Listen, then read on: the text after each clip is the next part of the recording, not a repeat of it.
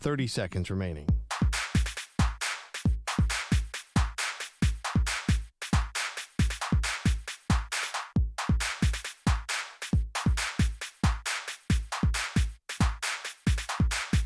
Fifteen seconds.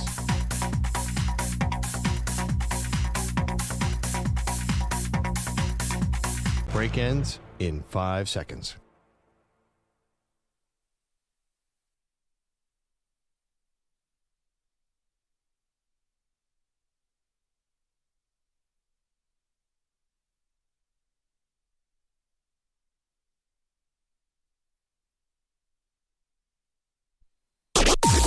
Maggie and Perloff on the Infinity Sports Network.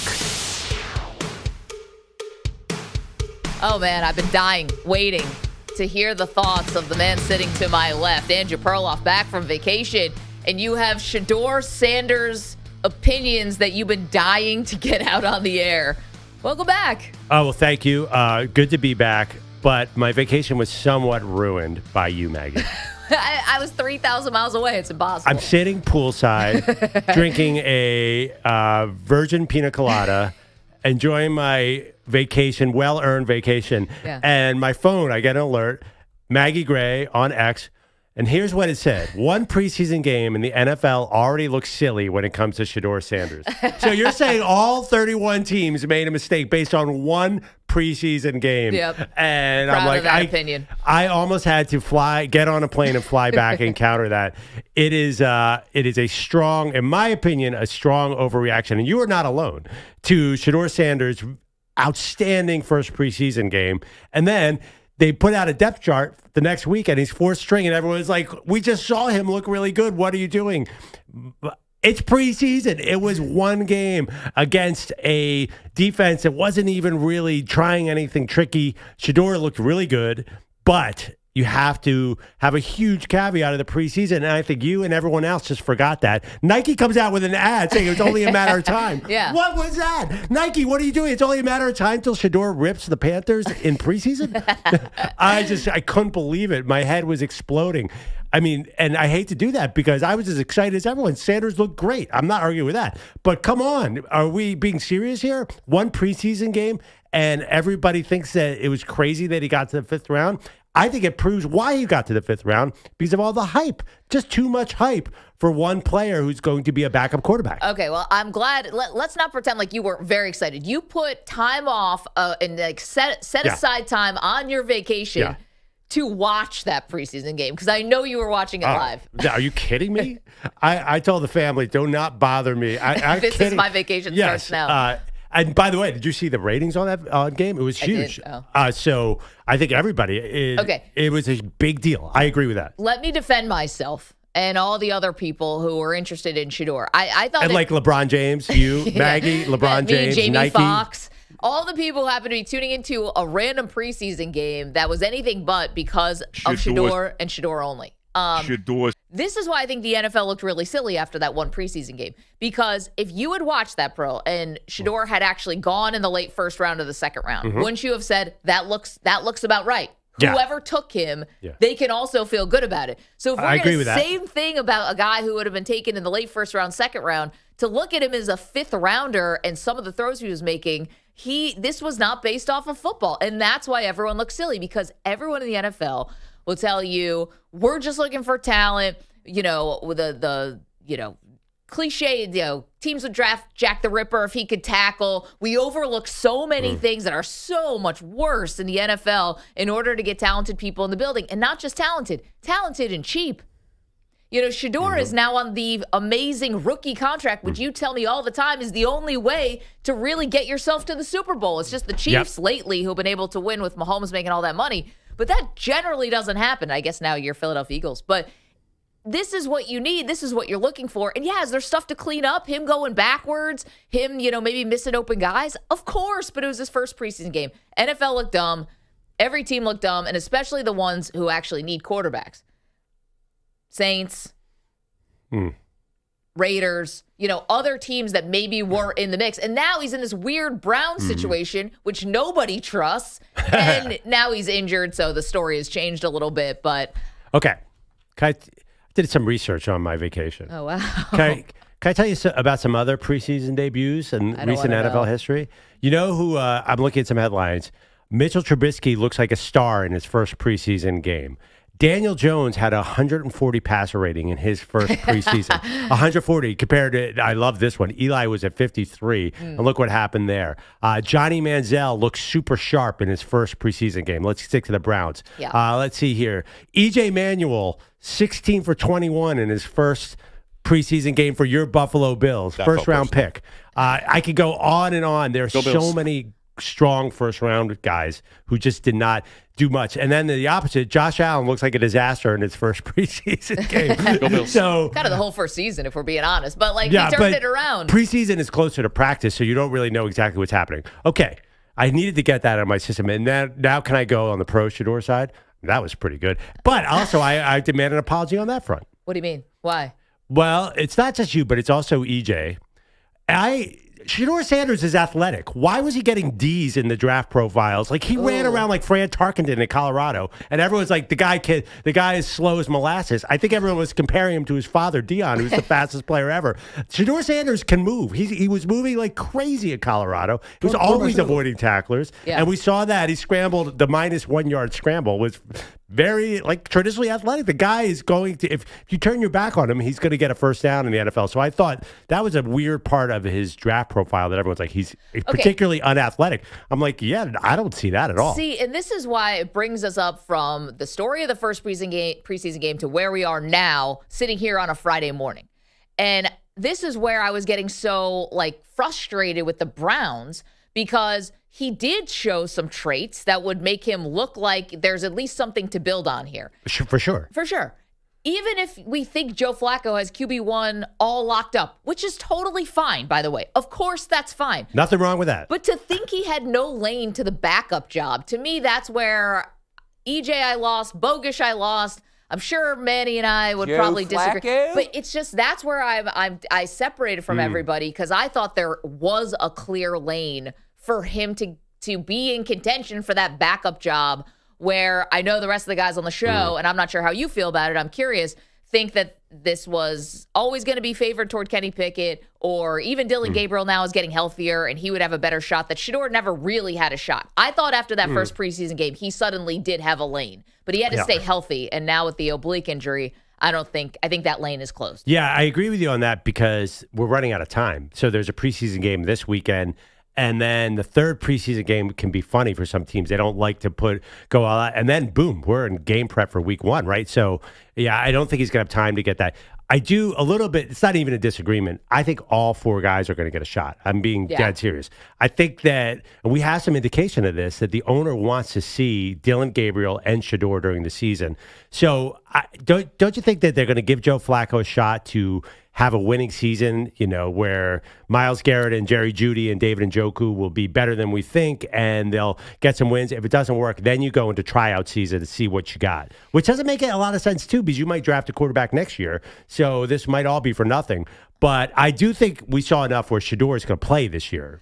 I do, too, but this is what I said yesterday. How's he going to look?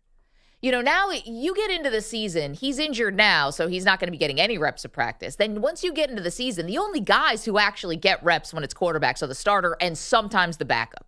The starter gets 99% of the reps. Yep. So he can sit there and learn, but then when the season basically, you wave the white flag and now we're going to throw you in against some random week to play Tennessee or something like that, and we're expecting that he's going to look okay. It's just, if he didn't have the backup job, I just think it's going to become infinitely harder for him to impress at all in a regular season game. To your point, defenses are actually game planning for you, and yes, maybe you're with the ones as opposed to the twos, but you're also facing the other team's ones.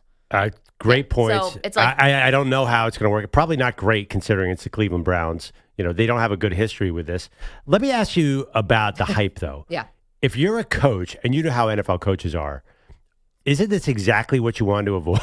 Isn't this why you made Shedeur 4th string? Because now you, LeBron, everybody wants to see Shedeur play. It doesn't let you grow the quarterback room organically, as Kevin Stefanski's used that word a lot. So it puts a lot of outside pressure and a lot of outside noise on a developmental situation. Well, That's funny. You, LeBron. Thank you for including me in the same. Nike, me, LeBron, Nike, Phil Knight, Jamie Foxx. But here's the thing. I think there are teams that love that. And I think the Browns are a team that like that. They like the hype. They like the circus. And I think it's their owner. So that's where this whole quarterback competition just, if it was any other team, maybe outside of Dallas, because Jerry is such a circus ringleader. But there are some teams I think that do like this kind of attention. I think the Browns are one of them because, let's be honest, it made no sense the day they drafted him. And it makes less sense now. And I think they don't mind this kind of circus. And it distracts away from Deshaun, who's their biggest failure. Listen, they brought in Quinshon Judkins and now Isaiah Bond. They have plenty of guys. That's a hell of a day yesterday. They have a whole half a locker room to distract us. And Myles Garrett's driving 1,000 miles an hour. They have plenty of distractions from Deshaun. But I don't think that's a good thing. I think everything you're saying is that if the owner wants some attention, Jerry Jones style, that's definitely not a plus for the organization. The Browns are practicing against the Eagles right now. You don't really hear that kind of noise. I think most good teams want their backup quarterback situation to be quiet. I mean, we saw it with Tim Tebow for years. I mean, we saw it. Colin Kaepernick's a little more complicated, but teams didn't want it. Definitely falls into that category. You don't want the backup quarterback to be one of the top 5 most famous people in the league. And Shedeur is just pretty famous, and for good reason. Again, a caveat, no one's going to hear this, but I was excited to see him. He looked great. No, you were very excited. Yeah. You can still be excited. The problem is it feels to me like it's kind of over now because he's got an oblique. Actually, Manny, can we hear from Kevin Stefanski talking about this injury? Because he said it is a very tricky injury for quarterbacks. Cut 14, please, sir. Always disappointed when a guy can't go. When you take reps from a player with an injury, that stinks. So just need to be smart, though. When you have an oblique injury, what you don't want to do with a quarterback is make it worse because there's all torque and that's twisting and that's how you throw. So disappointed for him. Yeah, and that's from 92.3 The Fan in Cleveland. This is what's a bummer about these types of injuries. It was the hamstring with Kenny Pickett and Dylan Gabriel. Now this core oblique injury. It's like they're tricky, they're finicky, they can come back at any moment, and it's like this. It really impacts these guys. You break a leg, you break the bone, it's going to heal. You're going to be out this certain amount of weeks, and then you're going to come back. I think with these kind of injuries, soft tissue, whatever you want to call it, it's like, can you manage the pain? Can you still play? Are you going to rush to get back out there? But now, I mean, it's over for the preseason. What is with Kenny Pickett's hamstring, by the way? Same kind of injury, like hamstring. Like these are Kenny Pickett, dude, you have a tight hamstring. Get out there and play some football. I think it's way worse than that. He hasn't practiced in 2 weeks. Yeah, I do think, obviously there's some serious quarterback issues health-wise. I'm thinking Matthew Stafford around the Rams. But all these little ones are even worse in a way because they can go out and throw the football, but they can't play. I like Shedeur's line. He's like, well, if I was a lineman, I could play with an oblique, but a quarterback, you kind of need that muscle to throw the ball. Yeah. That made me a little bit nervous, so we'll see him slightly diminished. I don't want to see him diminished either. I want to see the full Shedeur experience. I think at the end of the day, he's going to be playing in week 11 or so, and we're going to get to see more of this. I like Shedeur, but to say the rest of the NFL already made a mistake just seems slightly premature to me. I love it. I love it. I love the excitement, and you could be right. I'm not going to bet my life against Shedeur Sanders. He definitely was not afraid of the moment. We could give him that. The dude there were no nerves. Didn't seem like it. We're asking you, has Shedeur's preseason journey been overhyped? I actually do not think so. Because going into that game against Carolina, no clue what to expect. And at that point, I think the expectations were kind of low. They were low for me. I didn't think he was going to play very well. And then he exceeded them. So it wasn't like it was all just Deion's son and him falling in the draft. He had to actually do something to contribute. If he had looked lost in that Friday game, preseason game, then we go, all right, shines off. Totally get what people were talking about, the NFL people, about why he slipped to the 5th round, and like the story dies. Yeah, he did something to keep the story alive. I only sent a couple tweets from vacation. One of them was, I think Shedeur's about to tear it up tonight.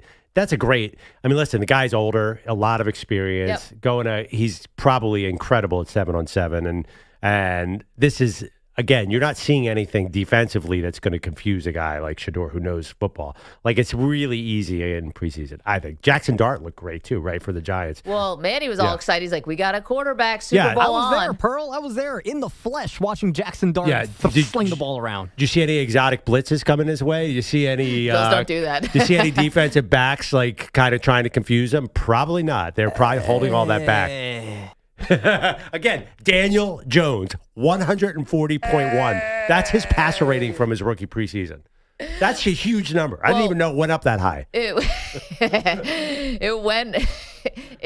We actually had a question. This after that first preseason week. This quarterback class was kind of maligned. Yeah, I mean, you only had 2 first-rounders.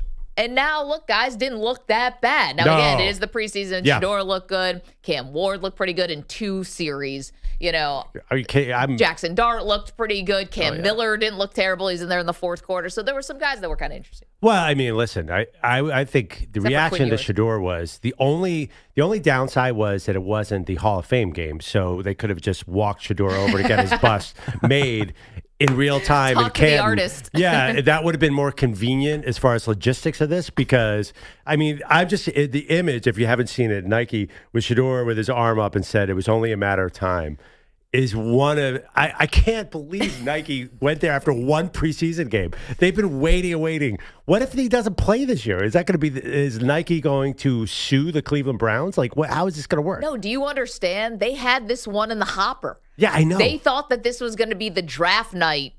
That was going to be the post on draft night. They've been sitting on this thing, and they had to put it out the night after preseason because we're not going to see him for 3 more months minimum. Yeah, but it is the Browns. I mean, who knows? He could be out there by week 2. This feels chaotic. Like, everyone keeps getting hurt. That's what I keep saying. Yeah. Flacco. You still think he could win the job somehow? Yeah, well, no, I just think he's going to play. Like, he's going to play because, it's, again, like I keep saying, we know the movie, right? Like, look at the characters, look at the director. We know how this is going to go. It's going to be a complete mess. Yeah. I know Transformers 2 when I'm watching it. It's August 15th. Joe Flacco's 40. Like, there's still 3 weeks for him to get hurt. I mean, this is EJ's not wrong. 888-710-4ISN. All right, Pearl, do you feel better? You got that off your chest? You've been holding that in. I feel so much better. I was yelling at my kids about Shedeur. They're like, Dad, let it go. We don't care. Don't forget, Shough. You know I had 2 sons, right? You have 3, Coach. 888-710-4ISN. 888-710-4476. What about Shough? We did get a little there was some Dion news a little bit yesterday. Forgot to send this to the group. A little chance for a little daily Dion later on in the show. Coming up next, though, we do have, I want your thoughts. If you've been holding in thoughts on Shedeur Sanders, I imagine you've been holding in thoughts on Micah Parsons as well. Oh, my God. Yeah, I'll save it. Yeah, and also Matthew Stafford, who we got an update on. And a question that I know is going to upset some of the Rams fans that we have in our life on this show. George, Big Friendly. Did the Rams make a mistake not trading Matthew Stafford when they had the chance? Okay, we got a lot to do. It's Friday. Perloff's back. We're excited. We want to hear from you. 888-710-4ISN. Has Shedeur's preseason journey been overhyped? I say no. And I'll stand on it. Me and Mel Kiper. Todd. Maggie Perloff Show. X's and O's and like what? Football. You're in a 5-minute break.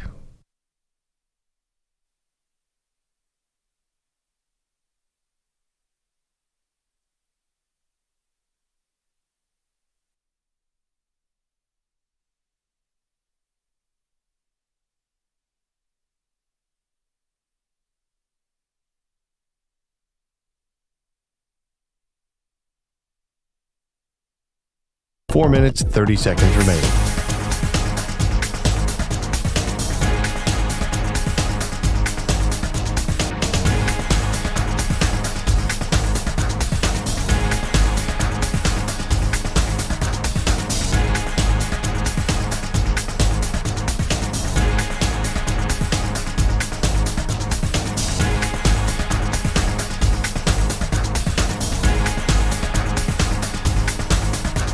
Four minutes remaining.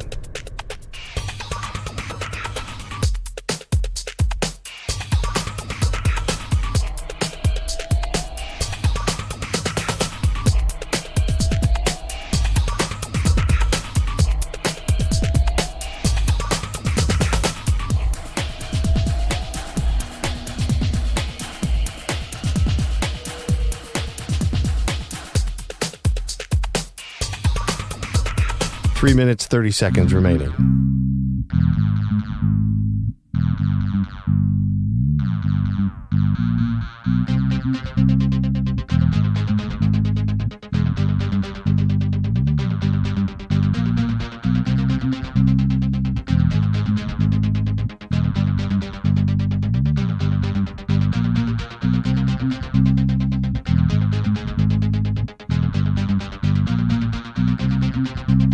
Three minutes remaining.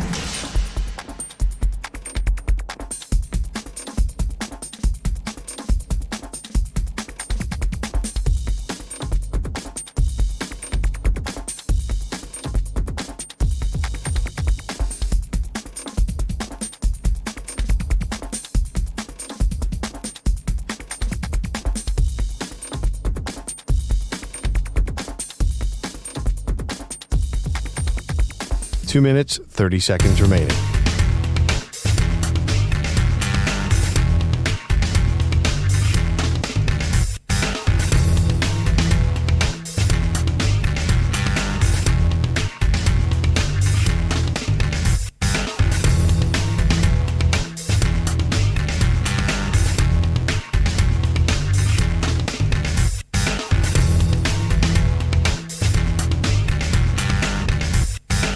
Two minutes remaining.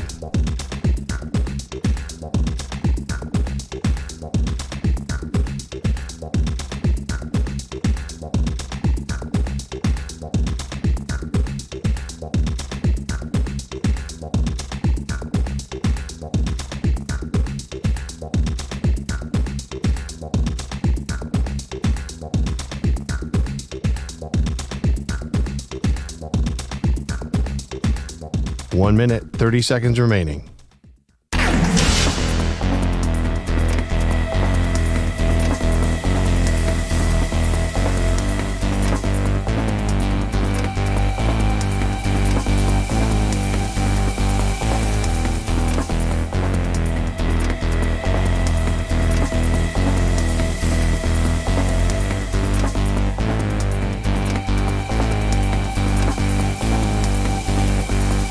One minute remaining.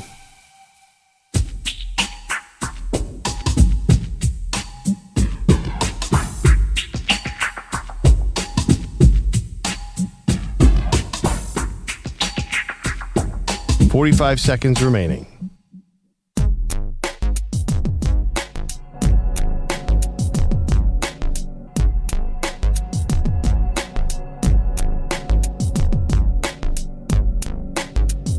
.30 seconds remaining.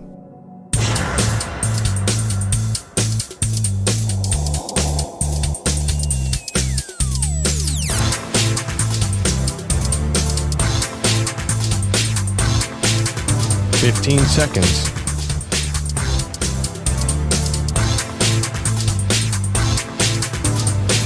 Break ends in 5 seconds.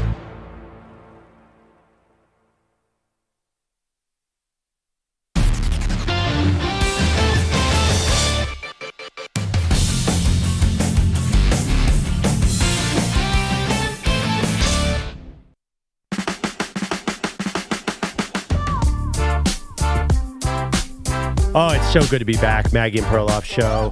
Spent a week on vacation in a hot tub, yelling to the skies, the beautiful skies of Arizona, about Shedeur Sanders. You don't know what it's like, Maggie. I was on vacation watching the Browns-Panthers. Not to be able to talk to you the next day about it really frustrated me.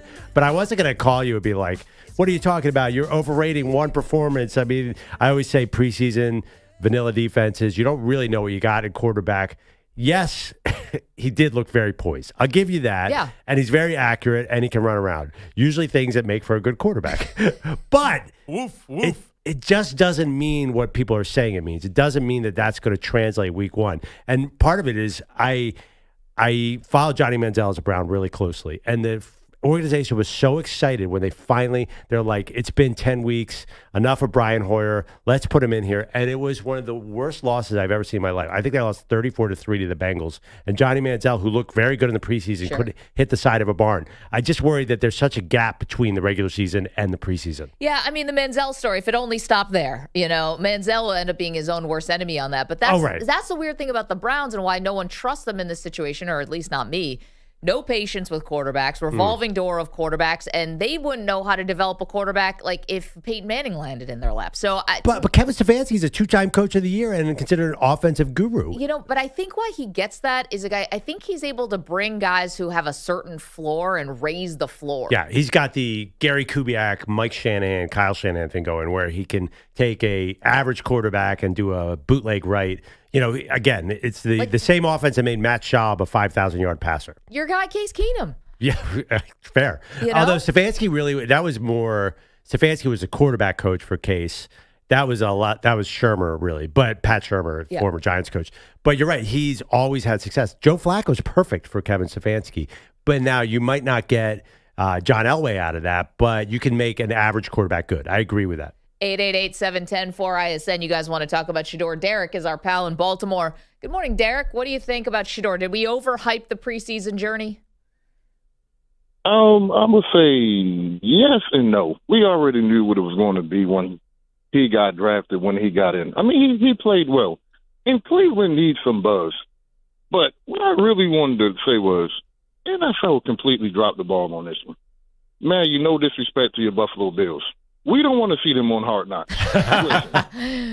Listen, the moment Cleveland drafted Shedeur, forget the criteria or whatever, how you get on Hard Knocks. The NFL should have came out with a statement. We are putting the Cleveland Browns on Hard Knocks. Yep. It would have been the highest rated, most viewed Hard Knocks ever. They then should have made a deal with Netflix. We are going to do a documentary on the 2025 Cleveland Browns. It is must-see TV. Listen, the dysfunction, the stupid, the everything. Even going back to Myles Garrett coming out with this long, heartfelt Twitter, I want to go to the Hall of Fame and I want to win Super Bowls, just to take the money and shut up. Yeah, they should have started this the day last season ended and just followed it all the way through. You're so right, Derek. You're thinking like a producer. You're thinking like, the foresight there. And I'm going to be with you. I don't know what's going on with this season of Hard Knocks. It's only been 2 episodes. It is without a doubt the most boring aspect of the Buffalo Bills. If you dropped out of the sky, you would have no idea. Like, it's not putting the season or the team in context at all. It's just random snippets of Josh Allen and it's like Josh Allen's a nice guy. Could you imagine? Yeah. Could you imagine? Oh, I know. Shedeur. And here's the thing. Here is the X factor. It does not matter if he's not playing. You still have Deshaun Watson in the building. This is the greatest reality TV show ever. And the NFL dropped the ball. Yeah. Derek, suddenly I feel like we're missing out. Like, I'm longing for it now. It doesn't even exist. Thank you so much for the call. I have noticed there are about 14 different teams that have docuseries following them right now. I got my email box flooded by the Home Team New York Jets documentary. I know. They're like following families. The Chiefs have one. The Chiefs one came out last night on ESPN. I know. I didn't watch it. And the Cowboys have a big show coming up on Netflix. And there's Hard Knocks is kind of the last one anyone's paying attention to. Hard Knocks This team couldn't win the Super Bowl if they were only team in the NFL. That was a call from yesterday, which was A+. Who was he talking about? The Browns. Oh, Who else? The dumbest football team. But it's a great question about the Browns. Is there a docuseries? Is there a 30 for 30 being filmed? Is Deion Jr. there with his camera? Do we know? Is somebody filming all this? I assume they are. 35 quarterbacks. Yeah. All of them were losers. I only hope. Honestly, just make it the Browns every year. We had Aaron Rodgers and the Jets. I guess that was pretty good. If you're interested in Aaron Rodgers, but just make it the Browns every year on Hard Knocks. There's always something wonky going on. Yeah, the best one was when it was the Browns with Hugh Jackson sitting there with Todd Haley and Freddie Kitchens almost got in a fist fight over I don't know what. Yeah, the Browns are not functional, Maggie. That caller is right. All of them were losers. Is in Greenville, South Carolina. Sel, what do you think about Shedeur? Hey, Perloff, you hating? Why you hating, Perloff? Because I just want to give it some time. Let it grow organically. Listen, 11 for 18, 103 passing yards, 2 passing touchdowns, 113.9 passing rating. I think Shedeur going to do it. Listen, Shedeur definitely going to be a star. I don't know if you guys seen the little clip where he walked over to the sideline and started picking the brain of Myles Garrett, asking him, hey, what would you do? How would you do this? And how would you do that if you defended me? And Myles Garrett said, listen, I don't want to hurt you, but we're going to need you. And that right there lets me know that Shedeur is going to get that spot. You're not going to play Kenny Pickett. You're not going to play Gabriel or Flacco over Shedeur Sanders. And listen, we know at the end of the day, the Browns ain't going to do nothing. So listen, it's about tickets for them at the end of the day. Yep. It's about some kind of thing for them at the end of the day. And it's not going to happen with those guys. So put Shedeur in there and let the man cook. Stop being a hater, Perloff. Hey, listen. I don't want to be a hater. I don't want to carry nobody else's problems over to your show, but I caught like the end of like Bogusch and Boyle, and listen, they were cooking too. And I want to say this real quick. Yeah. Zach Gelb, he's so overrated. Listen, come on. Wait, so hold on. Not going to let you slander anyone else on the network. Hold on one second. I can take over. Bogusch is actually here. I have no idea what you guys were talking about, but just one thing: the fact that Sell had Shedeur's preseason stat line, like he was talking about Hank Aaron chasing down Babe Ruth with like the numbers, is pretty amazing to me. Oh, by the way, that highlight he's talking about, did you see Shedeur said to Myles Garrett, I want to try my spin move on you? That's what worries me about Shedeur, is that he got away with some moves in preseason. Like, you don't try a spin move on Myles Garrett's like, I would kill you. Yeah, he goes, I don't want to hurt you. Yeah, He said something like that. Like, I don't want Shedeur to think it's going to be that easy to run around. Like, because he did that at Colorado. We all saw that at Colorado. He would drop back there and be like, you can't tackle me, you can't tackle me. Then someone would just knock his block off. Yeah. So he's got to be a little careful. The highlight play was the 1 yard loss where he scrambled around like crazy. That worries me a little bit about Shedeur. A little overconfident in his ability to take hits because the Browns apparently can't keep anyone healthy. I want to just see if I can get out of it, though. You're a good kid. I don't want to have to hurt you, bro. We're going to need you, bro. We're going to need you. That was Myles Garrett and Shedeur Sanders talking. You can coach that out of somebody. I really do think so. No. You can coach that out of somebody. No. You think so? I mean, Caleb Williams and Shedeur, Caleb Williams, we'll get into that later. A lot of Bears fans not happy with one Maggie Gray. But Caleb Williams and Shedeur Sanders in college just did not play like the NFL. They just kept every play alive. And Cam Ward, too, at Miami. He would keep every play alive. You just can't do that in the NFL. Well, this is why people are excited about Caleb Williams and Ben Johnson, that he is going to coach that out of them. So, or a vein is going to explode in Ben Johnson's head trying. You ever had a coach have an aneurysm live on camera?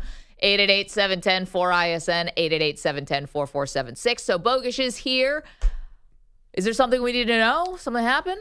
No. I mean, you know part of the story. Like 25 hours ago, myself, MP Pilati, and Pat Boyle, basically off the cuff, did a fantasy draft of all-time network personalities. All right, I'm out. And the choices led to some criticisms. Some were levied very loudly on Zach Gelb's show yesterday. Come on, man. And the journalists that they are, they did not have one of the three of us to come on for a rebuttal, so we gave our response this morning. I think that's what the caller was referencing. Got it. Wait, I don't understand. I saw this on Twitter. Like, we're on the network now. And you guys drafted people who are in shows against us. Like, what the heck was that? Yeah, all right. It was supposed to be fun, and it involved about 47 seconds of pre-thought. How? But I like all those people did work here. It's fair, but I mean, it's not exactly like an ace move by you guys. I was like, oh man, I don't want to lose to Pat McAfee. He can curse. I wouldn't even get Maggie, at least you got drafted. I didn't even get drafted. Which is a crime. No, it's not. It's a point of pride. My dog. What headlines do we have today? Everything is sponsored by Progressive Commercial Insurance, protecting small businesses with affordable coverage options. Get a quote today at progressivecommercial.com. They just love each other. Not sure how nervous people in Ann Arbor are today, but it is punishment day for the Connor Stallions infractions. Michigan football facing 11 NCAA violations, 6 level 1s, Those are the highest. That's not new news. What is the punishment. That's coming this morning, maybe before you guys are done. I'm not sure the exact release time. Then there is an NCAA press conference to explain it all this afternoon. What are we thinking? Death penalty, guys? Well, I thought it was interesting. All the reports say they're not going to vacate the title, right? But there's nothing dumber than a vacated title. We all saw the game. Yeah, USC. This is not Men in Black. You can't zap the Yeah, exactly. Yeah, there's not going to be group amnesia. We saw Michigan beat Washington. But that's good because I hate vacated titles. I don't like vacating titles, and even it's kind of weird to vacate wins, like for a coaching record and stuff like that. Like this happened to Jim Boeheim, and that was a good reason. There was a lot of weird stuff going on, but it's like all of a sudden you had this many wins, now you don't, and then he stuck around for like another 10 years basically to try to get those wins back. So it's odd. I think this is not going to have a lot of teeth. I'm not expecting anything here. It never here. does. And Sharon Moore has already volunteered to suspend himself for 2 games. That don't matter. Getting ahead of it. Yeah. But I do think somebody wrote this, I think in USA Today, and it was a great line. Like, this is where we are, maybe as a society, that Michigan won the title that year, and the first entity to get a documentary out of it was Connor Stallions. Like, there is a Connor Stallions, what did he do documentary, and there's not like a Michigan won it all documentary. Oh, and remember they had that Buckeye guy that apparently every team has their own version of Connor Stallions. Some psycho. I mean, Connor Stallions was on the staff, but apparently Ohio State had their army of sign sealers too. Oh, that were not just like that. bloggers. Yeah, bloggers, but also remember it got traced back to Ryan Day's brother. They tried to trace it back to him, that he, I think, was a lawyer or something like that. Yeah. Am I reading this right? Well, the thing about they might add games to the Sharon Moore suspension, right? That's possible. Is that really that big a deal for Michigan? When Harbaugh went out, Sharon Moore just handed the ball off every time, and they looked fine. And they beat Penn State on the road. Right. The only question would be: is there any way a postseason ban could come? That's the big for this year. That's the big question. I kind of hate that too, because these guys who are currently playing now, why do they get punished for something that a guy was doing before? I thought, okay, so we're going to find out what happens to Michigan. I'm expecting very, very little. But did you guys see that Central Michigan is also, not Central Michigan, the Chippewas. Yeah, that's Central Michigan. Central Michigan. Yeah, Mount Pleasant, Michigan. I've been there many times. Who hasn't? They might get in trouble somehow. For letting Connor Stallions. Oh. They're also facing, I'm like, how are they facing something when he donned one of their sweatshirts allegedly and got himself down on the field? Maybe someone gave him a field pass, though. Right, or just bad sideline protocol that he was able to sneak in through, like, past them. Poor Jim McElwain. I mean, and that's a program where J.J. Watt was a tight end and Antonio Brown was a wide receiver on the same team, right? Yeah. Correct. That's can you imagine a practice where you're lining up on defense? You see J.J. Watt and Antonio Brown? I'm all about that school. Protect the Chippewas. I just can't believe they would get in trouble here. Yeah, that's crazy. This is Michigan's bad, not theirs. NCAA is a joke. And can I just add on how dumb the vacating wins punishment is? Because Florida men's basketball just had to vacate a handful because of some minor recruiting violations. Some broadcasting violations? I wish, right? And basically, stop dropping F-bombs on your broadcast. The NCAA tells you what was wrong and then says, you come back and tell us how many games are being vacated. They don't tell you. You've got to guess what the right number is, and then they sign off on it. Very modern parenting. How are you naming your punishment? I'll take 2. It should be 25, but I'll settle on. How do you ask? Yeah, how do you tell the criminal to pick his sentence? It just feels like enlightened parenting. It's like, well, you left all your stuff out in the mud, enlightened. All your baseball equipment out in the mud. Do you think you should get to practice today? Yeah, no, that's not enlightened. Did you deserve it? Did you earn it? On to happier things. The Knicks have finally won something. Yeah, finally. What did they win? Manny's love interest tie for the most nationally televised or streamed games during the coming NBA season. Let's go, Knicks! 34 such broadcasts for the Knicks, the Thunder, the Lakers, and the Warriors. Almost like winning the in-season tournament. Hey, you know what? Baby steps. It's the start of something beautiful in New York City. You just went to the Eastern Conference Finals. That was I'm the not start saying of anything. Bogusch is the one that started this. This is the continuation of something, no? You talk crazy for a guy who roots for the Nets. I'm just saying. I'm putting that out there. Manny just said it's the start of something beautiful. I'm just making fun of the fact that they have, and Manny posted about 34 nationally televised games. Yeah, I'm sorry that my favorite team has been awful for most of my life, and now they're finally relevant to the national scene. God forbid. And when you say nationally televised, you mean every single streaming service that ever existed is taking a chunk of the NBA? Something like that. I mean, come on, NBA. Like, we have no idea where the games are going to be. This is like... There's a schedule out.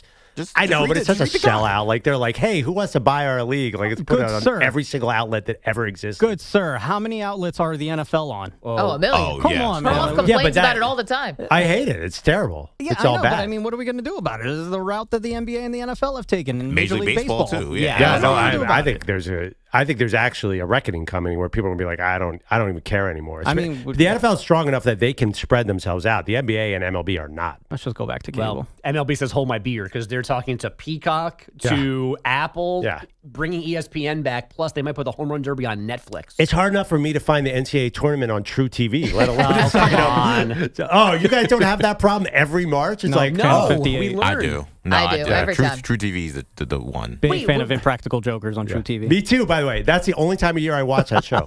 Aren't they right next to TBS and TNT on your thing? No, not always. Yeah, They're not always. at the outer space of on channels. mine, on DirecTV, they're boom, boom, boom. They're right there. No, Not on like that. Spectrum, Not it's on like 240 something. Some random ass. Oh, you guys have tough. I find the baseball playoffs a little confusing. You don't know how many times I've gone to find a wild card game and watch an episode of Rizzoli and Isles.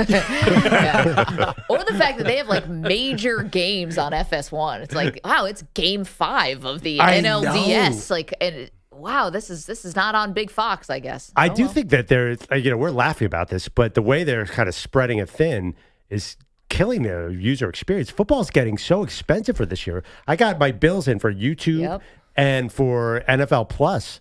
I'm investing a lot here. I kind of miss the old days. That 500 or whatever it was, I think it was I got to look back. 480 now. 480 for YouTube. And it's Thanks, Mom and Dad. Well, and it's $120 less if you're new. How about those of us who have been here last year? Yeah. Like, give me the loyalty discount. Oh, that's not the never newbies. happening. You're the we got you sucker. No discount. And the trend is even worse. Like, they're just going to keep on making it more expensive. Just watch Red Zone. No, you got to watch Red Zone and the games. Okay.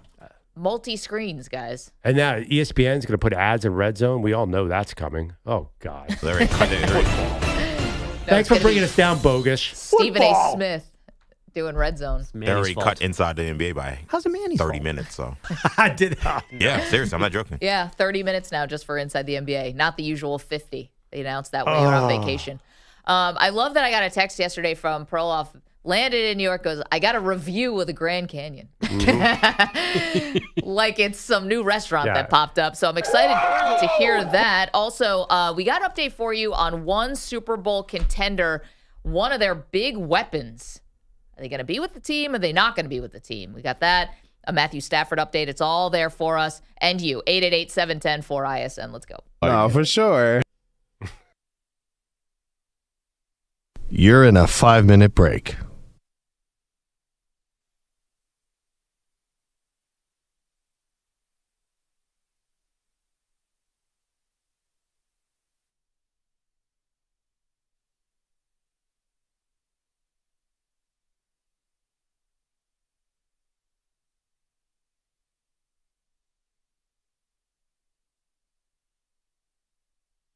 Four minutes, 30 seconds remaining.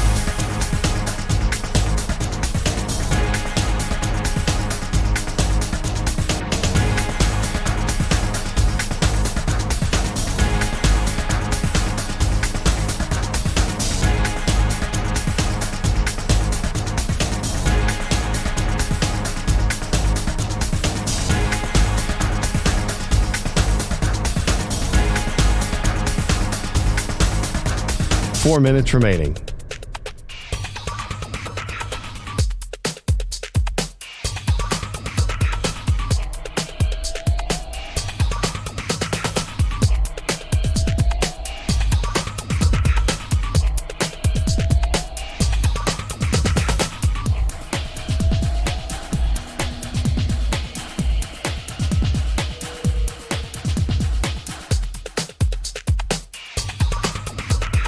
3 minutes, 30 seconds remaining.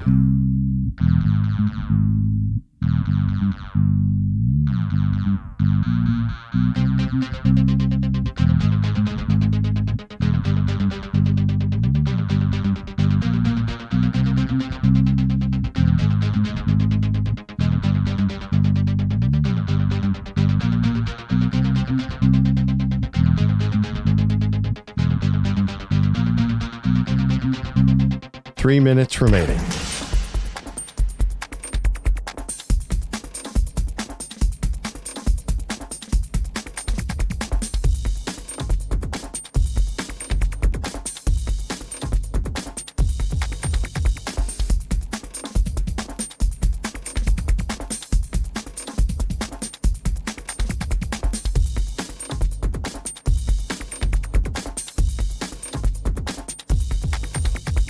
Two minutes, 30 seconds remaining.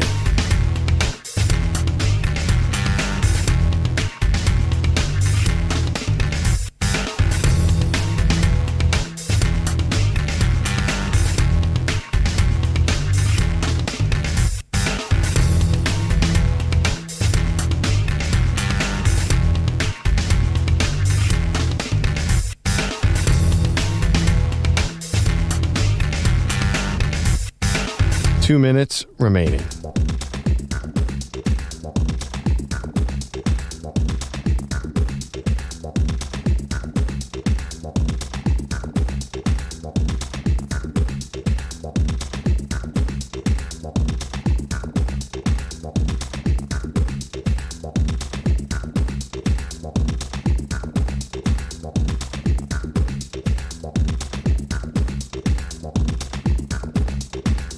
One minute, 30 seconds remaining.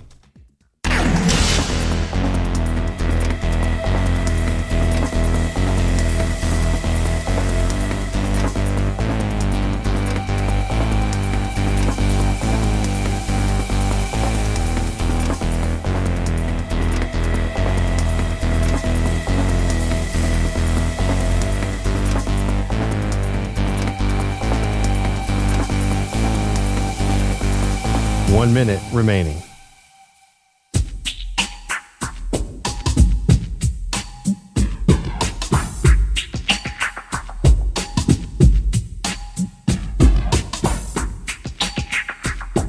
Forty-five seconds remaining.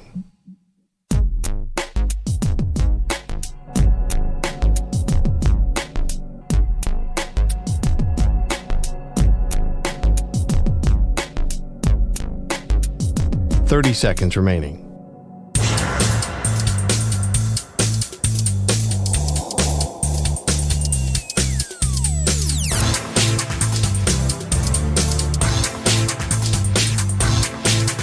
Fifteen seconds.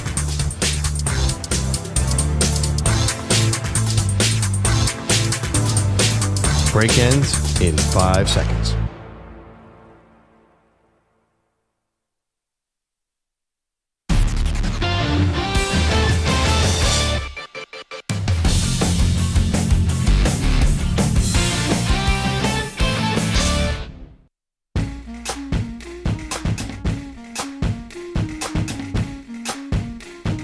All right, this NASCAR race preview is sponsored by WeatherGuard Truck and Van Equipment. They're just as driven as the hardworking pros they serve. On vacation, I missed this. Manny, give us the race preview. All right, well, Pearl, the NASCAR Cup Series heads down to VA this weekend. It's the Cookout 400 from Richmond Speedway in Richmond, Virginia. This race, you guys, plus next week's race at Daytona is all that is left until the playoffs start in the Cup Series. So we take a look at the top 5 in the standings. Down 2 spots to 5th place is Kyle Larson in the 5 car. Up a spot to 4th is Christopher Bell in the 20. Also up a spot is Denny Hamlin in the number 11. He's in 3rd. In 2nd is the 9 car driven by Chase Elliott. And at the top, it's William Byron in the 24 car. The playoffs are closer than they appear. It's the Cookout 400 from Richmond Speedway. Green flag waves tomorrow, Saturday, 7:30 p.m. Eastern Time. Wow. Manny Tires, great job. Yeah, you just got me really fired up. I was thinking while Manny was reading that, I'm like, are we missing an opportunity? Should we be betting this? Betting NASCAR and betting golf. Those are the two. That's your weekend. No, it's not my weekend. It's what I try to abstain from the most because it's so random. It's such a baseball playoffs are a crapshoot. Betting on NASCAR and golf is probably even worse. All right. Well, opportunity. No, I mean, I think it'd be fun though. I think it'd be really fun. I think so too. I'm not saying to bet the farm. I'm just saying, a little here or there. A little sprinkle on Christopher Bell. I mean, horse racing is kind of random, and that's thrilling to bet because it goes so fast. Yeah. The one thing, NASCAR races are a little long, so it's a long, slow death. It's all right. You check in, check out, make sure you're back in for the last 50 laps. You're good. Yep. Ryan Newman's still out there. He had my favorite car. Ryan Newman. Yeah. I interviewed him before. Nice guy. That black and blue 18. Oh man, sick car. 888-710-4ISN, 888-710-4476. Vroom, vroom. If you have any tips on how to bet NASCAR, we'll take them. Okay. Where's Costos? So we got a little clarity kind of yesterday, Pearl, on a story that feels like it's just kind of been hanging over our heads a little bit, and that is Rashee Rice. Now, if you were listening to anything that Travis Kelce has been doing the last week or so, a GQ spread, the big podcast with Taylor and his brother, he's talking about the all-in-ness of this year. Kind of feels like it's his last year, maybe a little ride off into the sunset with a win. He's talked about openly last year he did not bring his best effort in the offseason, wasn't ready to play. He looked a little slow, looked a little heavy, got himself into game shape as the season was going on, but clearly it was one of his worst statistical seasons that he's ever had. So now we're looking at the Chiefs. Are they reinvigorated? Is the dynasty going to be back on this year after they got smoked by your Philadelphia Eagles in the Super Bowl? But Rashee Rice is going to have to be a big part of it. Here's the latest. Rashee Rice, who had pled guilty to a pair of felonies from the street racing crash that happened in Dallas a couple of years ago, he is going to serve 30 days in jail. He is going to be on probation for 5 years. But how is the NFL going to discipline him? We got a little clarity on that yesterday. His hearing will be set for September 30th, which means he is eligible to play the first 4 weeks of the season. Yeah, it's interesting, the reporting on this. Mike Florio, Pro Football Talk, immediately went to conspiracy theory. Listen to this schedule and where the games are going to be televised. Week 1 against the Chargers in Brazil on YouTube. The NFL wants the best product out for that one. Now, getting him to Brazil might be a challenge legally because he has felonies. So that's one thing. Then week 2 against the Eagles, Chiefs-Eagles, Super Bowl rematch on Fox. That's going to be a $45 million rating. Then week 3 against the Giants on Sunday Night Football.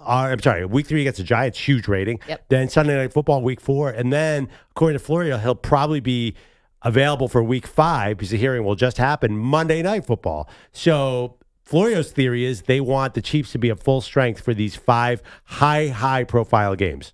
Okay, I would poke holes in that theory just because the Chiefs don't need Rashee Rice to pull in 45 million people. They need Mahomes, and Kelce and Taylor and Andy Reid. Rashee Rice is, he's very important to the game plan, but he's not why I'm sitting down in front of the TV. Be careful. You might be getting the Rashee Rice hive very angry right now. Is there a hive? Everybody has a hive now, right? That's true. Although hive, everyone should just collectively put their foot on the brake, pun intended. EJ, tell me when I have to move out of the camera frame when Maggie is talking about somebody. It's just because I don't. After what the Bears people did to her yesterday, I want none of this smoke. Yeah, apparently I made some Bears fans angry. We'll get to that. But here's the idea that the Chiefs may be getting preferential treatment. I don't really see that, and I'm all for a Mike Florio conspiracy, but this seems like it's going to hurt them in the back end of the season. The longer it takes for the arbitrator, Sue L. Robinson, who remember from the Deshaun Watson case, it took her a month to come to, a decision about Deshaun, and then I think there was even an appeal on it. The longer this goes in the season, the worse it's going to be for the Chiefs. They need Rashee Rice for the postseason. Imagine if this goes into the playoffs. Well, I think that if the hearing's September 30th, I think they'll get it out of the way. But that being said, I think you're right. They do have Patrick Mahomes. They'll find a way to produce offense. It's funny, to me, Rashee Rice was clearly taking over the offense before he got hurt. Remember, at the end of his rookie year, he was getting all the targets, taking him away from Kelce, actually. And then last year, he played 3 games before he got hurt. 2 of the 3 had 100 yards. He's really good in that offense. I don't know if he'd be a star everywhere else, but he is perfect for that offense. Then you pair him with Xavier Worthy. It's so funny to me. The Chiefs all of a sudden have this really good wide receiver room out of nowhere. I think they need to get this. What is it reported? Breer said 4 to 6. Albert Breer, the reporter, said 4 to 6 games is likely. Get it out of the way and move on. So if I'm the Chiefs, I want it as early as possible. I agree with you. We drafted Xavier Worthy. Yeah, Rashee Rice, by the way, over. Xavier Worthy got the attention of Taylor Swift, as we saw on the podcast. Wait, what's this? And I'll write your name. Oh, boy. Wait, she likes Rashee Rice more than Xavier Worthy? No, opposite. She was drafted Xavier Worthy. She was all excited when they drafted Xavier Worthy. Apparently, she was running around the house. She's the one who broke the news to Kelsey, who was playing video games. Yeah, I mean, what kind of foolish team, something. What kind of crazy team would trade their pick to let the Chiefs get the fastest receiver to come in the draft? What kind of moronic franchise? Again, another topic. They're not hitting on Hard Knocks yet. Buffalo Bills, baby. Go Bills. No, the Bills made the ultimate sin. The Xavier Worthy thing was just like, that's the PS. Well, what's the ultimate sin? They traded with the Chiefs so the Chiefs could take Patrick Mahomes. Oh, yeah, I forgot about that. That's not good either. Yeah. Got Tre'Davious White. Been a tough week for Maggie with naming all these Bills errors, right? We had the worst losses in Bills history earlier in the week thanks to Zach Gelb, but now Perloff's making you remember all the Bills draft gaffes. Telling you, Hard Knocks. Remember, it just happened to Xavier Worthy. The guy's 22 years old. Hard Knocks is good for nobody. I agree with Derek from Baltimore. It should have been the Browns this year. What a miss by the NFL.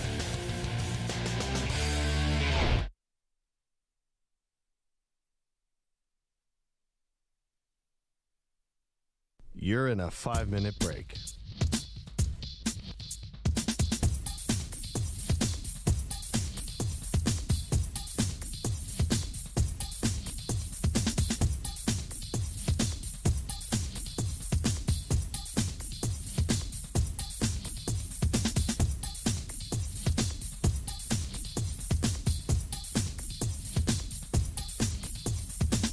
Four minutes, 30 seconds remaining.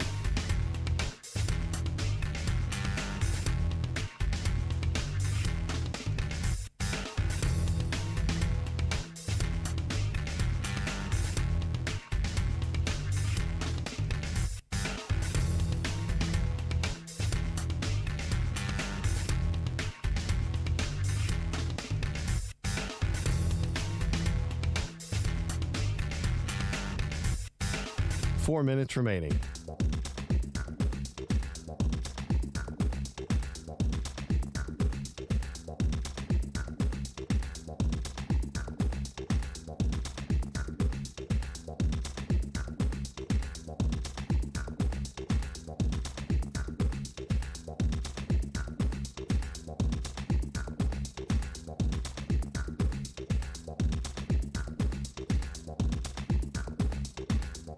Three minutes, 30 seconds remaining.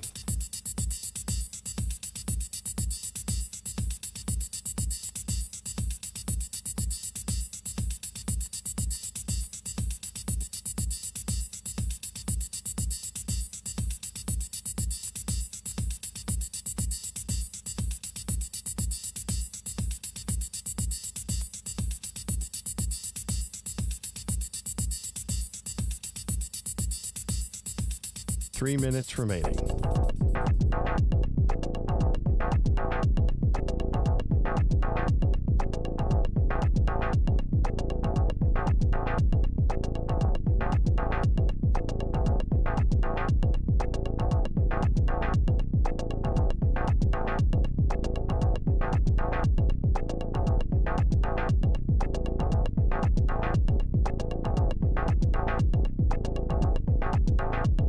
Two minutes, 30 seconds remaining.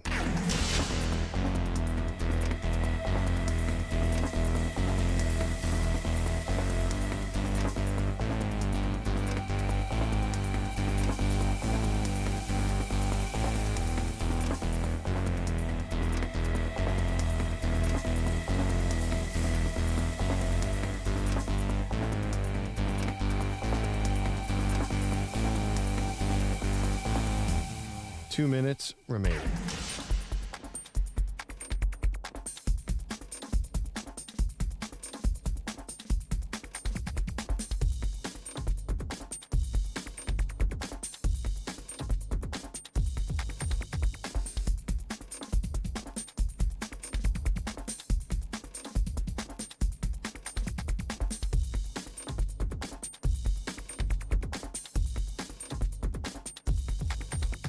One minute, 30 seconds remaining.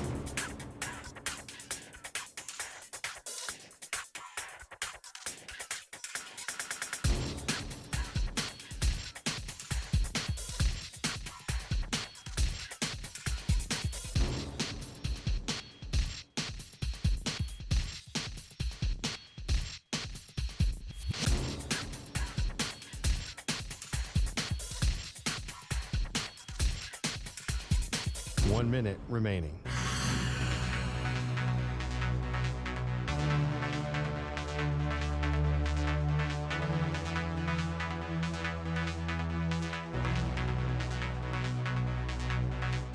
$45 seconds remaining.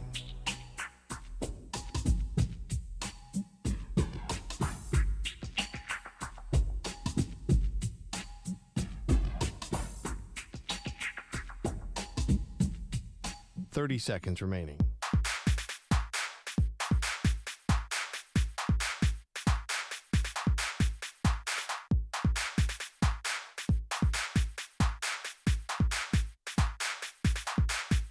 $15 seconds.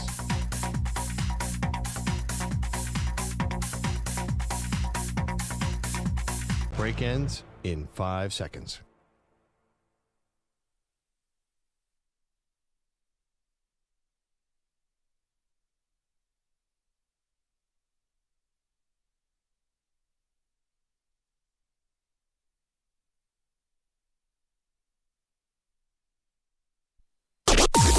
Maggie and Perloff on the Infinity Sports Network. Big undertaking in college football. Welcome to the show, Maggie Gray. Andrew Perloff's back from vacation. Yay! Excited to have you back, and we can just jump right into it because the Associated Press put out an all-time college football team. Mm-hmm. Big undertaking. They have Tim Tebow as the greatest college football player ever. And there was some criteria here about how you got even selected for this team. Like you had to have been a first-team All-American, and there were a couple things that just needed to happen. And Tebow is the guy. Perloff, do you think Tim Tebow is the greatest college football quarterback ever? No. Yeah, I don't either, but who do you think it was? So to me, the three names that came to mind. Yeah. Vince Young has, of course, the greatest game I've ever seen. What he did at USC was amazing. Cam Newton was pretty much perfect for a whole season. And Joe Burrow's senior year at LSU, how could anyone possibly be better than 60 touchdowns? Now, the caveat, he was throwing to Justin Jefferson and Jamar Chase, so maybe that takes away from it. But I got to tell you, my first instinct, I'm like, Tim Tebow was not as good as Vince Young was at Texas. I'm keeping it kind of modern. I don't know. The old school, it was more of a running back sport.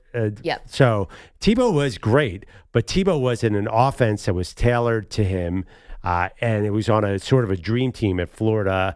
Urban Meyer's offense was a huge part of what he did. And he was maybe the greatest leader. You know, we all know the speech. And I think Tebow's attitude sort of helped keep a lot of the players in line there. That's a terrible way to put it, but like I think everybody was sort of team first because Tebow led the way. I think they were definitely wanting to follow that guy on the field and play their hardest. So Tebow was a great leader, but no, he was not the greatest quarterback in college football history. You know, to me, I think the answer is Cam Newton. To me, the answer is Cam. Now, the only thing about Cam is Tebow won two national titles, one he was backup, but, you know, Tebow a little bit longer, I guess a little bit more, and ironically, they were teammates.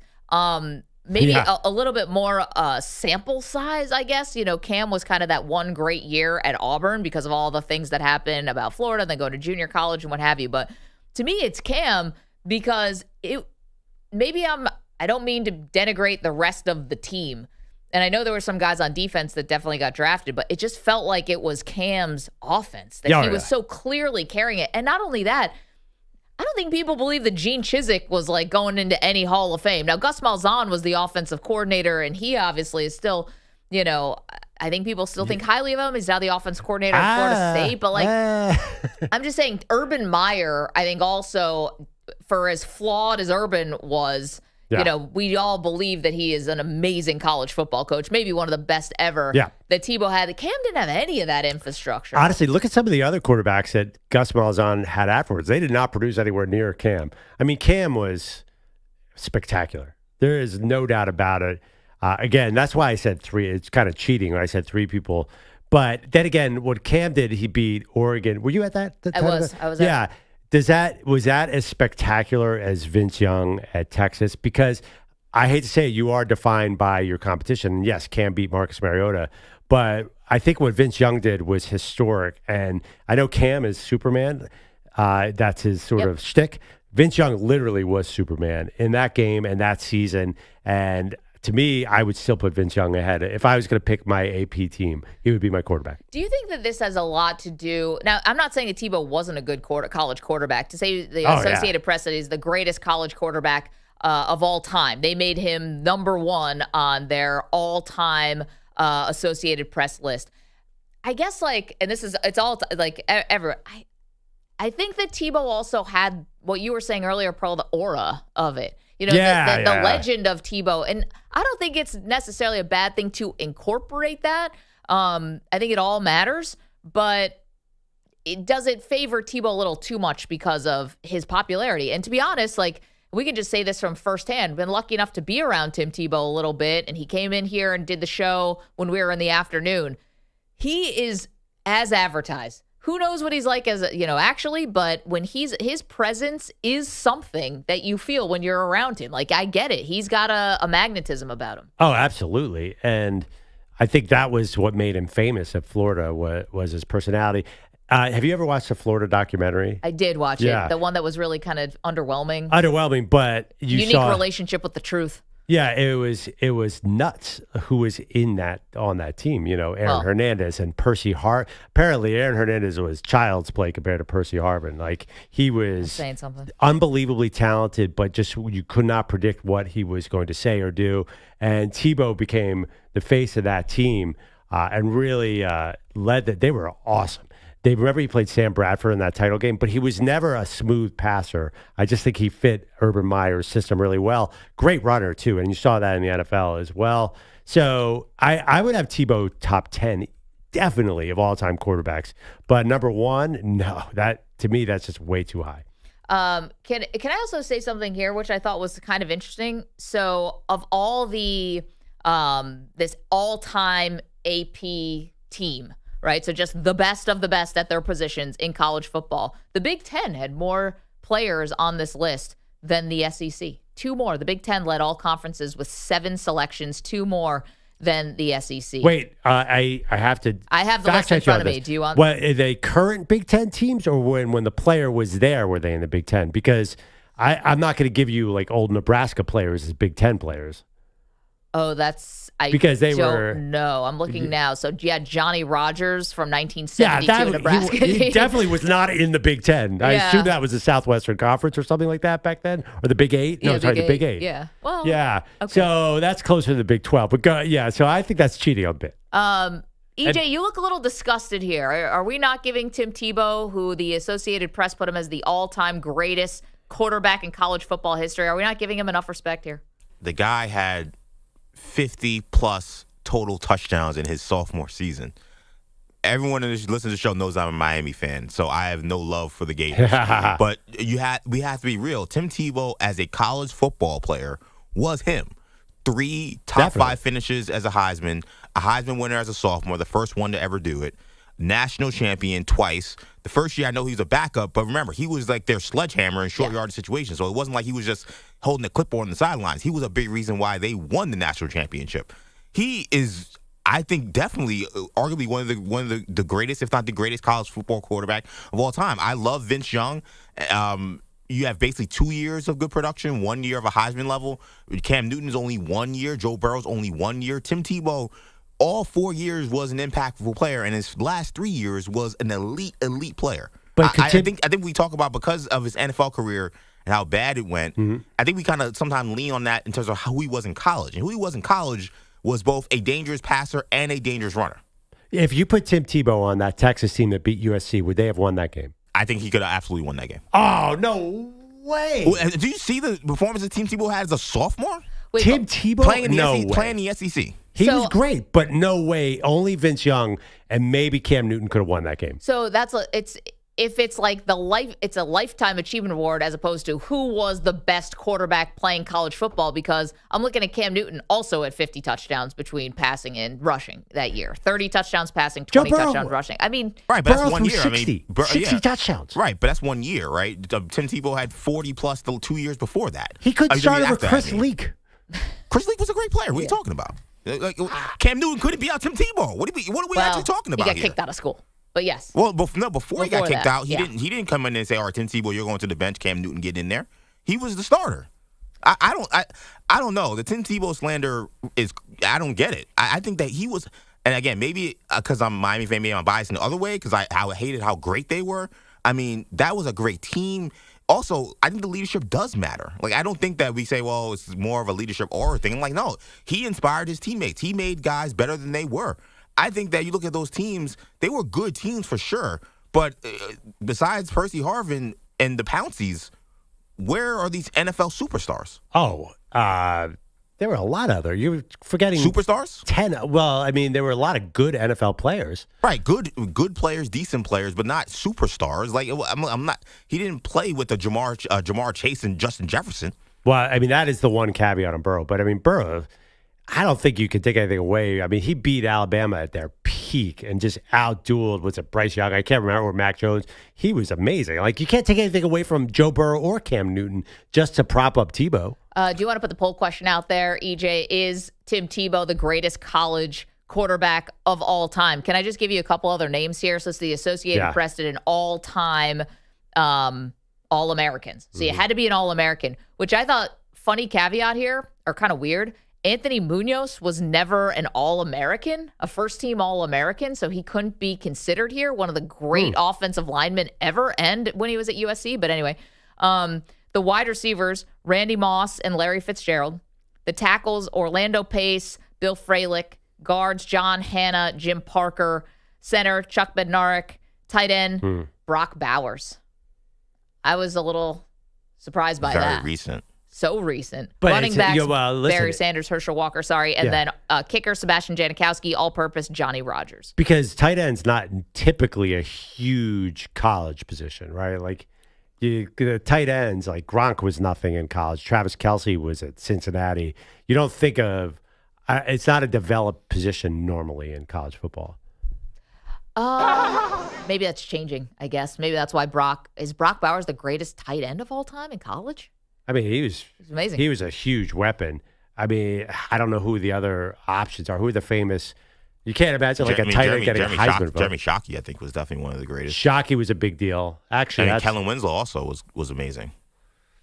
Yeah, was that team good though when Kellen Winslow was there? He was there the year they lost to Ohio State. He was the starting. Oh, was he that old? He was the starting tight end. Yeah.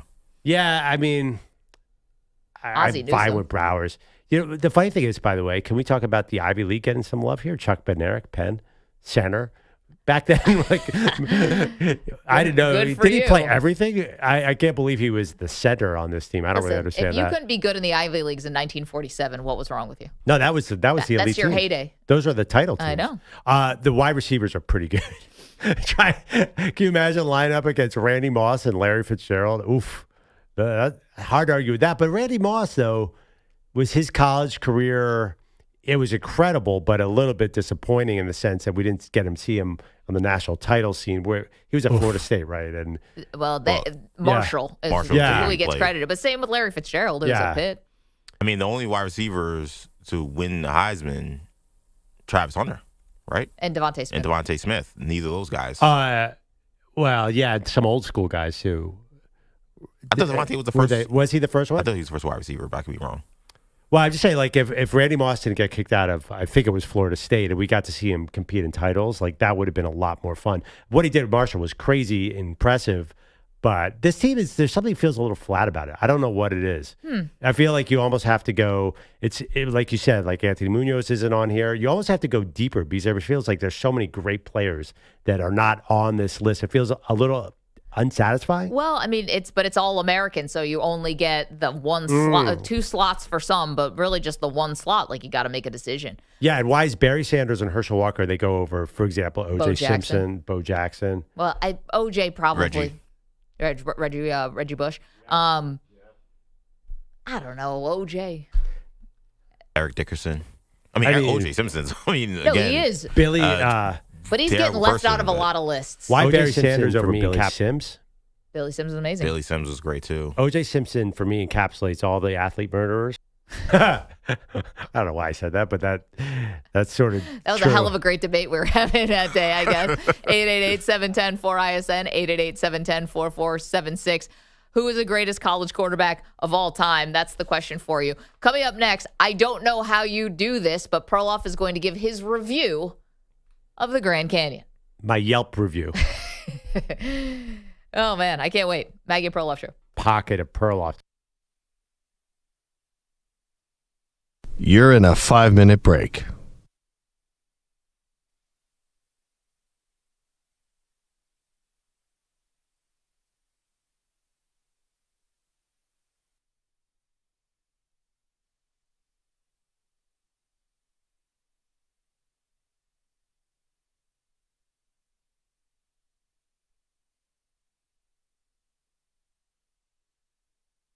Four minutes, 30 seconds remaining.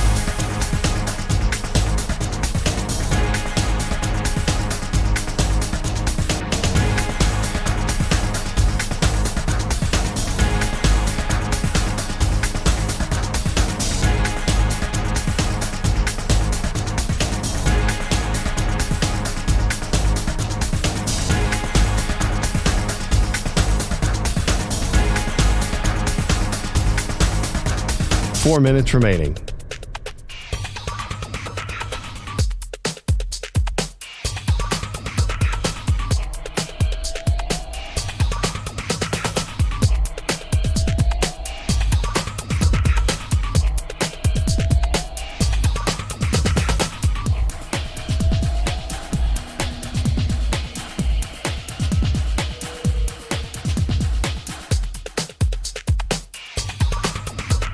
Three minutes, 30 seconds remaining.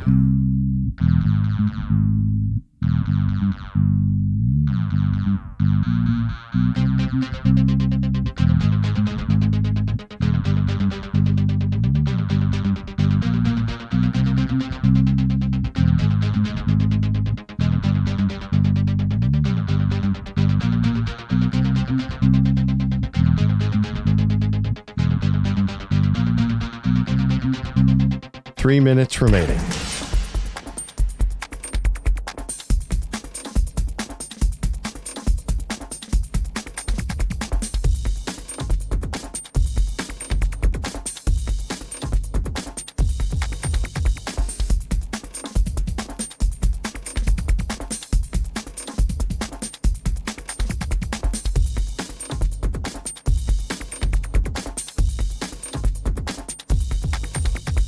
Two minutes, 30 seconds remaining.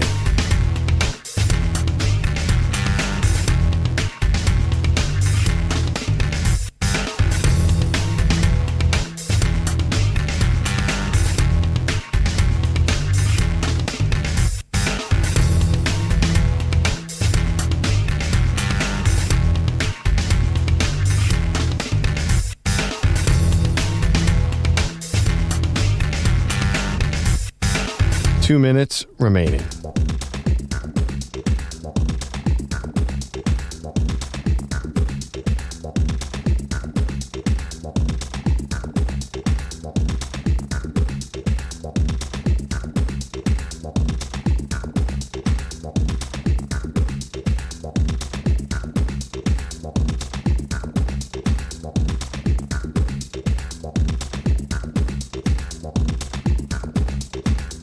One minute, 30 seconds remaining.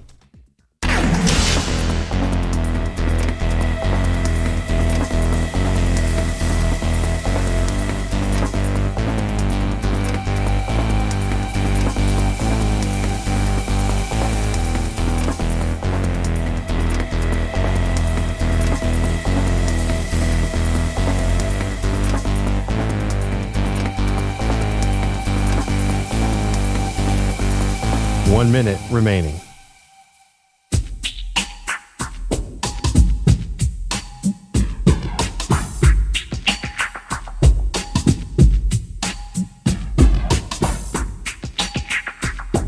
.45 seconds remaining.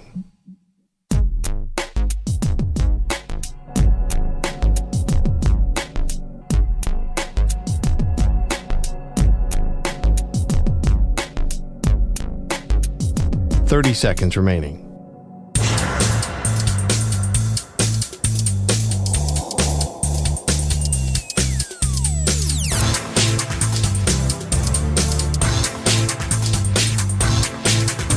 15 seconds.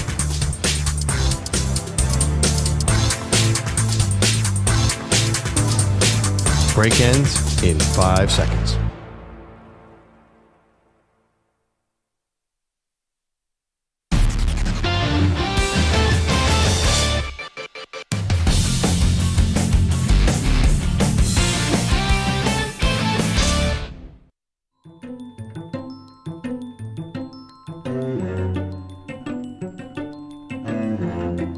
Welcome back, Maggie and Perloff Show. Andrew Perloff back from vacation. That's me. Was out west.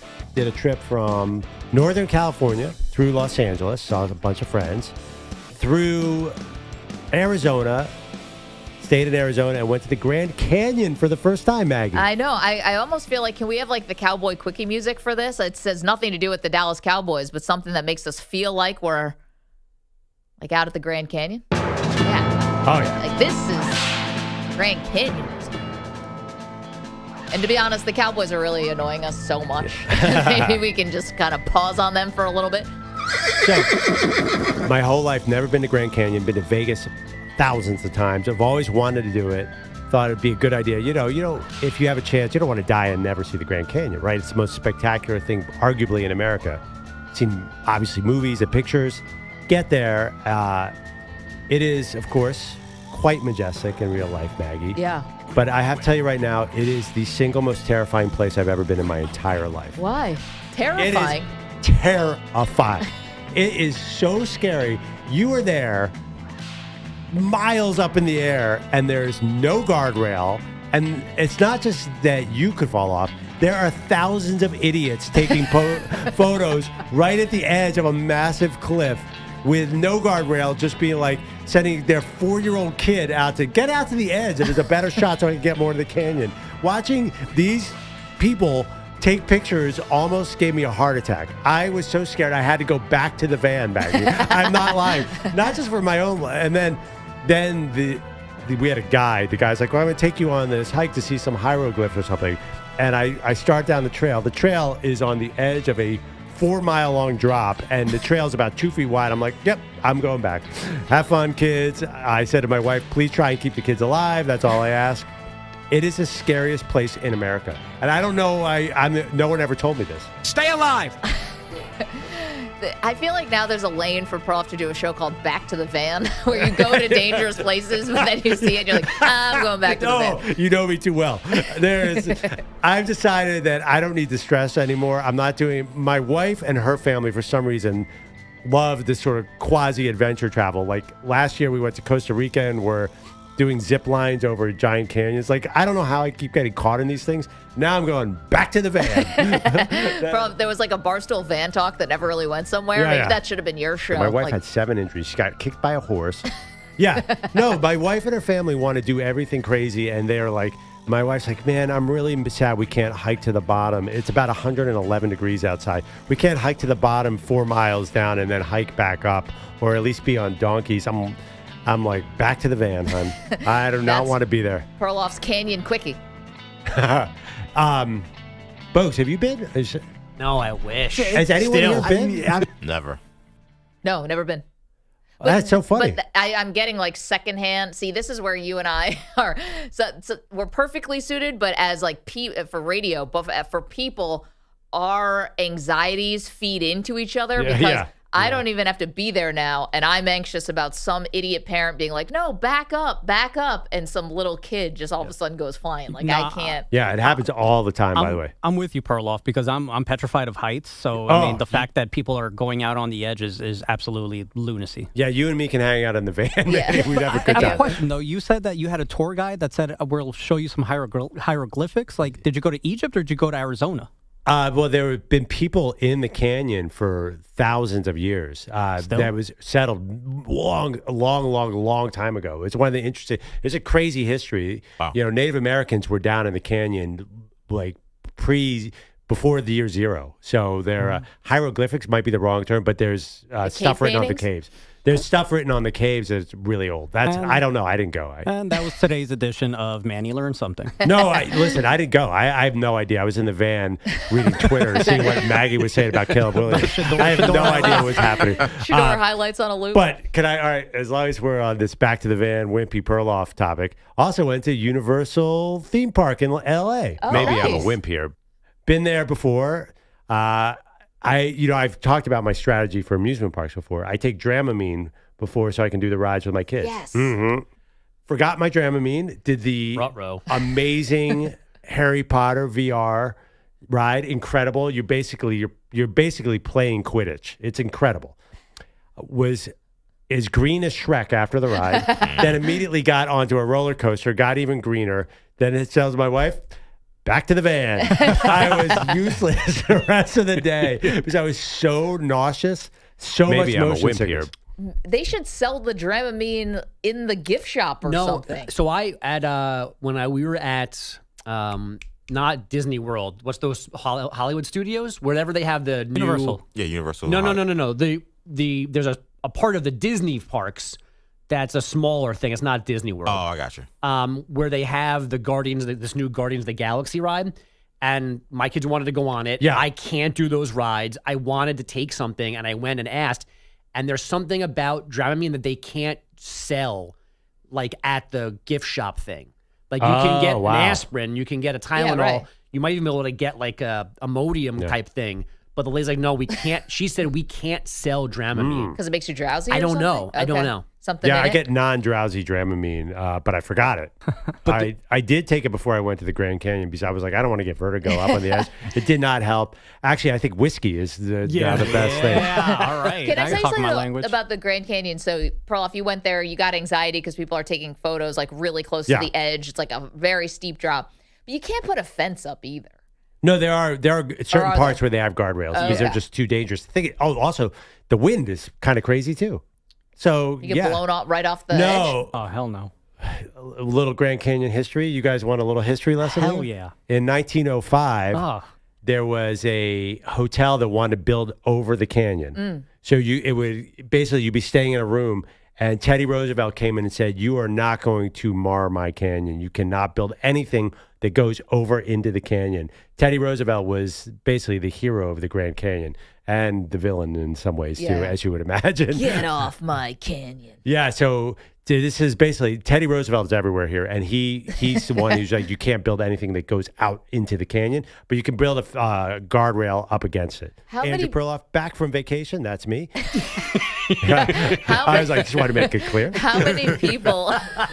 I'm not Maggie. Well, I went third person. Andrew Perloff, back from vacation. That's me. How many people? Good to see you again, Andrew. Thanks. I missed you, Andrew. That's me, by the way. And your name's on the show. But how many people fall off like every year? Did they tell They you? said you have a 1 in 400,000 chance of falling off. Pretty good odds, right? Except that 45 million people are there. So between 10 and 20. Oh, no. That feels like a weird thing to calculate. No, but there are between 10 and 20 deaths a year. A lot of them are dehydration. Like there's a lot of things, maybe a few a year. Oof. Not many. Can't you take a mule down there? Yeah, they take mules. The mules are right on the edge, but they're trained for that. And I don't get the whole thing. I don't know why more people aren't scared of the Grand Canyon. I think you can take a helicopter into it. Like it can land at the bottom, right? If Yes. you're a real high roller. That's going to be a no for me. Yeah. That's a double no, helicopters and the canyon. People do these raft trips down the Colorado River through it, and the heat is a problem. Oh, the other thing, too, is crazy heat. I went through a town called Blythe, California, where it was 110 and it was just getting hotter. Oh, I think I stopped and got in and out from there. Yeah, it's a big stop. It's really hot. Yeah. Yeah. It's crazy hot. We drove from Nevada to San Diego one time and we stopped there. I was like, this is the desert. This is scary. Yeah, it's hard to drive. I had my kid. Dumb idea number 7. I was like, it's 110. We're driving in a little Nissan, a red Nissan, and I said to my daughter, "Can you Google, is it safe to drive at 110 degrees?" She's like, "It's safe for the car. It might overheat, but there's a good chance your tires are going to blow out." Yeah. I was like, great. Yeah. Oh, you knew Please that? try Try and keep the kids alive. That's all I ask. I don't think I would have been like, we shouldn't drive, but I know that because it's even hotter on the asphalt. Yeah, and no, it's that's hot enough to melt your tires. It's like as a they're NASCAR moving. thing. Yeah, that's why we should have taken the road trip with you. I think you know some of these things. No, I'm but- out. Yeah, Next I ship has understand. sailed. Yeah. Yeah. Too late. I don't know. I didn't know you knew that thing about the tires. If you told me that in advance, I would have. Can you change a tire? That would be the real helpful. Also, no. Yeah, I could call AAA. We'll wait in the van. Then I get Back to the van. I think it's the name of your podcast, Back to the Van. We should just do a segment of the most dangerous things in sports. Even the van Back to the don't Van. do. Even the van was a little scary because we were driving on these winding roads on a mountain. I was like, once you're in the van, there's no back to the van. There's nowhere else to go You got to except trust home. You got to trust your guide. There's this book. There's this kid's book. I actually thought a lot about you, Maggie, on this trip because this guy told random Grand Canyon story. During COVID, they shut down the canyon for 2 months. There was no one there to feed the squirrels. So when they got back, the squirrels were super aggressive towards humans because they were starving. And Maggie's famously afraid of squirrels. And Huge gators. phobia. Yeah. Gators.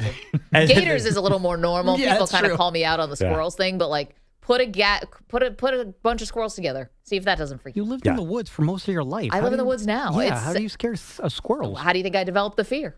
I don't know. I'm Were trying you to get down attacked? to that. The squirrels used to run by me at the bus stop when I was waiting for the bus as a kid. Did you get bit? What do you mean? They're squirrels. Scamper. Of course, that's what they do. No, it was like aggressive though.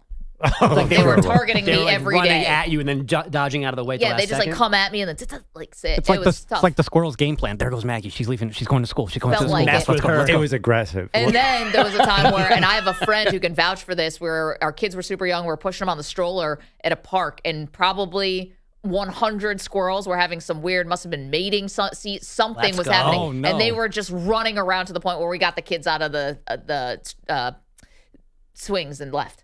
Oh my God. I can call Kelly right now. Feeding So, frenzy. Get Kelly on the phone. Kelly, she's awake. She's got 3 kids under 6. My point was there's this book called Scaredy Squirrel. God bless you. Scary squirrel. So, Scaredy Squirrel is Andrew Perloff. It's back to the van. Scaredy Squirrel is actually turns out to be a flying squirrel. He didn't even know it. He falls out of his tree and lands on the ground. He decides to play dead for 8 hours because he's so afraid of predators. That's the book. Yeah, it's incredible. You should read it because it might help you get over your fear of squirrels. It's basically about this scaredy squirrel is afraid of all things and stays in his tree all day. I used to be kind of brave. I've done some things in my life. I've done some trips. Now that I have kids, I don't want to do anything. I just want to go back to the van. Back to the van. And I had to go back to the van that year. Andrew Perloff, that's me. Andrew Perloff back from vacation, that's me.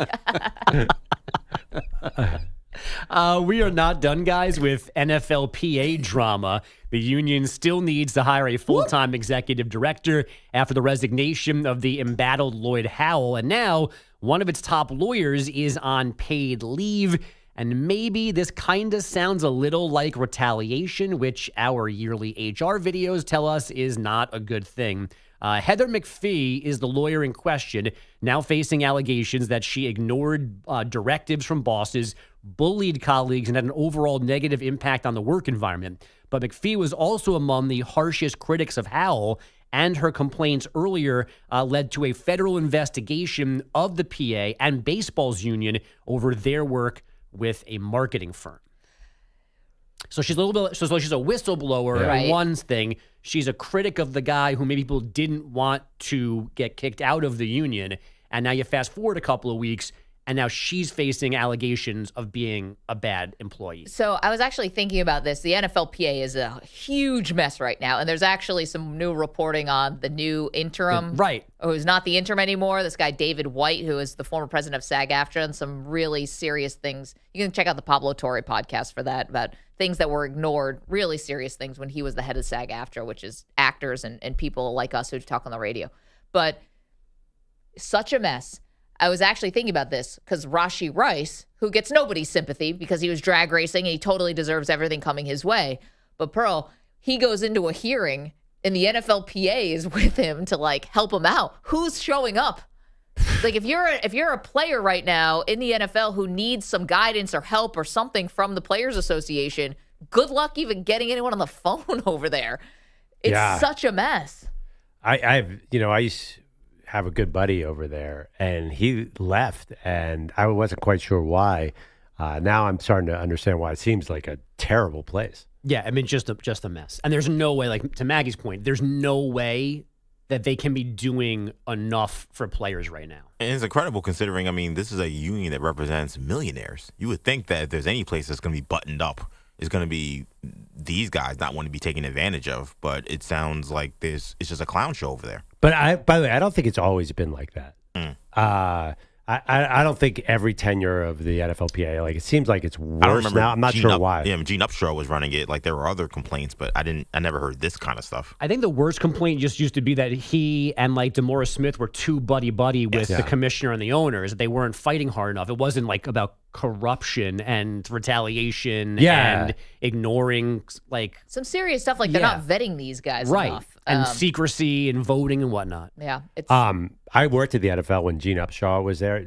Does anyone remember what happened? He got cancer. He got a cancer diagnosis on Wednesday and died the following Wednesday. Was it stomach cancer or something? I think like so. that? Or but pancreatic? he was so well respected. He was almost like a second commissioner. He was like a great player, obviously, and it didn't feel like, and it felt like the players were treated right. But I will tell you, DeMaurice Smith did some good things. Like anyway, I don't need to defend him. Obviously, but right now, I think this is a new level of dysfunction there.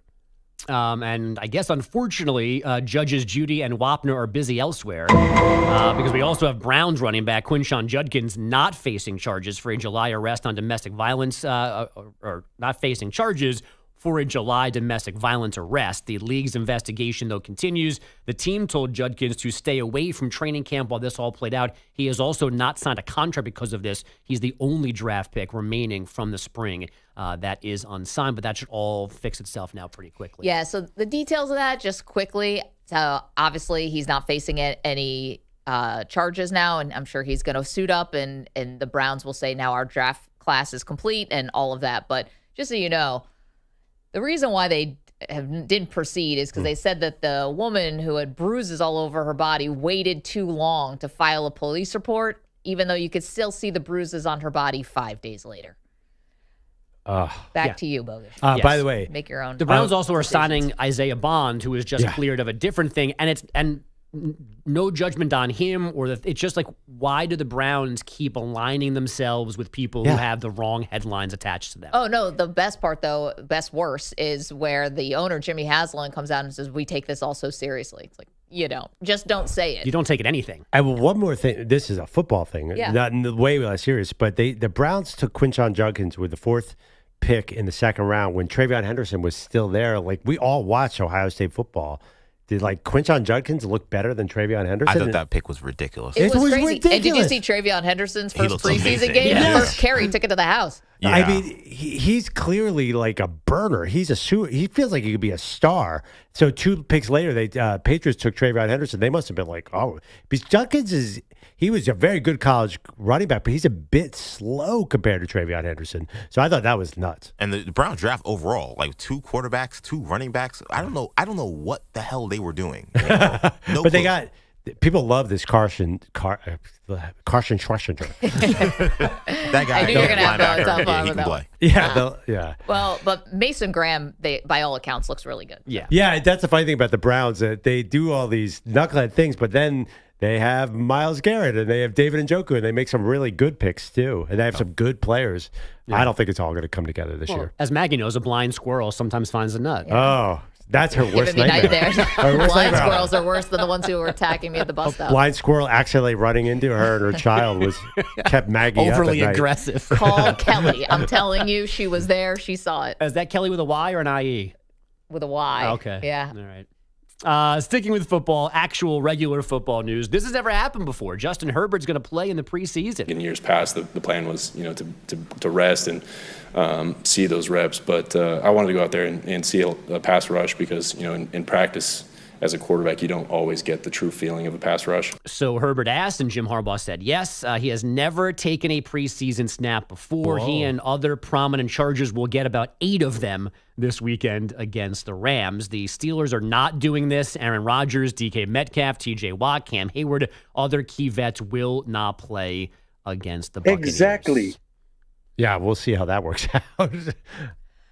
I don't know why you would play Aaron Rodgers in the preseason.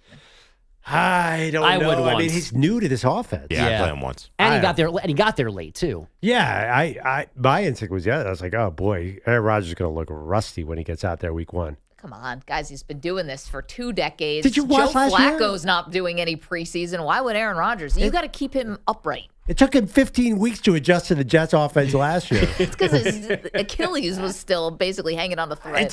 I don't know. It feels like if he's so fragile, you can't play him for 3 drives in the preseason. You got to maximize the snaps. I'm all about, after what the Bengals have been doing the last few years, not playing their starters and losing the first month of the season, I'm all about playing the starters. And I saw that Justin Herbert headline. I'm like, all right, get him out there. Let's see some action. Okay, but for every one of those, I can give you Anthony Richardson got trucked, broke his finger. I mean, that was kind of his fault, that was a learning lesson. They needed him out there to take that hit. Say, you got to look for your hot read, dude. Call Kelly. Call Kelly. My witness. Like you were live doing your hands-free device. By the way, call Kelly, cell phone. Can I just say, tell the show about the time the squirrels almost attacked us at Pleasant Valley. Can I say, by the way, that I was catching up on X, Twitter. Back to the van. Maggie took a lot of heat for a Caleb Williams take, but Bogusch, you took some heat too for saying J.J. McCarthy's going to fall off. Did I? I didn't. I was inundated with the Bears' responses. EJ, you can verify this. We got hundreds of comments, mostly criticizing Maggie for not believing Caleb Williams. But there was some. You took some heat for not believing in JJ. Okay.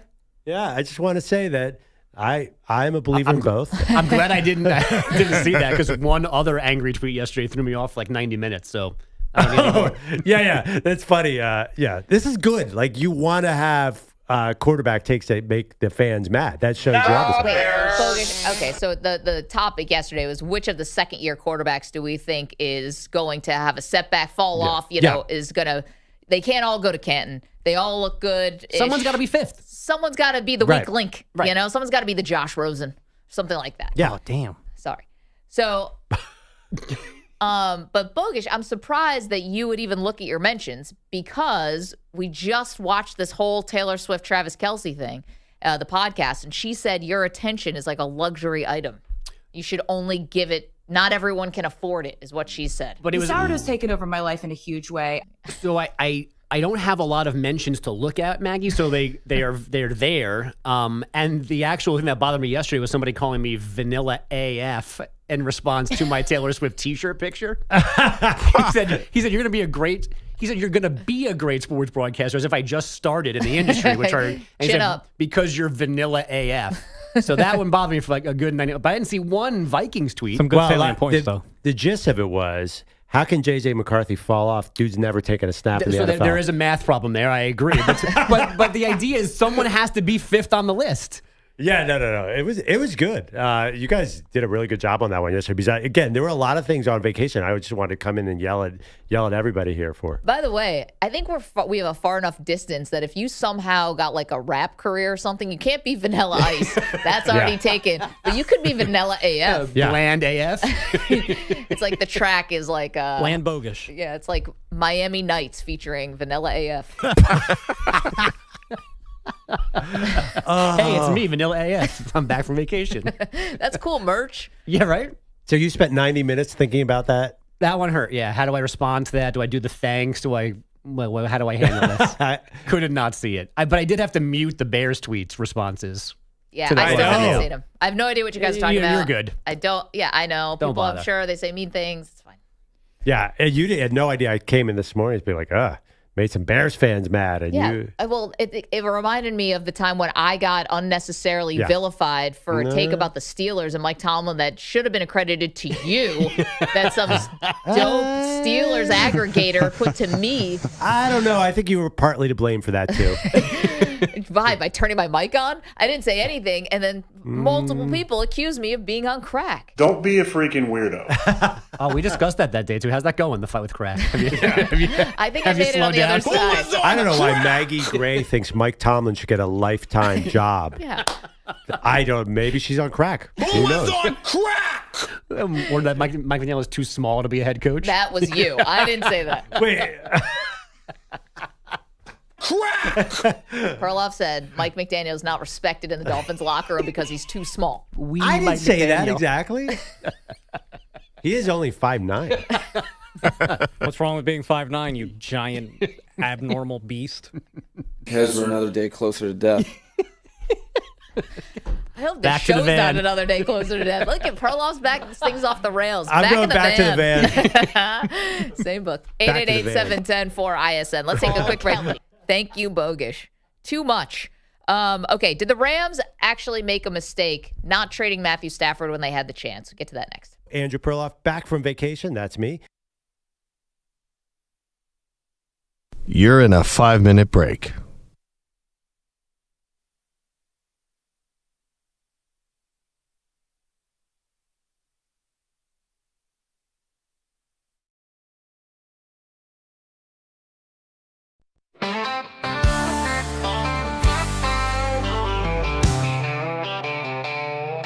Well, Daly took the court and the crowd got loud. Rube was talking tough, trying to stand proud. But the first big serve cracked like a whip, and Bilotti still hadn't punched his trip. We called his phone, not a single ring. Daly just laughed, well, I broke a string. But 2 new pairs of Nikes are on their way, and Bilotti's still off on his holiday. Bilotti's still out, Daly's still in. Rube got served and he'll never win. From the baseline grind to the trophy shine, Pete's PTO streak's doing just fine. And somewhere out west, Perloff's staying gone. He ain't driving to win, be not the San Antone.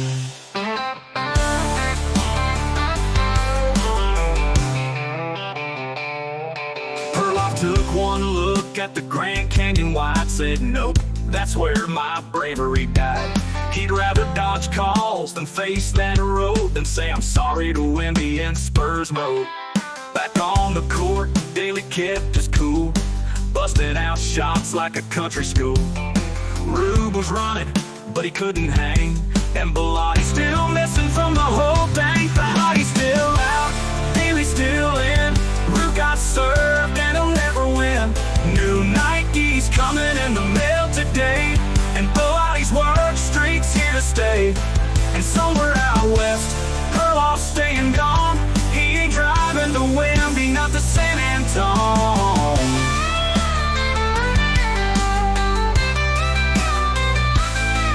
Maybe Pete's fishing, maybe he's snoring, maybe he's watching paint dry, bored and boring. But history was made under those bright lights, while Pete was taking one of his famous nights. And somewhere out west, Perloff's staying gone. He ain't driving to win, be not the San Antone. Maybe Pete's fishing, maybe he's snoring, maybe he's watching paint dry, bored and boring. But history was made under those bright lights, while Pete was taking one of his famous nights.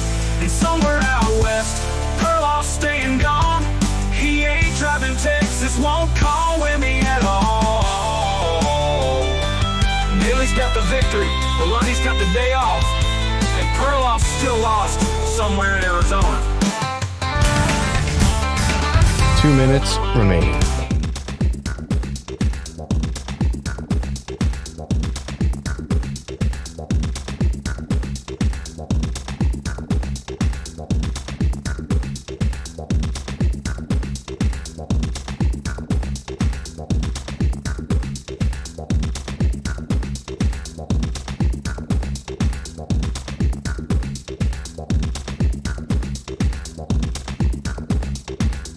One minute, 30 seconds remaining.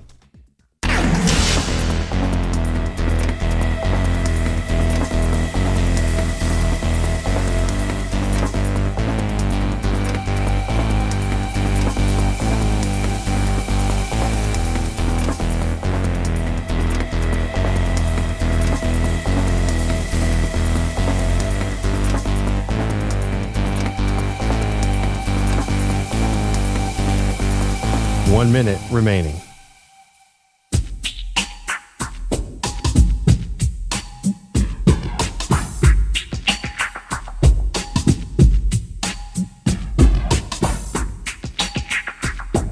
.45 seconds remaining.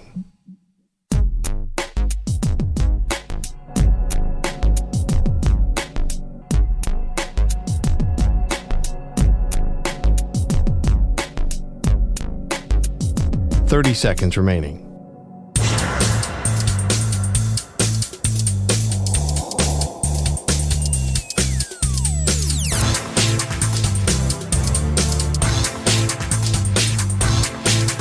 Fifteen seconds.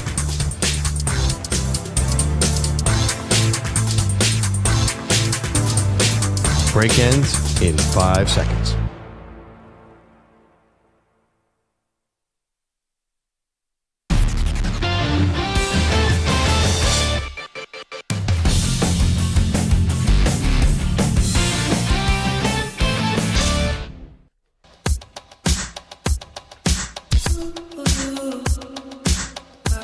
Whether you get pulled over or get into a crash, drinking and driving will change your whole world. Drive sober or get pulled over. Paid for by NHTSA.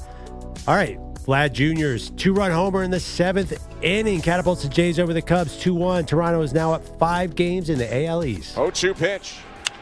Hit high, left center field. Castro sprinting back at the fence, turns. It's out of here!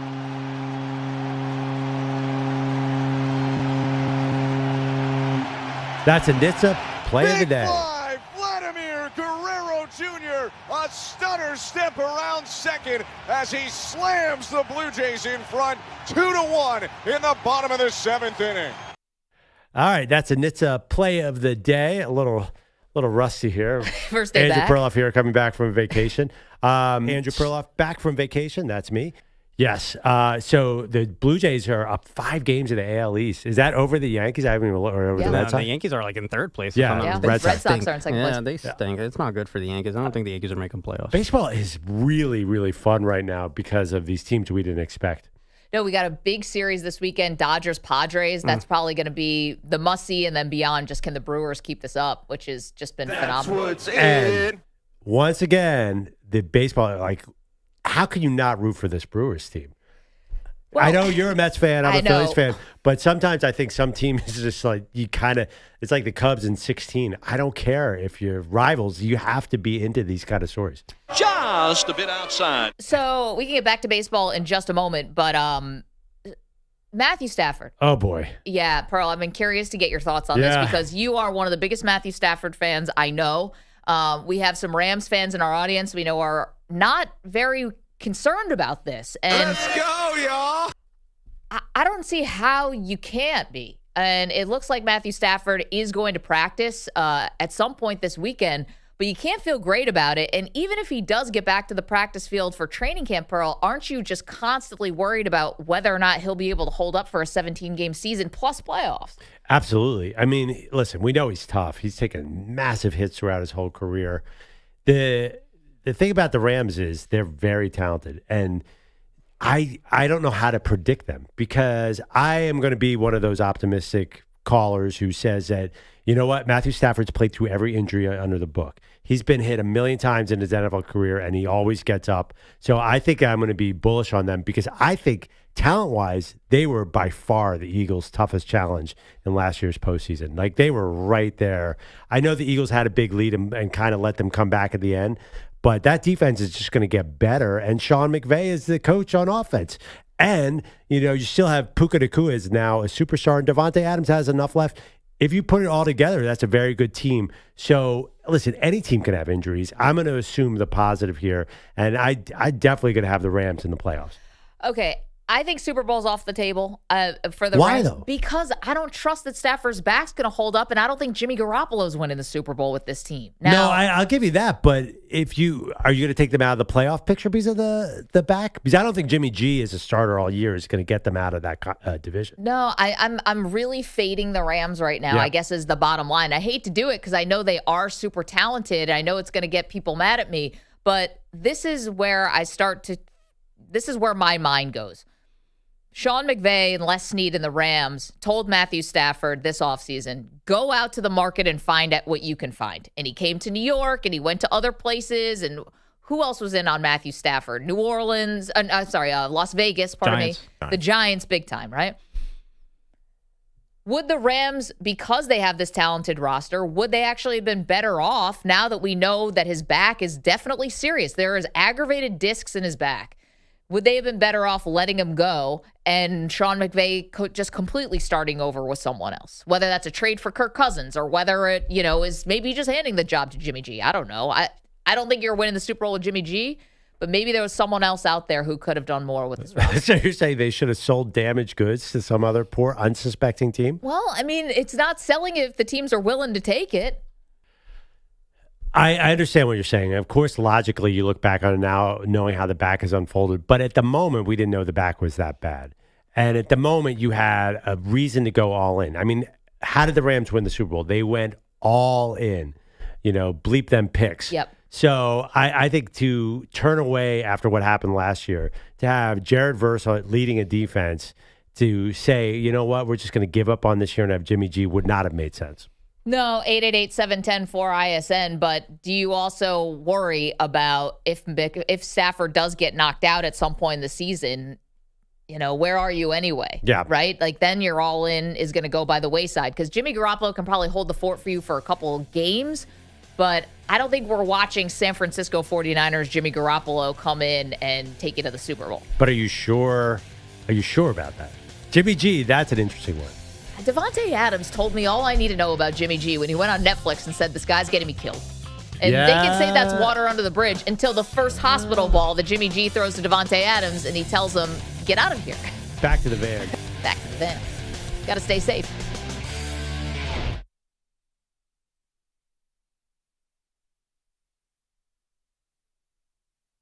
You're in a 5-minute break.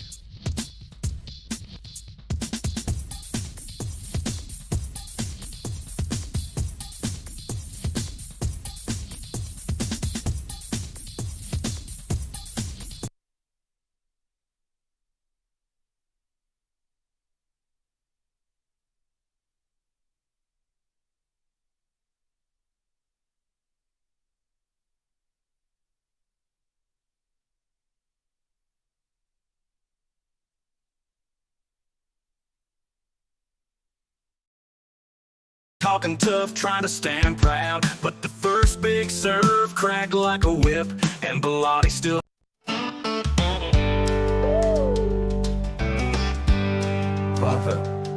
Well, the votes came in from far and wide. Jordan took the crown, now ain't that right? The great one fell, the crowd went wild. Aaron is flying high with that Jordan style. But a while the bracket crowned the king that day. There was trouble brewing down old hallway. HR calling up with a real stern tone, saying, Drunkle Sam, you can't bring moonshine from home. Hey! Aaron has won the bracket, slamming like the goat. But Sam was sipping whiskey from a Maggie branded Yeti tote. Perloff's laughing, Maggie's got a smirk, but HR's got a folder marked Sam do not rework. And there's Bilotti, man, nobody knows. His ship's been ghosted just like his old promos. We raise a toast to his airness, but the office is a mess when Drunkle Sam's in trouble and Pete don't show. Well, God bless. They say Sam stood up on the break room table, yelling Space Jam 2 is better. Was he stable? He quoted stats, he spilled his gin, knocked over the Keurig and blamed Perloff again. Meanwhile, HR's trying to hold the line, while Bilotti's still working remote from Caroline. The coffee's cold, the chair is broke, and someone hotboxed the studio with Bigfoot smoke. And Ernest won the bracket, the fans gave the say, but Sam got written up 3 times that day. No Bilotti call, no Bilotti text, and Maggie saying, what in the HR hex? And tale of 2 legends, one on the court and one on probation for spiked iced tea reports. We salute MJ's air and Sam's wild distress. When you party like a champ, expect the HR mess. Hey! Now Bilotti might return one day, right after he's done surfing in Tampa Bay. And Drunkle Sam, well, he's learning fast. You can't bring a flask to a show that's broadcast. So here's to Air Jordan, a nickname so divine. And to Sam, who's banned from sipping on company time, with a tear in his eye and a write-up in hand. He still claims vault's better than Ozzy Albies. Man, we got chaos in the booth, no Bilotti in sight. Just Maggie Perloff and HR's Friday night, when legends rise and interns regress. It's just another day of Maggie and Perloff, God bless. Hey!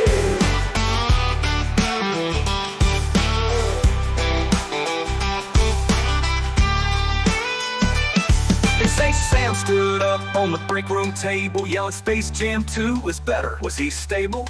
He quoted stats, he spilled his gin, knocked over the Keurig and blamed Perloff again. Meanwhile, HR's trying to hold the line, while Belotti's still working remote from Caroline. The coffee's cold, the chair is broke, and someone hotboxed the studio with Bigfoot smoke. And it's one to brag if the fans gave a say, but Sam got written up 3 times that day. No Belotti call, no Belotti text, and Maggie saying, what in the HR hex? A tale of 2 legends, one on the court and one on probation for spiked iced tea reports. We salute MJ's air and Sam's wild distress. When you party like a champ, expect a HR mess. Hey!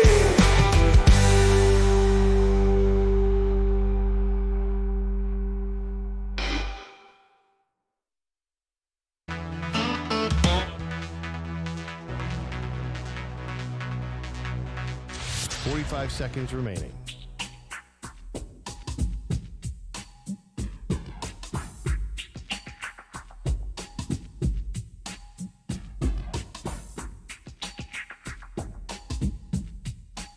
Seconds remaining.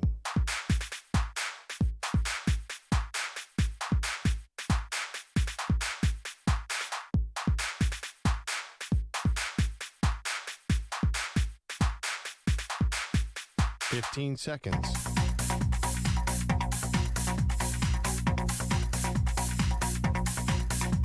Break ends in 5 seconds.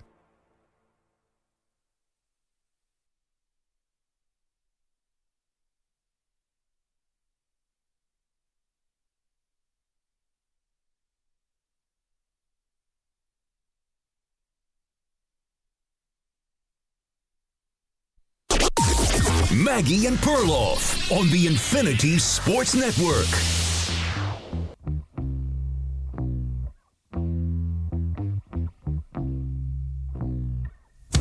Perloff back from vacation and just raring to go with Shedeur Sanders' opinions. Pearl, great to have you back. And it's funny because we've been in it every day, kind of living and breathing and dying with Shedeur's preseason games, his snap counts in practice, now his oblique injury.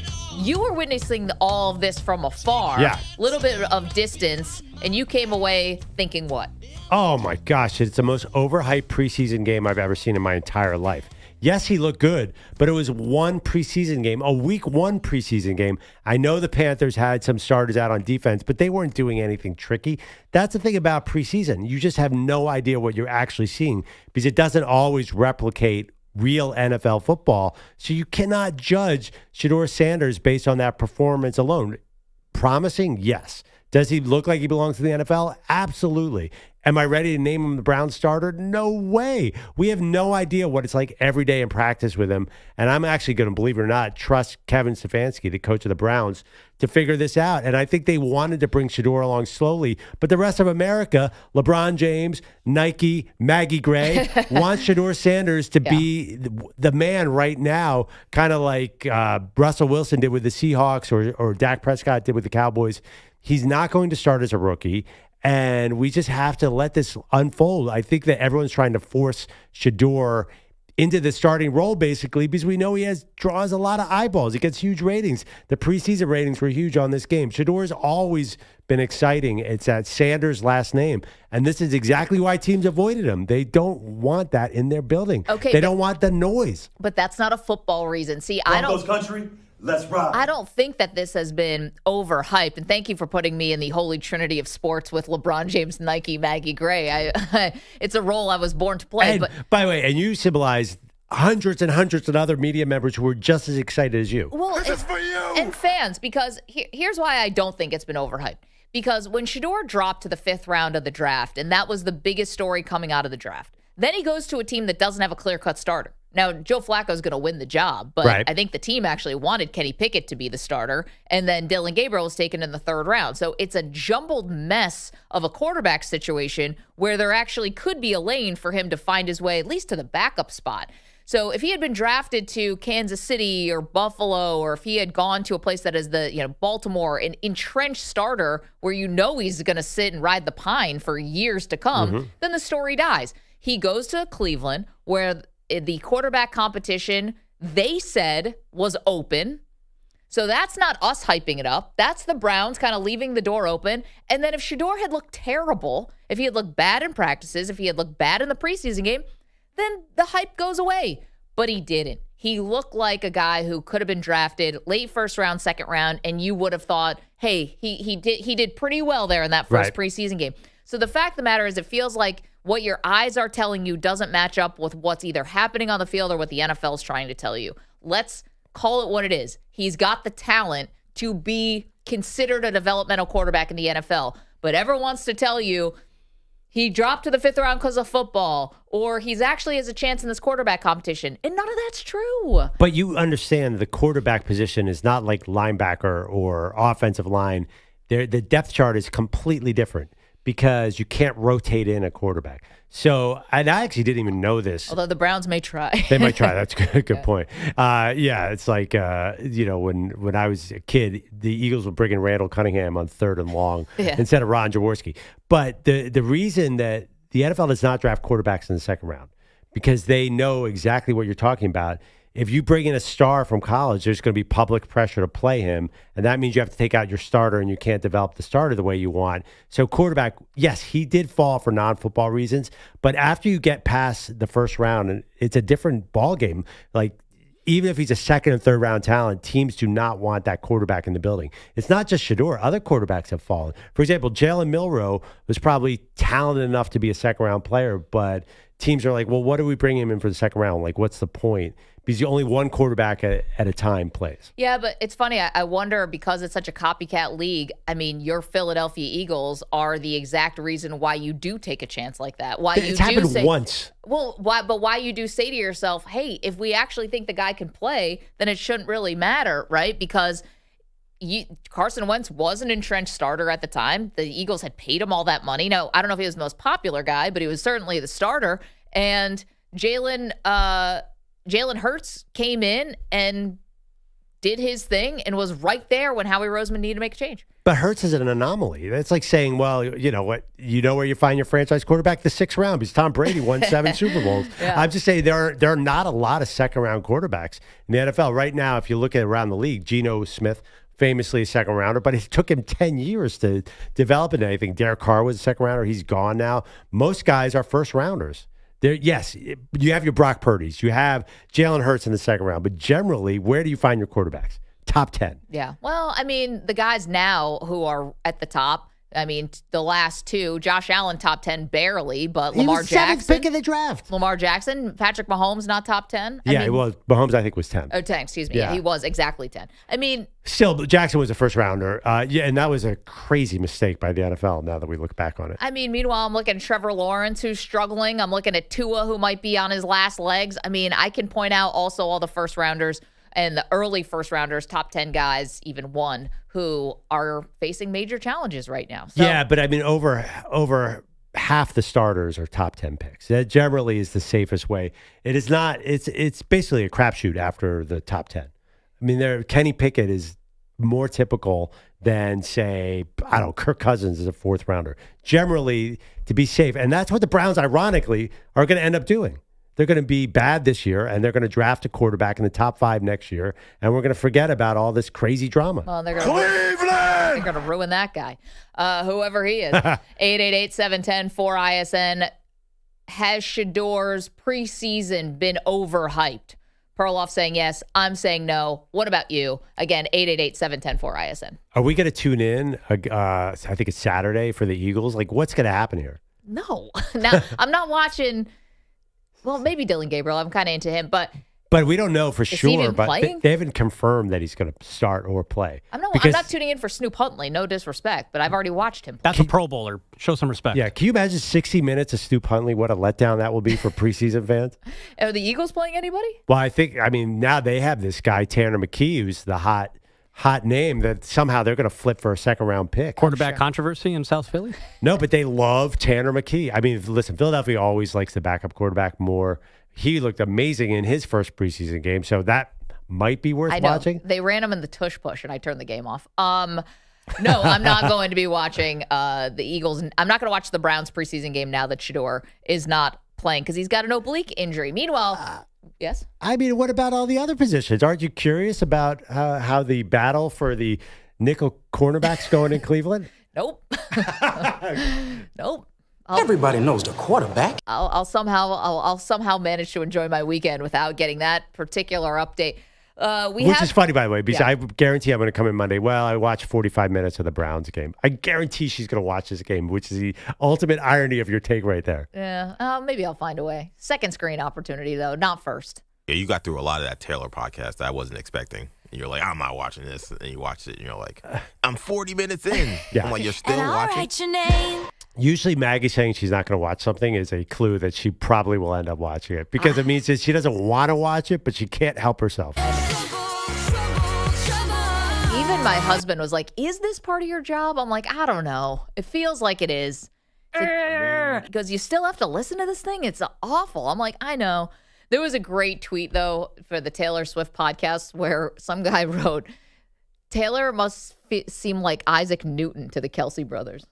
I'm getting the caloric intake. Amazing. I'm the luckiest man in the world. All right. We are asking one question a day about the quarterback. Manny, hit the music. It's great for the NFL that you have great quarterback play. Finding the right quarterback can change your franchise forever. Can you throw it like a quarterback, third in the line? 32 teams, each with just one signal caller. It's my quarterback. Maggie and Perloff answer one big question about the quarterback. All right, EJ, we are in the NFC South. Who are we talking about today? Yeah, you would think you'd be talking about a last place team, but the Saints somehow finished in third. That's how bad the Panthers were. So we're talking Saints in the NFC South, and they drafted Tyler Shough in the second round. So will Tyler Shough be the Saints franchise QB by year's end? And if not, what is happening with this Saints QB situation? What anything you gained out of it? This is sad. Pearl, speaking of second round QBs.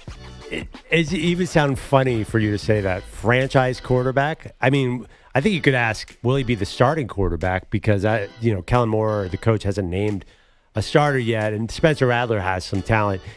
I feel there is no avenue for this to all work out for Tyler Shough. He's very old, obviously. I know there are some big fans of his talent in the NFL. I just do not see this working out. I see the Saints starting over next year at quarterback, not just because of Shough, who I think is okay, but I just don't see the talent around him and the consistency around him. I think Kellen Moore is a good offensive play caller. I just would be shocked if this turned out to be all things Tyler Shough. To me, this three-way quarterback battle between Shough, Spencer Rattler, and Jake Haener, this three-way battle, which according to the coach, we're close to naming a starter here.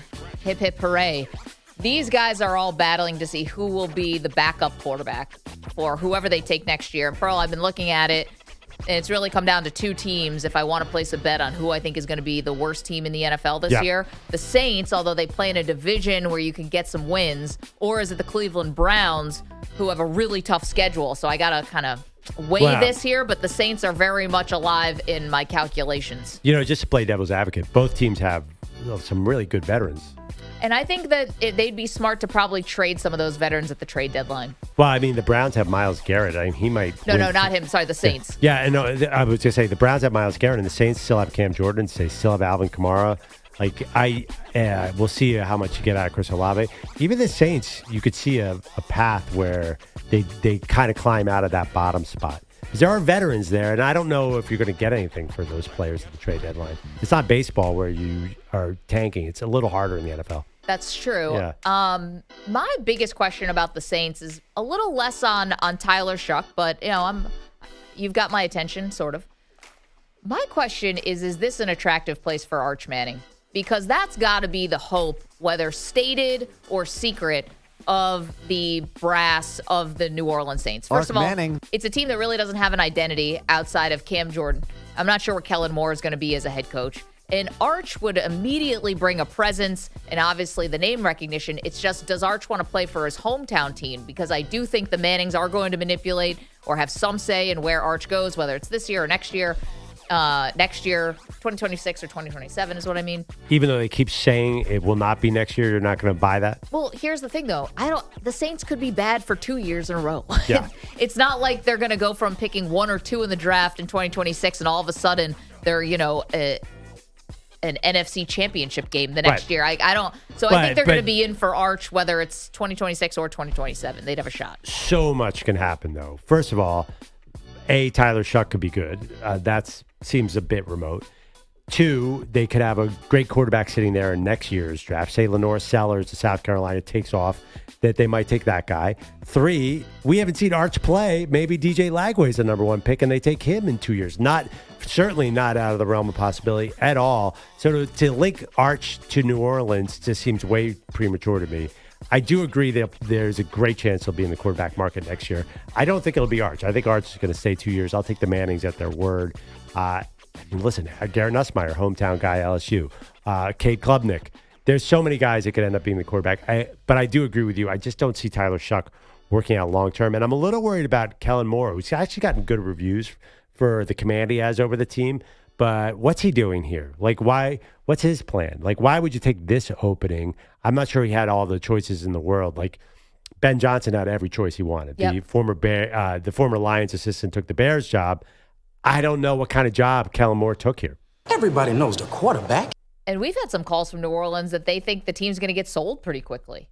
That obviously changes things, not for the players so much, but certainly for the head coach and for others. Yeah, I think these 3 guys are playing for a backup spot. And then, yeah, sure, maybe the Saints do take a quarterback next year and somebody really separates themselves to the pack. I think if they had their way, they would take Arch Manning. Even if Arch isn't the best quarterback in the class, I think they take Arch Manning, to be honest. I think he means that much to the city. The Manning family means that much to the city. I think they would like that hometown guy. It's can give you the LeBron James kind of thing, right? It's he's our hometown guy. I know Drew Brees was not from New Orleans, and he became maybe the most important athlete in the entire state. Yeah, I don't know. I never really saw them pining for Eli or Peyton. They had Drew. Yeah, I hear what you're saying. I mean, listen, is it like LeBron going to the Cavs? I'm not sure that it really works like that in the NFL. I mean, there are great examples of hometown quarterbacks. When does that ever really happen? He's going to break down that touchdown. Actually, I'm curious. Research team. Has there ever been a superstar who's really carried his home team? Nah. I mean, Teddy Bridgewater played for the Dolphins. After playing in the frigid cold of Minnesota. Yeah. It's not a thing really in the NFL where you get the hometown guy. Well, things are different when it's Arch. Is my only rebuttal. 888-710-4ISN. There has to be somebody.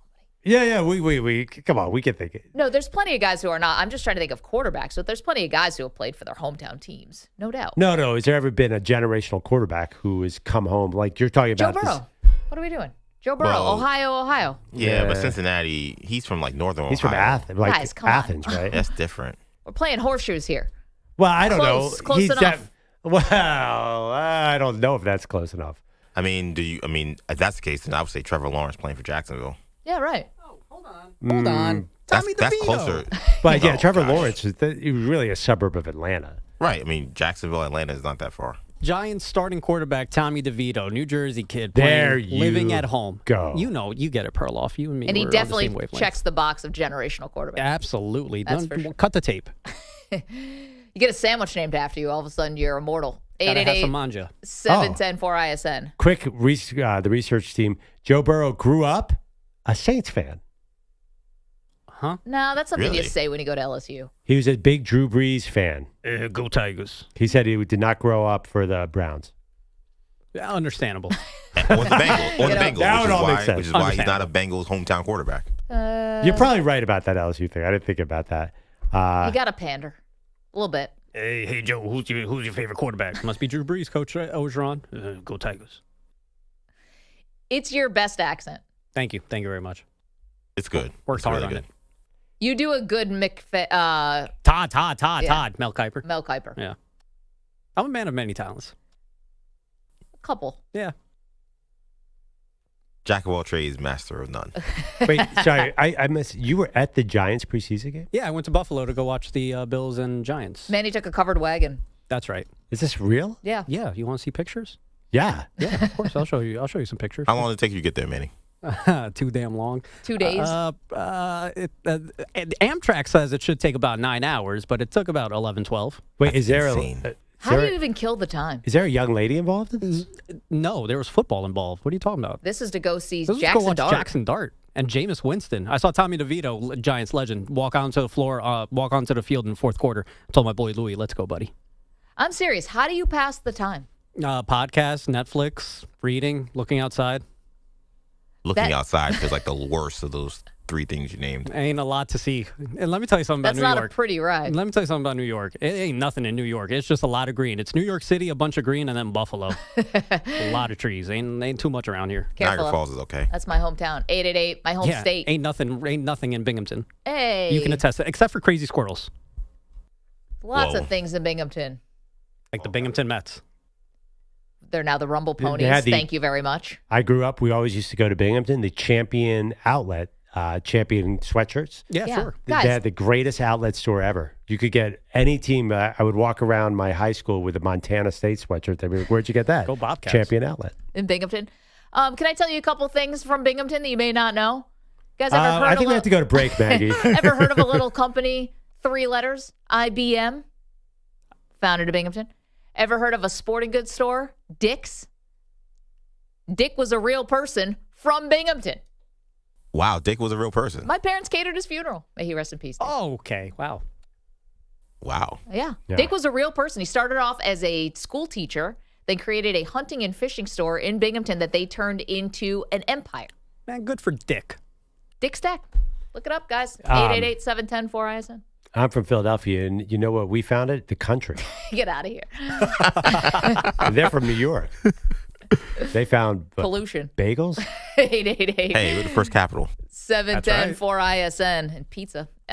Okay. We're done flexing. Arch Manning, the Saints. That's kind of where we landed on that. And a lot more to do, including it's Judgment Day for one college football program. We've got details for you next. You're in a 5-minute break.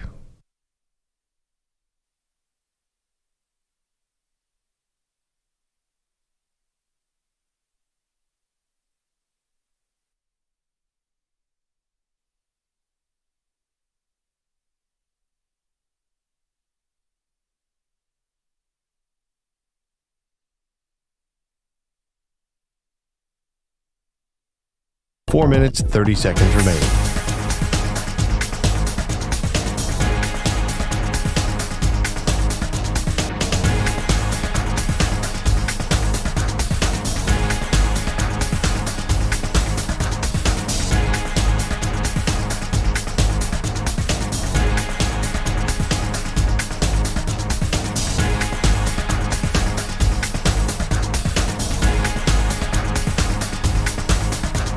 Four minutes remaining.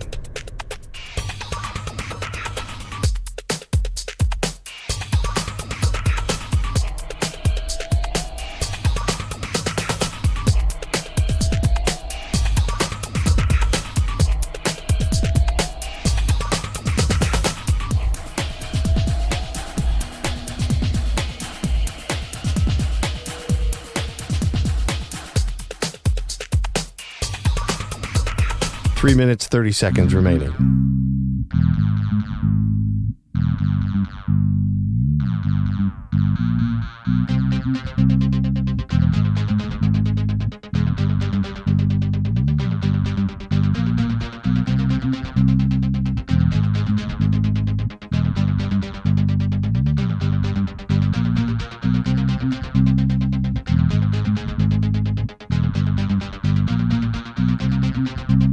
Three minutes remaining.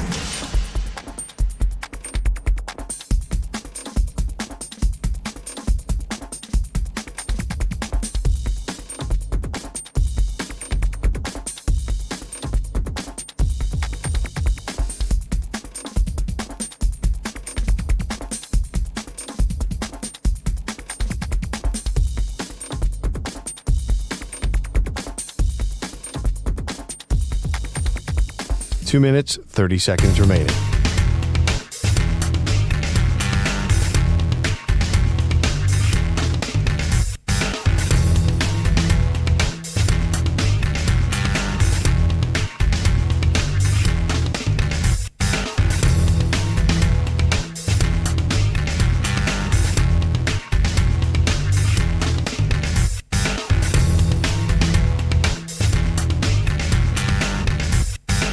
2 minutes remaining.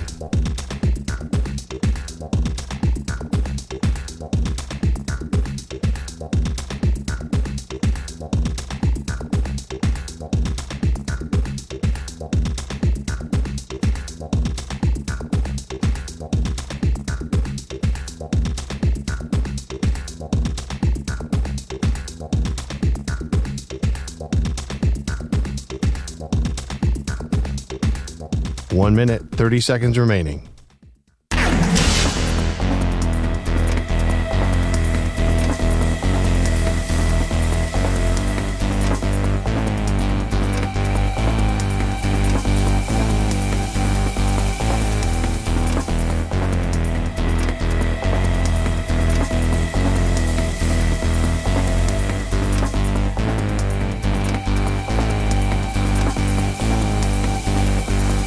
One minute remaining.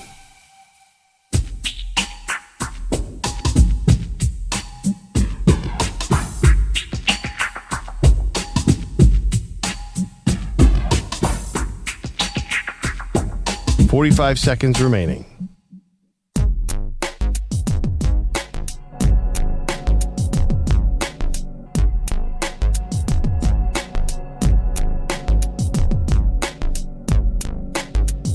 $30 seconds remaining.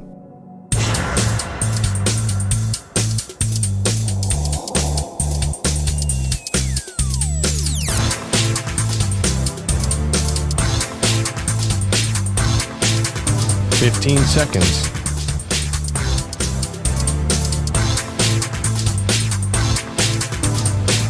Break ends in 5 seconds.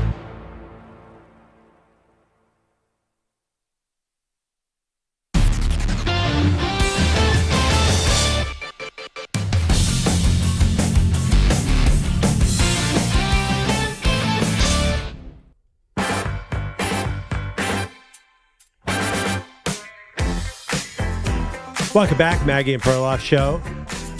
Maggie Gray refuses to accept the Manning narrative that Arch Manning is going to spend 2 years at Texas and thinks that maybe he will jump into next year's draft. And one of the teams that could have the number one pick is the New Orleans Saints, which led us to a discussion of hometown quarterbacks. Very rare in the NFL. You know, the NFL, obviously a big business. They don't have a lot of room for sentimentality. Most teams just take the best quarterback possible. I'm telling you right now, I think the Arch draft is going to be interesting because I think DJ Lagway, if he could stay healthy, is going to be right there with Arch. I think it could be like a 1-2 situation. I'm not even guaranteeing Arch number one. But you say New Orleans would be so tempted to take a hometown guy to change the narrative of this franchise. We'll see. It just doesn't happen. It is rare. It is very rare, but Chocolate Thunder is calling from Youngstown. The original Daryl Dawkins unfortunately passed away in 2015, so this is Chocolate Thunder 2.0. You have someone we forgot. Yes, guys. We got Bernie Kosar.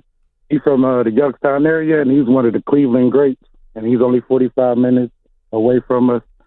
But I just wanted to also say, everybody's been bamboozled by Cleveland because if you don't draft Shedeur Sanders, what media hype is you going to get anyway? Well, nobody talks about Cleveland, not even us. So, it was the ultimate Jerry Jones move without Jerry Jones being in it. Yep. And Chocolate Thunder, thank you for the call. Jimmy Haslam probably is as close as we have to Jerry Jones in terms of the type of attention that they like to bring on the franchise. Like, we will take even the negativity. As long as you are looking at us, talking about us, we consider that a win. However, not a lot of winning on the field, which is what really angers the fans. Yeah, I mean, they do have this Cowboys-like vibe. I remember when Odell Beckham went there, back at DP show, we would talk about the Browns every day. They were the it team, and of course, as usual, it didn't deliver. No, and Odell ends up getting traded midseason to the Rams, and the number one Rams fan in our lives, gotta be Big Friendly, who's on the horn from California. Friendly, I knew you'd be mad at me when I asked the question earlier in the show, did the Rams make a mistake not letting Matthew Stafford go this offseason, considering his back is all jacked up right now? Good morning, Maxie Malone, DJ the EP. Daddy Cool, the breeze blows in again. 411, a.k.a. Little Big Swifty, the one, the only, Manny Wapo. Thank you for taking my call, and good morning. All right. Maggie Malone, unload, friendly. I know I made you mad. I could never be mad at you, Maxie. We're gonna do this very, very adultly. But what you need to hope is that Josh Allen's legs are back after that marriage. That's what you need to do. Here's the thing. And forgive the pun, I'm gonna piggyback off Daddy Cool. No one knew coming in that Matthew Stafford was going to have a back injury. And since you guys are into what ifs and assumptions, let's assume and let's throw some what ifs out there. Let's assume when the Rams told Matthew Stafford, hey, my man, if you want to look for a trade, be our guest. They may have had a quarterback in mind in the draft. Then when you see, just like Cooper Kupp, one of the greatest receivers, I hope he does well in Seattle, there was no takers. The Rams were like, you know what? We got a capable backup with Jimmy G. Yes, Matthew, they're both injury prone, but we're really bringing along this kid called Stetson Bennett. So let's roll with what we got. Man, you're drinking the Stetson Bennett Kool-Aid now, friendly? They love him, apparently, in camp. I know, but wait, hold on. Friendly, though, the one thing I got to call you on is 2022, Matthew Stafford did have a back injury that forced him to miss games in the middle of the season. So I know that then he had 2 healthy seasons after that, including last year, which was a really fun year, and you have a playoff run, and it's awesome. But he does have some history, and he's only getting older.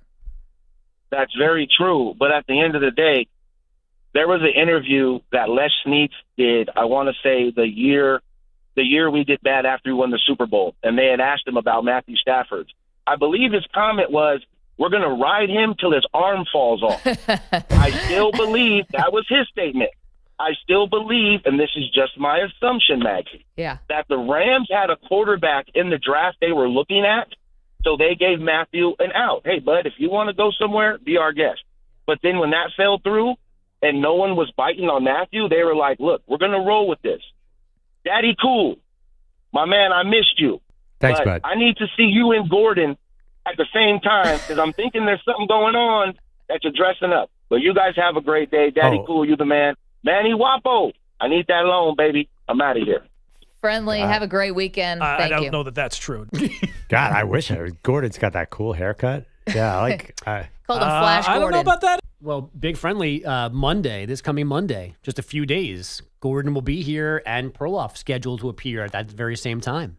Yeah. Oh, my gosh. So there you go. You're going to get it. I got side. You going on vacation or something? I am going to be off next week, yes. Bogusch gave me the rundown of who's filling in next week. We had some good laughs. It's going to be a big Tuesday. It's going to be a big week. Cast of characters? It's a cast of characters, but people we love, all friends of the show. You missed it, Pearl, when you were out earlier this week when Big Friendly came up with maybe the best nickname of all time. Zackety Doo-Dah. I don't know why it fits so well, but it just does. For Zach L. Zackety Doo-Dah. I like it. I like it. Flash Gordon. By the way, Flash Gordon. He keeps selling me on these Rams. Like George and Big Friendly are just making me bet on the Rams, and this might be a mistake. I Just hope that because the he Rams has are good listening to the nicknames. show and they take care of Big Friendly and George. Yeah. These guys, I know they have issues with the other teams taking over their stadiums. These guys are diehards. Yeah. Honestly. It's Manny so true. Poppin' They're bands. calling Let in me hold national something, radio baby. shows, stumping for their team. I don't think I've ever gotten a Rams call before George and Big Friendly started calling. Big Easy in New Orleans. Big Easy, you think that I'm off a little bit on who the Saints should be targeting for a quarterback. I thought they'd like Arch Manning, but you got someone else. Yeah, good morning, Maggie Perloff. I definitely feel it's going to be a local guy, but it's going to be Nussmeier. Nussmeier is going to go. We're going to get Nussmeier after this year. Manning's already said, I've been saying all along, Manning's like, he's a Manning. He's staying 4 years. He has no reason to come out. That's what his uncle did. That's what his grandpa did, so forth. You grow up around here. You know the Mannings. Nussmeier played here, played local. His daddy plays, works for the Saints. That is local. Yeah. I just feel like you're right. Yes, it's going to be a local guy, but it's going to be another local guy. And I think Nussmeier, and if you had to ask yourself at this point, between the Saints, the Jets, the Browns, and I forget the other team. Who's going to have the worst record? I think the Saints are going to have the worst record of the four. I think we're going to dump, and we're going to get the guy we want. I don't know much about the guy we drafted, but what I've seen in the practices, we're probably going to just wait on next year. Yeah. But anyway, I love the show. It's Friday. It's awesome. Glad to have you back, and I'll be listening. Thank you, Big Easy. Appreciate that. You guys know about my connection to Garrett Nussmeier. Back to the van. No. I worked out with his dad, Doug Nussmeier, in the hotel gym during Super Bowl week. Which Super Bowl? Last year. He's with the Eagles last year. And we were staying in the Eagles hotel, which was amazing. And I'm like, there's this big, huge guy next to me. And I was like, he looks really familiar. And I asked my friend on the Eagles, I'm like, that's Doug Nussmeier, whose son is Garrett Nussmeier, who actually, he is a hometown guy because his mom is from Lake Charles, Louisiana. So even though he obviously moved around with his dad throughout his life. So Garrett Nussmeier is really a hometown kid for New Orleans. It's interesting, though. He's pretty polarizing among the draft circles because he's so successful, but he's already 23. He could have already gone pro. So do we know that is he a number one guy? Would that be your hometown guy? You guys know Doug Nussmeier's new job? No, what is he? Go Tigers. OC of the Saints. Yeah, that's a Big Friendly just said that, right? I'm sorry, Big Easy just said that. Yeah, he was the QB coach last year in Philly. So, but he's been, that guy's been everywhere. But if you want a hometown guy, why not take Garrett next year, Maggie? You can. My one concern about Garrett Nussmeier is I don't know if patellar tendonitis. Ooh, that doesn't sound great. Doesn't sound great. I have no idea if that's just something he's going to have to manage for the rest of his life, and I guess he's had this in high school or whatever, EJ? Or maybe not. I don't know. I have an issue, by the way, with EJ Stewart. Why? Because Josh Simmons, Kansas City Chiefs first-round pick, tore his patellar tendon in October, and he's already kicking butt on the NFL field. He's starting, and you've been complaining for 2 years. What did I explain Josh Simmons? First of all, it's been a year, sir. Yeah, it was the year anniversary not that long ago. 13 months, right? Have you seen the reviews of this guy in training camp? He's supposed to be killing it, and it was in October, and he's already started. He started week one's preseason game. Listen, give me NFL facilities and NFL money and NFL training, and I get to PT every day, then, I would probably be kicking ass, too. Oh, that's not how it works? Yeah. It doesn't how it work when you're an executive producer at Infinity Sports, no. Because the draft process, Josh Simmons had this torn patellar. I'm like, well, look at EJ. Like, this guy's not going to be ready for 3 years. Welcome back. Fired my first PT person. Like, this is different. Different when you're a regular folk. You're not an NFL player. Kelly. Thankfully, also, Kelly be better. I don't know. You're not being asked to move around. And by the way, the Broncos defensive line. And I did not know Garrett Nussmeier has patellar tendonitis.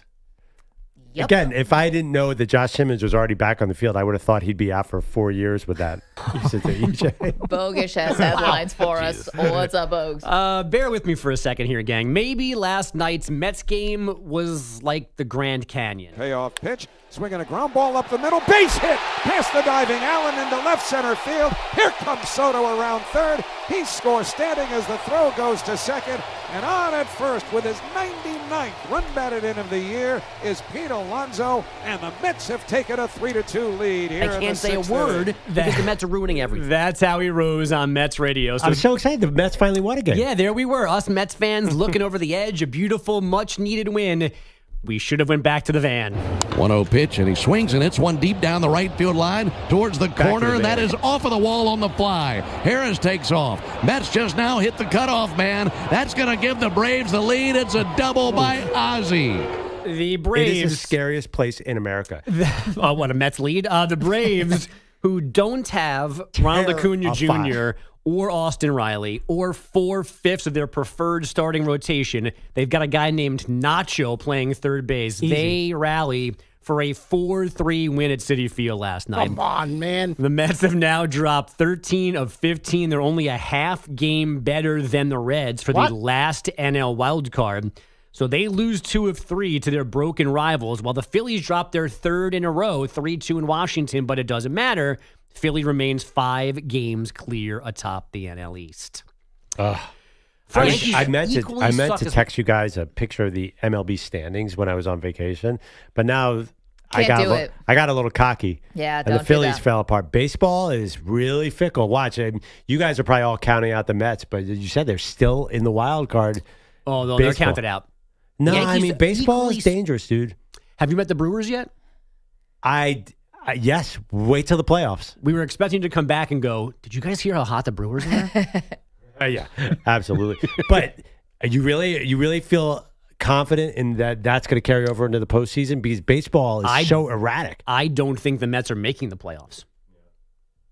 That'd be That's where I am. That'd be a shame. Okay. Yeah. Yankees equally suck as much as the Mets, and I can't say a word. I know.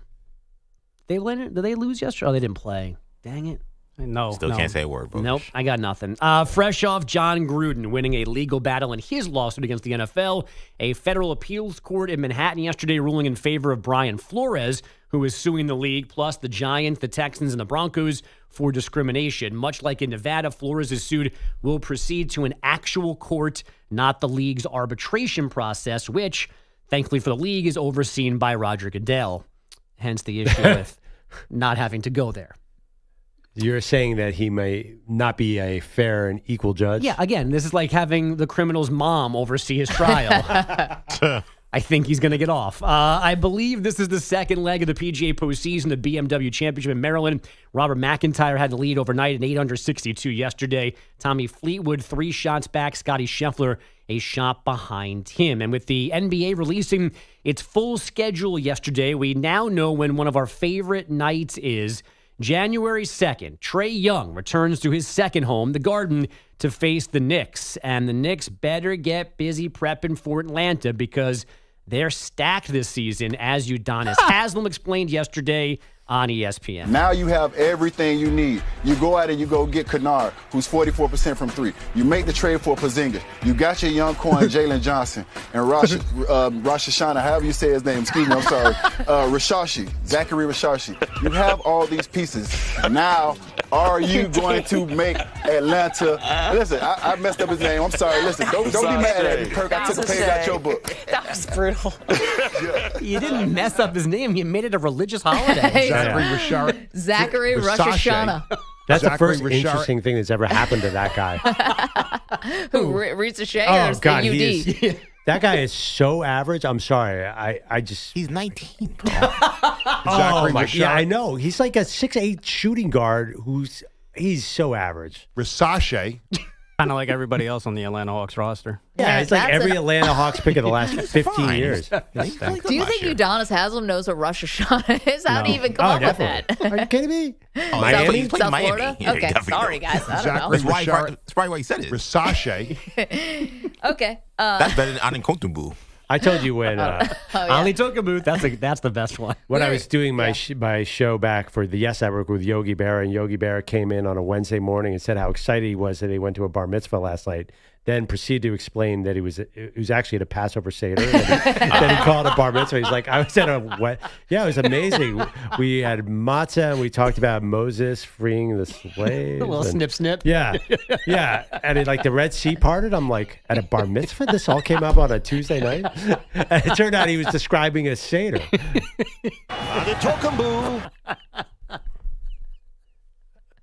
We need it. Yeah, if Haslem could become a new yogi, that'd be amazing. Or a rabbi. I mean, I think Kendrick Perkins has really got the lane. Yeah. Doesn't seem as though he's got a handle on being an analyst. We were talking about the drops that Manny plays that get stuck in your head. All day. More even than Bogusch. But Adetokunbo. Oh, man, I laughed about that for a week. Zachary Rosh Hashanah's got some legs. Zachary Rosh Hashanah. Amazing. Okay, thank you both. Andrew Perloff, back from vacation. That's me. That's me. That's Got me. a new one. We were just talking about LSU and Garrett Nussmeier. Well, coming up, what would a successful season look like for those Tigers? And Bill Belichick as well. We've got some college football for you next. Maggie Perloff. Call Kelly. You're in Well, the votes came in from far and wide. Jordan took the crown, now ain't that? I'm Andrew Bogusch with the news. Top story of the day, and it's not what you'd expect. A WNBA game took quite the turn on the court direct. Fourth quarter action, tension in the air, then a green object flew, causing quiet stare. It was, let's call it an unlicensed personal item, launched from the upper deck like a heat-seeking missile. Bogusch with the news, trying not to laugh, reporting on a rubber toy that landed near the staff. He kept it clean, he kept it tight, but Maggie's face turned ghostly white and Perloff grinned from ear to ear. Did it bounce? He asked, then spilled his beer. Security swarmed like it was Game 7. The item ejected, sent straight to heaven. Fans on Twitter turned into sleuths, tracking the trajectory with uncomfortable truth. League officials have confirmed it was not team issued. No players were involved and no one's claiming ownership. Pause. And yes, Perloff, it was fully charged. Now every update, Bogusch treads random objects flying overheads. He just wants scores, stats, a clean night. But now it's toys, TikToks, and fluorescent lights. Bogusch with the news, delivering it straight, even when the subject's not exactly great. From buzzer beaters to vibrating scenes, he's the anchor who keeps it clean. But deep inside, he knows it's true.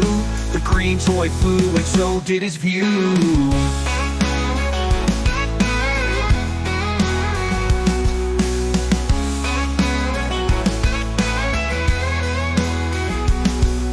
Security swarmed like it was Game 7. The item ejected, sent straight to heaven. He kept it clean, he kept it tight, but Maggie's face turned ghostly white. A Perloff grin from ear to ear to ear. Did it bounce? To ear. Did it bounce? He asked, spilled his beer. Security swarmed like it was spill his beer. Security swarmed like it was Game 7. The item ejected, sent straight to heaven. Fans on Twitter turned into sleuths, tracking the trajectory with uncomfortable truth. League officials have confirmed it was not team issued. No players were involved and no one's claiming ownership. Pause. And yes, Perloff, it was fully charged. Now every update, Bogusch treads random objects flying overheads. He just wants score stats, a clean night. But now it's toys, TikToks, and fluorescent lights. But now it's toys, TikToks, and fluorescent lights. But deep inside he knows it's true. The green toy flew, and so did his view.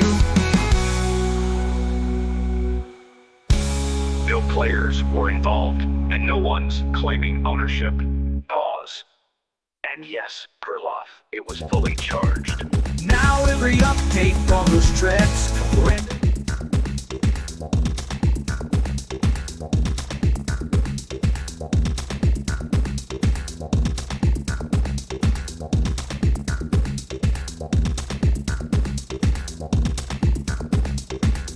One minute, 30 seconds remaining.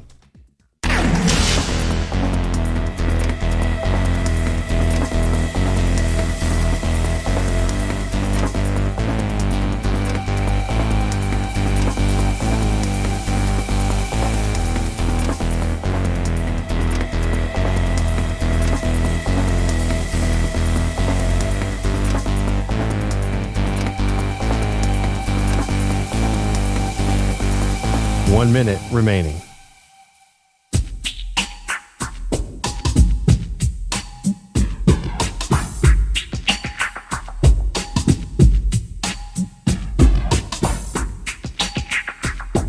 $45 seconds remaining.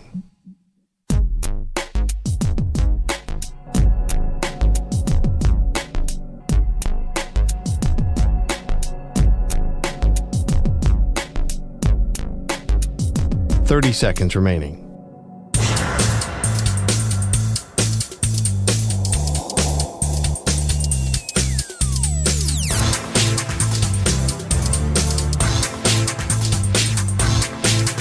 $15 seconds.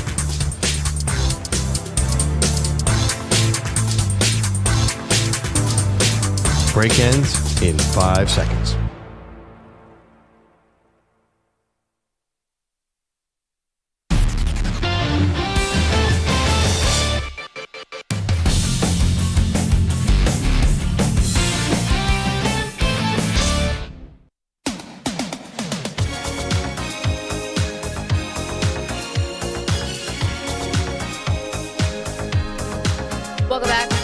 Perloff Show. Pearl's back from vacation. Oh, yeah. Robust review of the Grand Canyon. Bottom line, stay in the van. No, I mean, listen, I'll give it 4 stars. Don't get me wrong. It's grand. It's huge. It is one of the most amazing things I've ever seen. But people do not tell you that it is utterly terrifying. It is so scary. It's so high up. And we had a guide, and he said, what gets you is not the fear of heights. It's the vastness, too. Like, you realize not only are you falling, you're looking, there's miles and miles of a gigantic hole in the ground. So, terrifying. Yeah, and then people are like, hey, 4-year-old kid, go out on that ledge there with no guardrail. And I had to go back to the van, Maggie. And we stumbled on Perloff's new podcast called Back to the Van. But I would highly recommend everybody see it once if they can. Let's get to something else scary. LSU's offense transition. What would a successful season look like for these college teams? We've got one each from the Power Four. EJ gives us the team. We'll tell you what a successful season will look like for them. Go ahead, EJ. Okay, let's get to the Bayou. Yeah. How about a successful season? A successful season for LSU would be. Can I start on this? Because I know we're going to disagree on this. Brian Kelly has to make the playoff. That is it.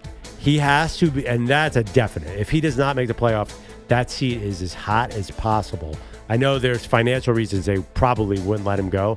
He has to make the playoff, and if he does that with Garrett Nussmeier quarterback, then I think he is okay. I think right now that's where they're at as a program. Championship. Got to be championship. Knew you were going to say that. Nick Saban won one a year 4 at LSU. Ed Orgeron won 1 year 4 at LSU. Les Miles won 1 year 3. Brian Kelly came in as one of the hottest head coaches in all of college football. He's being paid like the best head coach in all of college football. They had the #1 portal class. I know Garrett Nussmeier's got this, I don't know, patellar tendonitis. That makes me a little nervous, but no one is saying the sky is falling at LSU. In fact, they're saying he's had this since high school, I guess, and he's just going to manage it. Improve defense. Championship, guys. Let's stop moving the goalposts here on Brian Kelly to just say to make the playoff. We're at 12 teams. He should have made the playoff already. To put a championship expectation, you better have Nick Saban as your head coach, and you better be Alabama, because that is just too high a bar for every other program. And I'm sorry, Les Miles and Edo, those are somewhat random. It's not like they ramped up those programs and all of a sudden, I mean, Les Miles did, but Edo, that was just a bit fluky. It was also much harder back then, though. They didn't have the 12-team cushion. This was 4 only for Edo. All right, EJ, who's next? They're from LA. We're in LA. He's my favorite college football coach. Deshaun Foster's UCLA Bruins. A successful season for the UCLA Bruins, Maggie, would be? It's us and USC. Oh, man, what an all-time awesome press conference. So I wanted to say bowl eligible because they got Nico Iamaleava, and I thought, oh, well, this will be, they've got some improved on the defense. Like, maybe this will be bowl eligible. And then I looked at their schedule. Have you seen UCLA's football schedule, anybody? I actually was studying their basketball schedule for this segment, so please give me their football schedule. I see maybe 2 wins that I can guarantee you. They start off the season against Utah, then at UNLV. Is that a win? New Mexico home a win, at Northwestern a win, then Penn State at Michigan State, Maryland at Indiana, Nebraska at Ohio State, Washington, and then obviously finish up the season at USC. Wait. Where are the wins? It's us and USC. You said some mediocre teams in that mix. You just said Nebraska, Maryland, Indiana. That's not that bad. I mean, Indiana's a ranked team. I mean, I don't know if they'll be ranked by then. Yeah, this isn't the worst. I'm expecting a lot from Nebraska, so I think they're going to be a good team. Well, they're not ranked. I mean, just wait. I think they will be. Yeah, I mean, listen, I'm a Ohio Matt State Rule and guy. Penn State and Indiana. This is 3 teams from the Big Ten who made the college football playoff last year. Well, Ohio State and Penn State, yeah, but Indiana, we'll see. Anyway, I agree with you, though. So my successful season would be bowl eligible. I'm lowering the bar on UCLA big time. And I don't even think they're going to get there. I've heard their coaching staff is a bit disorganized. That is the word on the street about Deshaun Foster. And because not only do you have to coach football now, you have to run like an NFL-style program. And all indications are UCLA is not quite there yet. I don't know if that's on Foster or everybody there, but I'm not sure they are headed in the right direction. It's been a challenging I don't know, 30 years for UCLA football. It just doesn't seem like the whole school is in on football, and I think you're seeing that sort of play out on the field. So I agree, bowl eligible would definitely be successful. Quickly here, the Arizona State Sun Devils, the reigning Big 12 champs, a successful season for Arizona State. I think the bar is now, again, you have to get to the playoff, which probably means winning the Big 12. Maybe not. Maybe they'll have 2 teams in. But with Sam Levitt back, I think you definitely you can't go backwards. This is another playoff or bust. I threw up. Big 12 title game is my expectation. That would be a successful season. Does that get you in the playoff? Well, it depends. I mean, last year, the loser of the Big 12 title game did not get into the playoff, and I'm not sure they get in this time because I think the league's going to beat up on themselves. And finally, Chapel Bill. A successful season for the North Carolina Tar Heels would be. I'll take this one. Yeah. I think I'm going to read you. Well, I have an answer, too. Go ahead. Minimum, you got to be bowl eligible. Bowl eligible. This schedule's so easy. If he doesn't get to 9 wins, then something went drastically awry. I think that he has to be in the mix of the ACC title game come towards the end of the season. And one more thing that has to be successful. Bill Belichick's got to win some one-score games to show his coaching acumen is going to separate him from the rest of the pack. I don't know where they're going to lose games here. I mean, Clemson, yes, but other than that, they better beat some of these. They better beat. You think they're beating TCU in the opener? That's a tough one, but Charlotte, Richmond, Cal, Virginia, who knows what Syracuse is right now, Stanford, Wake Forest. This is a lot of W's on that schedule. Maybe he gets to the playoff. Would that be? That would certainly be successful. Yeah, that would be great. Although I think it's in play. If he makes the playoff, does he actually go back to the NFL? Day by day. Okay, lots more to do, including an update on one Super Bowl contender.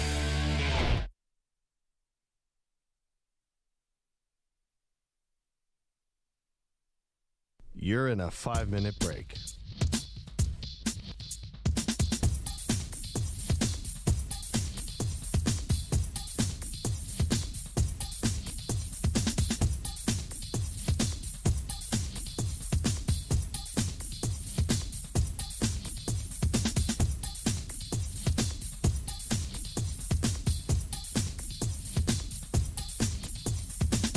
Four minutes, 30 seconds remaining.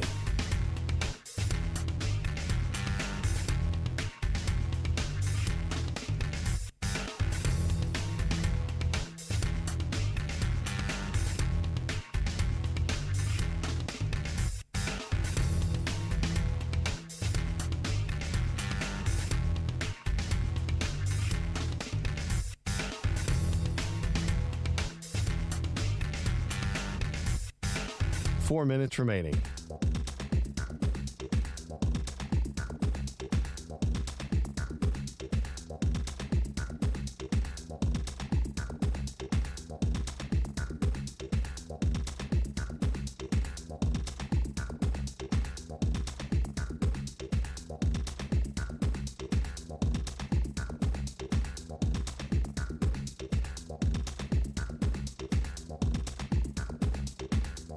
Three minutes, 30 seconds remaining.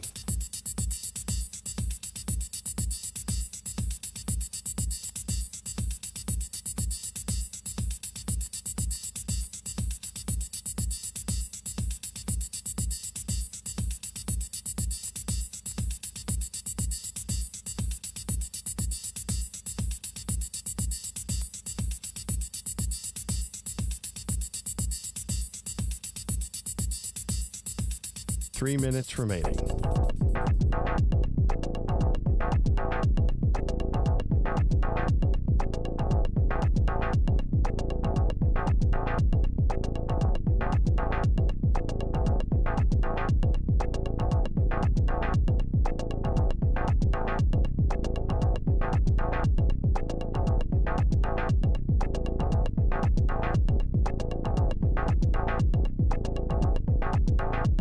Two minutes, 30 seconds remaining.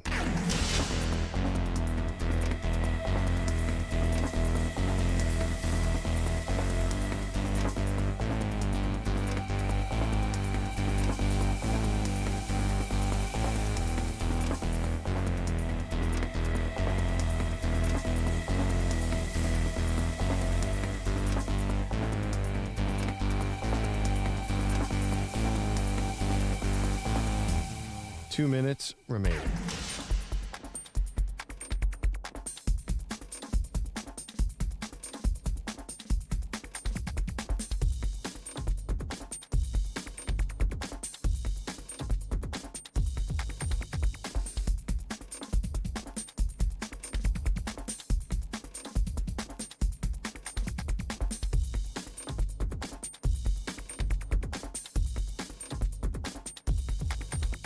1 minute, 30 seconds remaining.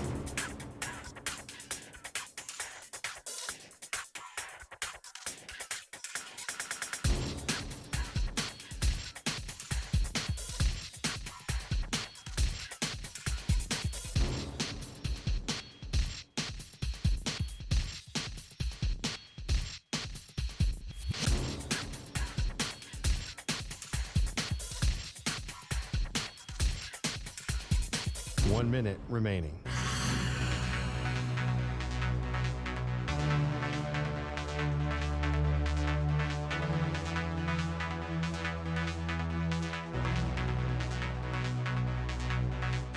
Forty-five seconds remaining.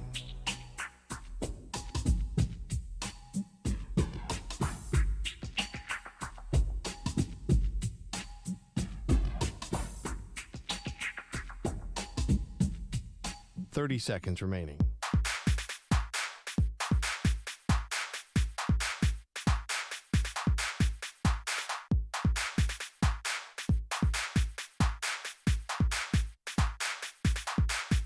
Fifteen seconds.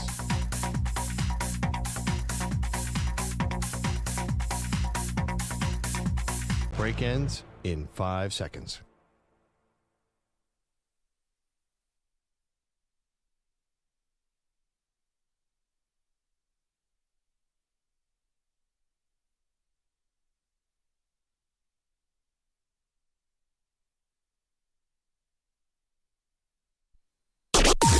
Maggie and Perloff on the Infinity Sports Network.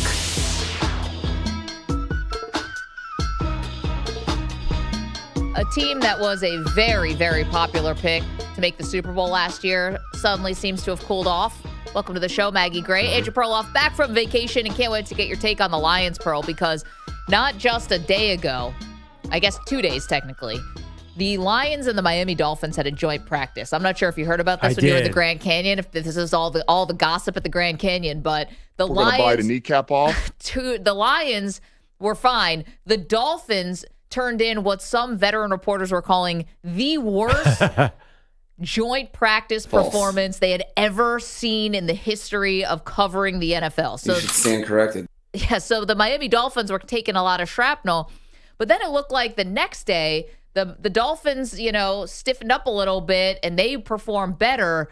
And the Lions ended up kind of taking a step back. Here's Amon-Ra St. Brown admitting that the offense has struggled in camp. You don't need to say it's a white elephant. We feel like as an offense, maybe this camp, there has been some struggles for us as an offense, but I think that's normal. You got new coaches, different things, moving parts, and you're going against a really good defense every day. Okay, more from Amon-Ra St. Brown says the Lions know they have the talent to put it all together, just haven't seen it yet. Things can get tough, but for us as an offense, we know, the ability that we have, the playmakers we have, the quarterback we have, the O-line. So it's just a matter of time for us to just keep getting better, improving. Like I said, that's the name of the game for us right now. And as long as we can just keep stacking days, I think we'll be just fine. Jared Goff is here. So, yeah, Jared Goff got a shout out from Taylor Swift. Jared Goff is here. So, Pearl, you are somebody who thinks Ben Johnson was a really huge part of the Lions' success. So now he's gone to Chicago. Aaron Glenn is with the New York Jets. You've got Johnny Morton now as the new offensive coordinator for the Lions, and Kelvin Shepard, a former Bills draft pick, is the defensive coordinator. Do you think they're poised for a step back? I think, yes, step back because they won 15 games last year, right? I still have them at about 11, 12 wins. I've seen some people stepping them so far back out of the playoffs. Listen, you have an overwhelming amount of firepower here. I saw a headline last night, actually, that they're working on new formations where they have Jahmyr Gibbs and David Montgomery in the backfield at the same time, hitting them with a little thunder and lightning. Then you get, I know Sam Laporte is a little nicked up right now. Then you have to keep track of that guy. Then Amon-Ra St. Brown's a star. You got to keep track of him. Then Jamison Williams, you see the training camp highlights of him flying down the field at 1,000 miles an hour. Like, he still has to be accounted for. There's just so many weapons. I don't care who the offensive coordinator is. You're going to be able to mess up opposing defenses. And Jared Goff, don't make me do the chant, Jared Goff, he's still a very good NFL quarterback. So I think there's plenty of firepower on offense. And then defense, you're going to see Aiden Hutchinson back there, which will make all the difference. So I'm still optimistic. I think I'm looking at 11, 12 wins for the Lions, which I think right now where they are is an optimistic viewpoint for them. 15 wins, not going to happen again. That was crazy last year, but I still think that they are a very, very good team. Yeah, I mean, you're going to put me in an uncomfortable position because I don't think it's going to be that great. I think that the Lions and the Lions fans, I think I know this a little because I'm a Bills fan, so I feel some of the similar types of things. You had it 2 years ago. Oh, you had it in the NFC Championship game on the road against the 49ers, and it slipped away. Then last year, you are the number 1 seed in the NFC. You get the bye, then you got a rookie quarterback coming in. And I understand that the defensive injuries were a lot. It was the whole defense was banged up. But again, you couldn't beat a rookie. And I know Jaden Daniels went on to go to the NFC Championship game, so I get that.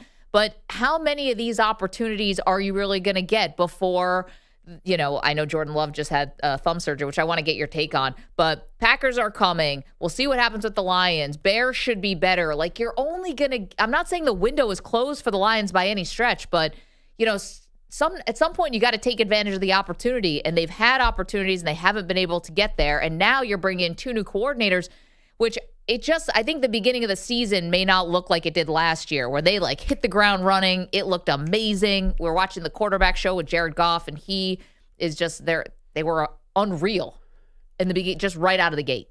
Yeah, I mean, last year I don't think they blew any opportunity because even if they had beaten the Commanders, there's no way they didn't have enough guys to tackle Saquon Barkley. The Eagles would have come into that stadium and blown them out.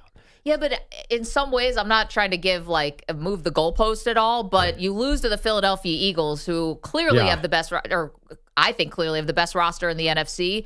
I think there's a little less heartbreak, disappointment, looking around the room, questioning than if you lose to a rookie quarterback playing on the road in the playoffs. Yeah, it feels different. But we're talking about the chance to win a title slipping away, which it did against San Francisco. I mean, I know you're going to talk about the 4th down calls by Dan Campbell. I'm going to talk about the fumble by Jahmyr Gibbs and the drop pass by, I think it was Josh Reynolds. There's so many different Reynolds on 4th down when he went for it. Jared Goff hit a guy in the chest and he dropped the ball. So the Lions did have a chance that year, but who knows? If they win the Super Bowl, that's a different story altogether. This year, their schedule is tough. So I do think the win total is going to come down. But who my favorite player is. Not my favorite non-Philadelphia Eagle is Jahmyr Gibbs. Yeah. I just think he is so explosive. I think it's about time he becomes the massive star. I think he could become, in some ways, the most exciting player in the NFL. He reminds me, this is going to sound crazy, he reminds me of Randy Moss, Deion Sanders, guys that just move differently than everybody else on the field. I'm not saying he's as great as those guys, but when he's running, it just looks different. He's just more explosive. It's like a video game. Yeah, remember how critical people were when they took him in the first round? I didn't get it. As high as they did. I know we were sitting there, I think in Kansas City, we were like, was that where the draft was that year? Yeah, then they took a linebacker too, which you also don't take at that position. They took Jack Campbell, who's pretty good as well. Okay, do you still believe, though, the Lions this year will be the class of the NFC North? Yeah, so again, I'm going 11, 12 wins, which I think is plenty to get you out of the NFC North now. Do you actually see them, truth serum here, not fan, not hedging, do you actually see them as a legitimate foe for your Philadelphia Eagles? Ooh. Honesty here. You don't have to do the reverse legitimate stuff. Foe. I'm not picking them to go to the Super Bowl. I've already been thinking a lot about my NFC pick. But legitimate foe, if they stay healthy and it's a playoff game, that would terrify me. Yeah, of course. But you always say about I was terrified of the Commanders too. Okay. But about teams, Jared Goff playing outside. Teams like that having to play outdoors. If they have to come to Philadelphia, who I think your Eagles are going to win a lot of games this year too, unless there's some big fall off, some Super Bowl hangover. Yeah, but Goff actually has had some okay games outside since he doesn't have a big sample size, so it's hard to tell. I'm like everybody else, I'm a fan of Jared Goff's story. Yeah. The fact that he was discarded by the Rams, that is really good. So, of course, here's the thing. The Lions, even without Ben Johnson calling plays, have a running attack. That's the big difference. You would never dismiss a team with a running attack. Why are your Bills good all of a sudden? Because now they can run the ball. Yeah. Well, that's not the other reason, but yeah. No, not all of a sudden, but why? Last year, Josh Allen took a major step back numbers-wise, and the team got better. That's true. Running the ball is everything in the NFL, and they can protect a lot of things. And I think with David Montgomery and Jahmyr Gibbs still there, I think Detroit, there's no way you can dismiss them as a real contender. We're asking, is the Lions offense going to take a step back this season? Didn't get your thoughts on Jordan Love. It was a big story. The non-throwing thumb. Had the surgery. Says he's going to be ready for week 1. Obviously, we're not going to see him for the rest of the preseason. Is this a big deal to you? No. Because I saw the guy look like he was out for the year, week 1 last season against the Eagles in Brazil. I was like, well, that knee is not supposed to go that way. We're never going to see him again. And boom, week 6, he's back, leads him to the playoffs, non-throwing hand. He said I think it was last night or this morning or something, he said, I'm going to be 100% by week 1. Yeah, it's a nice thing to say. I trust this guy. Yeah, so I'm a little bit more dubious of this, not because I don't think Jordan Love is good or tough or any of that stuff. I just wonder, even on the non-throwing hand, when you're under center and you have to receive that snap, or you're running with the ball, which Jordan Love is really good at when he needs to, and you have to sort of tuck and run or ball security, all of it. I mean, it seems so simple, but coaches tell you the NFL comes down to turnovers, and that's the margin for error is so slim. And if you don't have a lot of confidence in that hand, it doesn't all have to be about your throwing hand. The support hand also means a lot for a quarterback. So to say, oh, this is nothing and no bad, there's no reason to question anything, I think is super naive. Well, it's funny. Good thing he's doing this early in the year and not that cold weather of Green Bay late in the season getting a snap. But all you need is one funky thing to happen, and all of a sudden now it's either re-injured or it's a pain management thing, and that's not a place where you really, I would think, you're like, oh, just shoot it up. That you can't do that really with your hands. A quarterback needs to be able to feel both of them. You don't want that to be all numb. Colts quarterback Anthony Richardson's pinky was pointing a direction that no human should have a pinky pointing. He was back out on the practice field throwing the ball in 2 days. But you can't tell the difference between when he's regular and when he's messed up because the ball goes somewhere different all the time. That's just Anthony Richardson playing quarterback. Why is Anthony Richardson taking shrapnel in this situation? You brought him up. He can't complete over 50% of his passes. Meanwhile, Jordan Love is like a sneaky MVP candidate. Very, very different dudes. Well, but actually, we were talking in the break. The lack of buzz in Green Bay is can the lack of buzz be deafening? Because you never hear anything about them as a contender.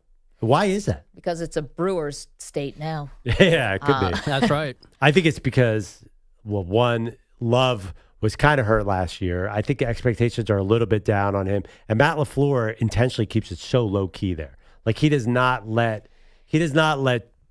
things get to the press where there's controversy, really. I think the reason is because this is a team that doesn't actually have a lot of stars on it. Great players, good players, great players, first-round picks that have panned out, but the wide receivers don't have like a star. You don't have the skill position players. Josh Jacobs, very if you're a sports fan, you certainly know about him. My mom doesn't know who he is. And the wide receivers, there's no... Well, now they got Matthew Golden. Does your mom know who Matthew Golden is? She'll probably know soon. Killing it at camp. I know. I'm sure she'll draft him high in her fantasy team. Doesn't know Dontavian Wicks. Doesn't know, is not monitoring Reed's calf injury. But I think that's why the skill position players are not like these huge stars. It's not Saquon Barkley or something like that. I think last year there was also an expectation that there would be a big jump up from some of those skill players, right? Like Watkins got hurt again. Jaden Reed started the year red hot and kind of slowed down. There was an expectation that, okay, these guys are going to take a big jump in another year with Jordan Love. Part of that maybe was because he missed some games with the knee injury. But I think there's still question marks. I think some people still wonder if they have real stars outside of Josh Jacobs at the skill position. But they keep throwing so many different draft picks like later. I think finally they've given up on the thought that Christian Watson's going to be healthy. No one talks about that dude. But I ask you, legitimately, when was the last time a rookie wide receiver was the number one option on a Super Bowl team? Super Bowl team. Jamar Chase. His rookie year. Well, yeah, Chase immediately transformed Cincinnati. Okay. I mean, Golden's not that. Randy Moss. That's a while ago. Yeah, Randy Moss, a good one. So we're talking twice? Yeah. In the last 30 years? But listen, has there ever been a multi-time playoff team with a bunch of second, third, and fourth rounders and no one's ever heard of? They were throwing out Romeo Doubs and injured Christian Watson the last few years, and they've still been in the playoffs. Again, Dontavian Wicks, you don't get as non-household name as he is. It's a cool name. It's a very cool name. Do you remember, by the way, for fans of the Maggie and Perloff show, who our first viral clip ever was? I do. It was Romeo Doubs. Romeo Doubs. who, to be fair, we were like, should we even have Romeo Doubs on the show? We had never heard an interview with him. We weren't sure if he was going to be like interesting or anything. Yeah. He was lovely. He ended up being very fun. And we asked the simple question, what's it like hanging out with Aaron Rodgers outside of the facility? Oh. And he said, oh, I've never hung out with Aaron Rodgers outside the facility. I said, wow, really? Nothing? Never took you guys to dinner? Nothing? No. I think he's a bum. Never took us out to dinner. Boom. You know, I live kind of a quiet life. Yeah. That really He didn't even took mean off. it. He just was being honest. Don't be a freaking weirdo. And Rodgers took offense to that, too. Very much, because he said he was at all, how did he put it? He goes, I was at all like team functions. Right. I said, you don't know me. And he said, you don't know me. And then I said, exactly. He certainly doesn't know Romeo Doubs. Still By Romeo Doubs, exactly. Kind of a hot fantasy pick. Like, people do not know what to do with this wide receiver room at all. Sauce Gardner was locking him up in that first game, though. Uh-oh. Had him just seatbelt. Oh, get out of Preseason. here. He did. Where's Spot the Lie? So what? You just said he's a hot preseason pick. I'm just saying. Well, Sauce Gardner might be one of the best corners in the when league. he played, I just said Sauce Gardner locked him off. It just felt like a little pro Jets thing you snuck in there. Fair. No, EJ's feeling himself a little bit with the Jets. Talk about under the radar. I've seen those clips. Listen, they played the Jets, and the next day, Matt LaFleur had him doing push-ups. Ooh. Like, I mean, I don't know. Now he's Coach Boone from Remember the Titans. Like, why are the Packers doing push-ups to start practice? What the hell's going on? Mental note: I am never taking the week off after the first preseason game. The way you get to Maggie and EJ are overreacting, and Manny You think too. football is still fun? I haven't even heard it, but I'm sure Manny thinks Jackson Dart is Eli Manning 2.0. Brother, get that guy to Canton ASAP. Get that guy a gold jacket. Just keep him, just drop him off in Buffalo. It's closer to Canton. It's Just like 2-3 hours away. get He's him a right there. ride. 888, or in Manny's case, take a train. 888-710-4ISN. It'll only take 2.5 days. 888-710-447. This is no democracy. Okay, coming up. Water is for cowards. There actually is a reason for Manny to be a little concerned about his quarterback. Huh? Jackson Dart has never heard of something that we've all heard of. No, it's not fun anymore. Not even a little bit. Is this his fault? We'll ask you next. I'll take it a step further. Is he a criminal? Oh, I think so. Oh, no. Big allegations. We unpack it next. Boy, you must be outside your mind. You're in a 5-minute break.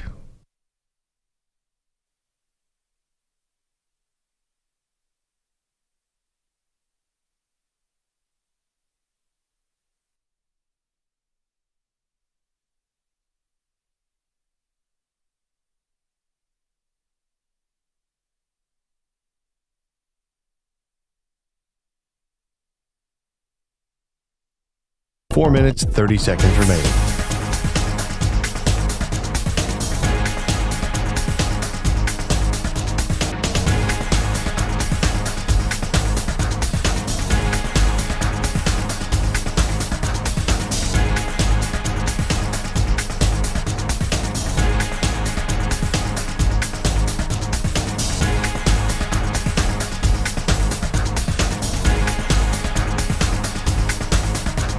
Four minutes remaining.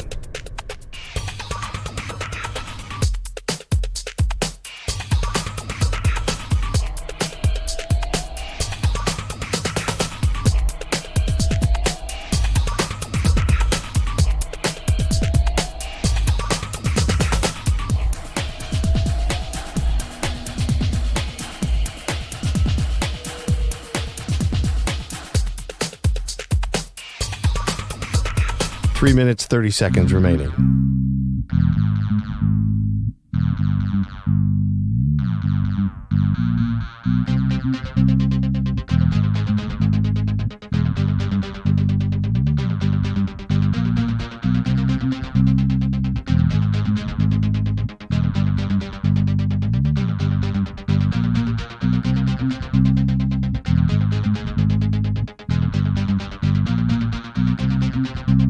Three minutes remaining.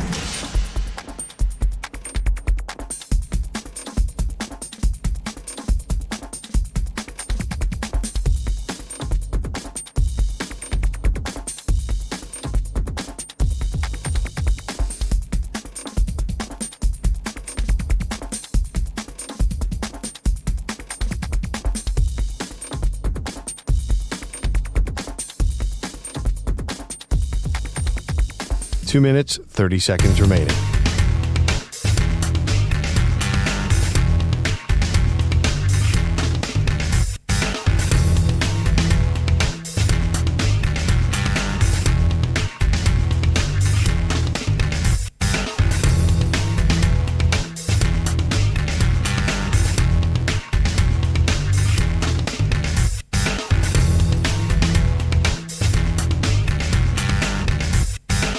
Two minutes remaining.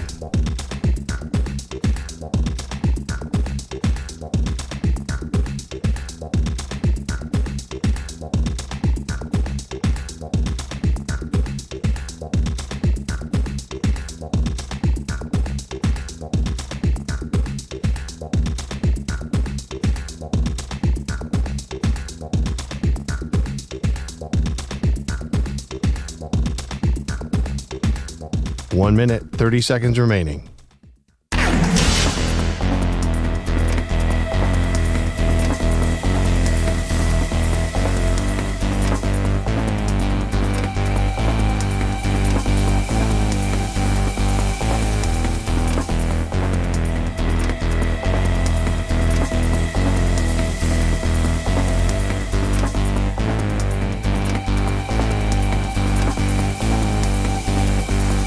One minute remaining.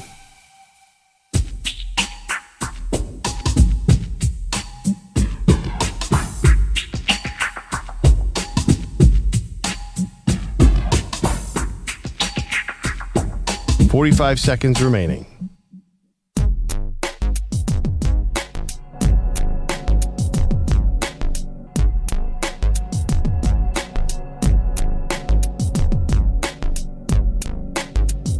Thirty seconds remaining.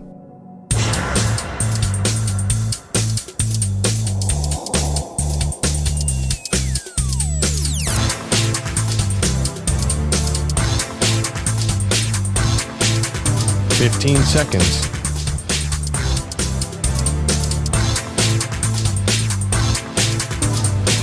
Break ends in 5 seconds.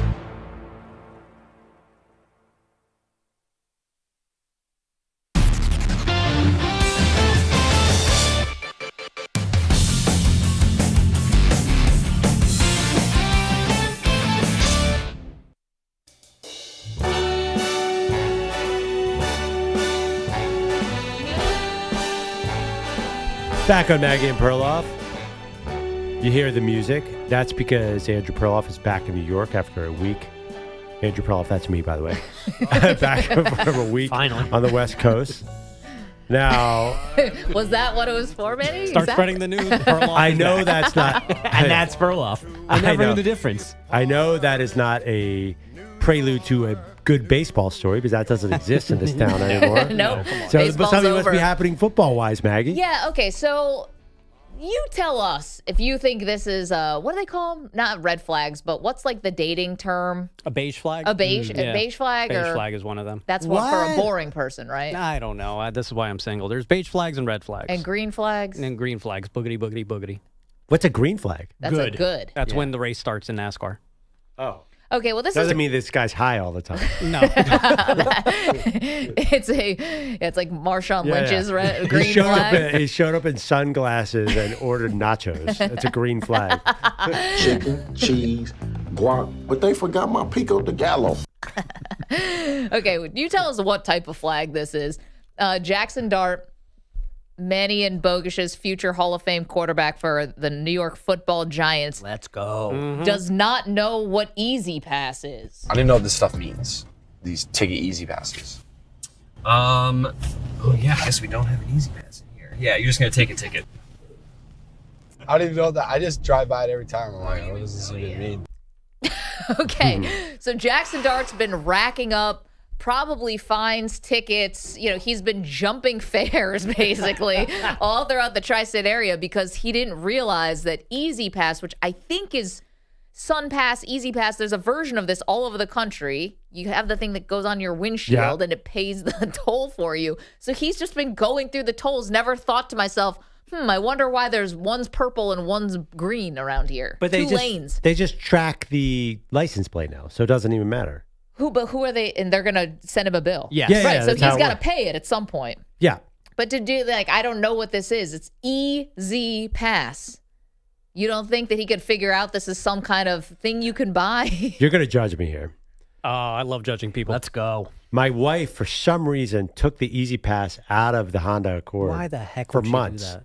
And I was just going through it, thinking that my Easy Pass was registering. There's no Easy Pass. But I already had an Easy Pass account, so they saw my license plates and just charged the Easy Pass. So I'm like, I'm still getting an Easy Pass bill, so it must be going through the Easy Pass.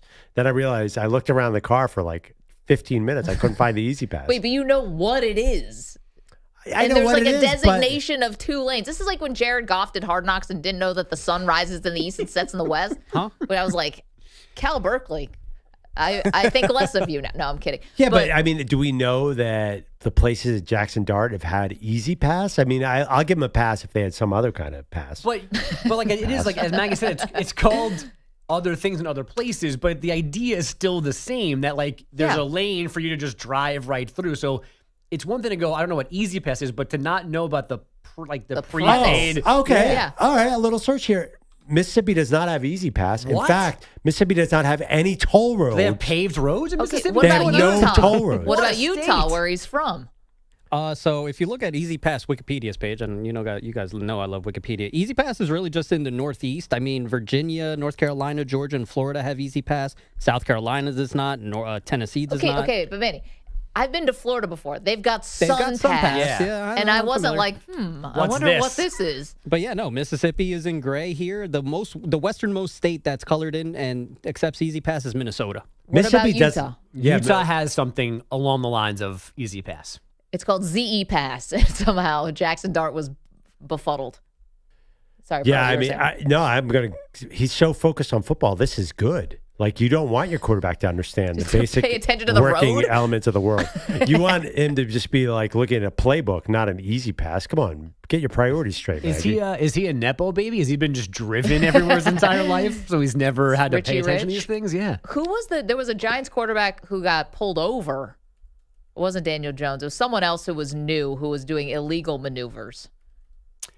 Oh, he It might have was been late for somebody. practice. Yeah, it Wait, was this somebody. doesn't really bother you guys, does it? No, Like- I'm still much more bothered by Sam Darnold coming into this building when he was in the draft and thinking that an NBA game was being played live at 9:30 in the morning. What about when Jared Goff didn't know where the sun rose? Yeah, I mean, he seems to have overcome that.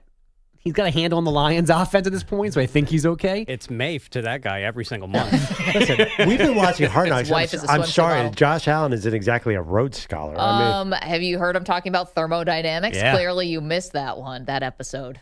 Your I quarterback's did a see that super on the nerd. sideline. Yeah. Mm-hmm. Your quarterback's a super nerd. Super nerd.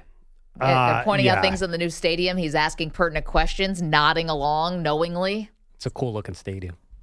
It's everything you want. in a I quarterback. want my quarterback to be totally Except clueless. Super Bowl banners.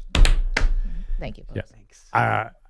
Wait, you're talking about the new stadium, by the Yeah. way? Yeah, Oh, Buffalo. my God. What a monstrosity. Oh, Jesus. wow. It's like 3 times the old stadium. That's my tax dollars anyway. I won't start on that one. I want my quarterback to be totally clueless about every facet of life except for football. I want him to be a moron. Wait, so you like when Joe Burrow's on the quarterback show and he's playing the piano and he's going to look at dinosaur bones and he's doing all these things Fashion Week, you think that's a sign that he's not all in? Oh, Wow, I hate Kathy. Did you hear him play the piano? He was awful. If you see him play quarterback? Yeah, he was great at Right. quarterback. So he was terrible at piano. That actually made me, I'm like, this guy's the worst piano player I've ever seen play piano on a television. He is going to be good at football. They should have robbed his piano. And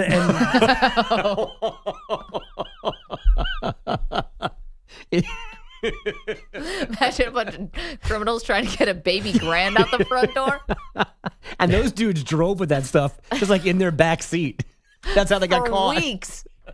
Why are they dragging a piano? The guys got pulled over who robbed Joe Burrow's house, and they were like, "Why do you have all this LSU memorabilia in the back seat? Go Bunch Tigers. of dopes." I mean, they started the documentary, and Joe Burrow's sitting at his piano, and he's got just his index finger, and he's hitting like random keys and playing like chopsticks. He's like, "Yeah, I consider myself a Renaissance man." I'm like, "Oh, this guy is a pure jock.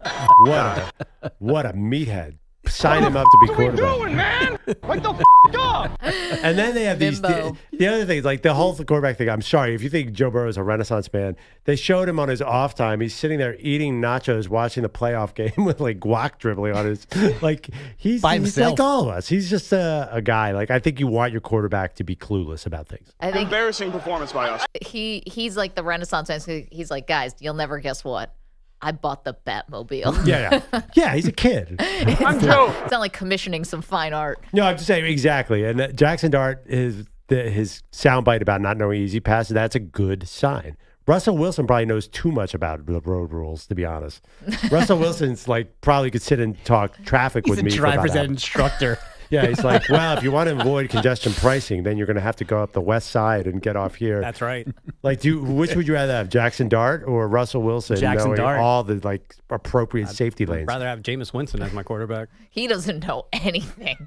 No, he knows everything and nothing simultaneously. Actually, you're right about that. Yeah, everything and nothing. What you eating? He probably hasn't paid a bill in years, and everyone's just like, no big deal. You're Jameis. Oh, let me get We're some good. of that. Let me taste Make me that. laugh. You know, now that we bring it For up. a while, he wasn't paying for his groceries, and that landed him some trouble. Can you imagine the conversations in that quarterback room? No. Russell Wilson, Jameis Winston, and Jackson Dart. And don't forget New Jersey legend Tommy DeVito. And Tommy Cutlets. So they say certain things about like radio shows, if you will, and things like that. Like, how do you know you have chemistry? It's like, does it sound like we'd all go to a bar and watch a game together? Like, yes, we all would do that. We have done that. Not me. Well, Bogusch never invited, but the rest of us are having a great time. They waited for Pearl to come back from vacation to make up their next lunch date. But like that quarterback room, does that seem like a bunch of guys who are hanging out? Are they going to dinner together? Just to your point, what would they possibly talk about Tommy that's and not Jax the definitely. offense? Tommy and Jax definitely go out. Well, they're going to dinner. go to bars and pick up girls. Hell yeah. Russell Wilson is arguably the most corporate quarterback that has ever been. I mean, there was a famous line about him. He had 3 tuxedos in his backseat in case anyone needed him to speak. James Bond over here. Jameis is the funniest quarterback, arguably, minus the very serious allegations. And then the two young What a caveat. Yes. Yeah. A platypus. But is Jameis a Winston's become platypus. kind of this sort of funny national treasure guy. People love clips of Jameis. I don't know why I'm explaining the Giants quarterback room to you guys like you don't know this. And then there's Tommy Cutlet's agent alone is enough of a character. He's like going to meet them at dinner. Like, what is going on here, Maggie? I feel like Sweet potato.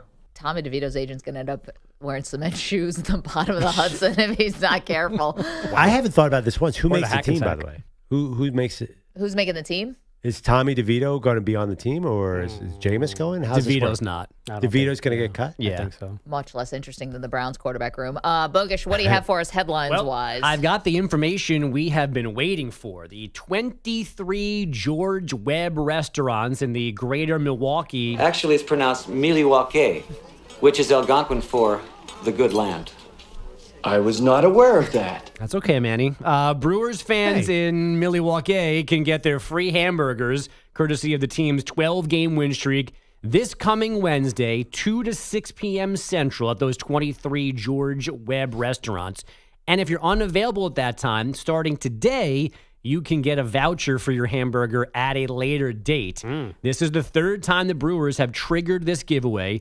George Webb handed out 170,000 burgers back in 1987, 190 grand in 2018. Okay, I'm sorry. You said Wednesday? Yes. Just checking my calendar. That is the 20th of August? I believe that is correct. Okay. Here's my question. Are they going to end up making money off of this? Because the publicity is obviously through the roof. I've never heard of this place before, but now if I find myself in any of the 23 Milwaukee locations, I might check it out. And no one's going to go there just for a burger. I think that's the draw. I think most people that are going to go there are going to go, I also need fries and a soda or a milkshake. Or a couple burgers. Whatever. Yeah. You're going to buy other things and you wouldn't have normally been there on that day. So they're definitely going to make money off I was going to say, the voucher makes me think they're making out like bandits here. You know, like Mattress Mac, Well, somehow that guy always wins. You know that Mattress Mac, I got to check, I think he's in real financial trouble. Oh, no. I think it Scratch actually. that, whatever I just said. Did he get involved with eBay? Well, oh, by the way, I missed that story. I would have loved to see Maggie's react to that. Yeah, Mattress Mac, because I know the Cougars football program might have some issues. Uh-oh. Anyway, that's something I heard. Let's not talk about Mattress Mac. Can I talk about, related to this, a trend that it's bothering me? Yeah, big time. Go ahead. Hit me this vacation. What's with smash burgers? Is it just a burger? Do you guys know about the smash burger? Yeah, it's a flattened burger. It's just a burger. Yeah, we got to smash it down so it's skinny. I had one on vacation. It was just a burger. It wasn't even that skinny. Yeah, but I'm way over the trend of making a burger like 18 inches thick that you can't Like a actually meatball. get your mouth around. That's a good point. Yeah, like I'm over that. But I feel like Easy, man. restaurants charge an extra $4 for the smash aspect of it. It's just a Probably.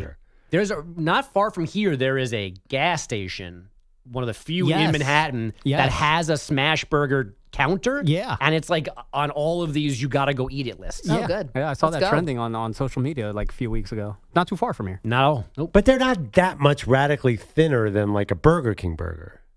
I mean, technically maybe, but it's not a Burger King burger. Fine, I'll go to my local smash burger joint and, get my reviews in. I mean, how much more innovation can happen in a burger?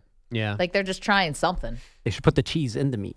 They've done They've that. done that. Whoa. It's like stuffed crust pizza. We've done it all. Isn't that what a Juicy Lucy is? In Yeah. Minnesota? Excuse me? Yeah, Minnesota, they have basically what you're describing, and it's amazing. Juicy Lucy. Yeah, your it's famous daughter? place. Incredibly filling. Didn't you go there with DP Show? Now, I had a Juicy Lucy. I can't remember. We had an eating contest with our guy, Casey Webb from Yes. Man vs. Man Food. versus Food. That's what it was. Who coached us when it was you had to eat something, right? No, it was for you eating the jar of peanut butter. No one had ever attempted that as far as we know in human history. And so Casey came on to try to give you some tips. I'll tell you what, Culver's Burgers in the Midwest, delicious burgers. I had a couple in Wisconsin. I've been to Culver's. Some butter burger, delicious. Some good stuff in Wisconsin. An In-N-Out burger feels pretty thin. I've never had it. Never indulged. They're thin. Yeah, they're really good. What do you guys think of the Danny Meyer one? What's the popular one? Shake Shack. Super thin. That is a good burger, and that is good bread. It's a good burger, but it's $25 for a rather thin burger, and then you got to get your fries and then your milkshake. You're looking at $45 when you go to Shake Shack. I know. And then you go to City Field and go get Shake Shack. You get a gold burger from Shake Shack? I don't think Shake Shack's that expensive for a burger. It is expensive. I think Manny's right because when I was very pregnant, I was secretly going by myself to Shake Shack. Does your husband know this? They have a special Shake Shack just for pregnant ladies. Honestly, clear out. It's like a speakeasy. But I went there Pregnant and I Shack. was bummed because, this is my opportunity to really let myself, go indulge a little bit. Yeah. And so I went there by myself, ordered a bunch of stuff. Like a gentlewoman. And I sat down there. I know every time you guys call me a gentlewoman, I imagine I'm wearing like a bonnet and I'm churning butter. But Yep. you call me Goody Gray or something. But Miss Maggie. it wasn't that awesome. And I I was disagree. the bar was very low because I love was it. extremely pregnant. I think the bread is great. They have a potato roll. I'm a huge fan of Shake Shack. And by the way, you probably felt pretty sexy at that time, right? Going pregnant alone to a Shake Shack. That was a high watermark for Maggie Gray. I'm surprised no one asked me for a photo, autograph, nothing like that. Crumbs on top of the belly. Just like, get away from me, I'm starving. Just give me the fries. I reach across the counter, just choking some teenager. Yeah, you're getting the visual. I think we're burying the lead here, though. My ankles were the size of grapefruits. Five Guys? That's the most elite burger. There's actually a secret bar in the Five Guys in New York if you're ever there. I actually have never been to a Five Guys. Is it good? Sorry. I love Five Guys. Bogusch, do you have any more headlines? Nope, I'm good. I love In-N-Out. There's some how about Whataburger? You guys ever had that? No. Whataburger. So good. Well, when you and Bogusch go out to San Antonio, you guys should do a food review. I can tell you, Maggie, that noon Eastern is when we'll learn Michigan football's punishment for Connor Stalions' sign stealing and general tomfoolery. Individual punishments are apparently more likely than program-wide ones, like a postseason ban. Head coach Sharon Moore already has a self-imposed 2-game suspension, but maybe the NCAA will want more than that. And don't forget, the Wolverines right now planning for Moore, serving that 2-game suspension for games 3 and 4, so he doesn't miss their trip to Oklahoma in week 2. Yeah, I'm sure the NCAA is going to be satisfied with that. Yeah. And They might be, knowing the NCAA. Yeah, if this doesn't have classic Friday news dump written all over it, then I don't know what else does. Okay, we got to take a quick break. Thank you, Bogusch. Fantastic. Coming up next, some interesting comments from one of college football's rising stars. That's next. You're in a 5-minute break.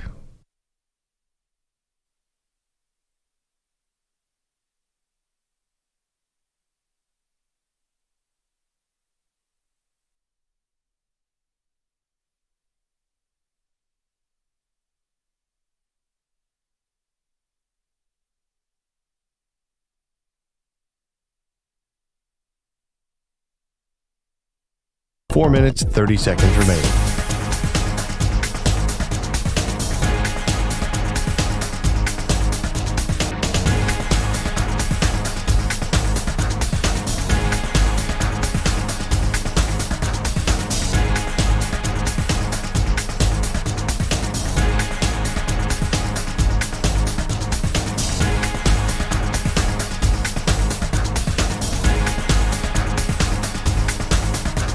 Four minutes remaining.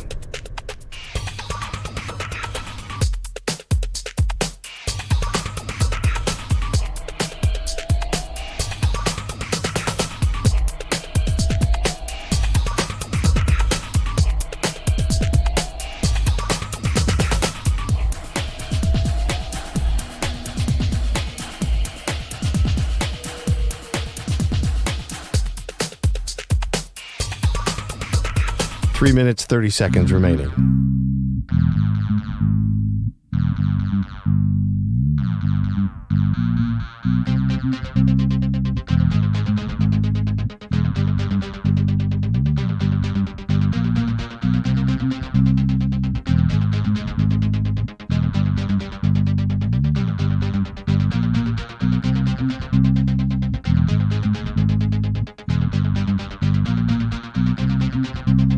Three minutes remaining.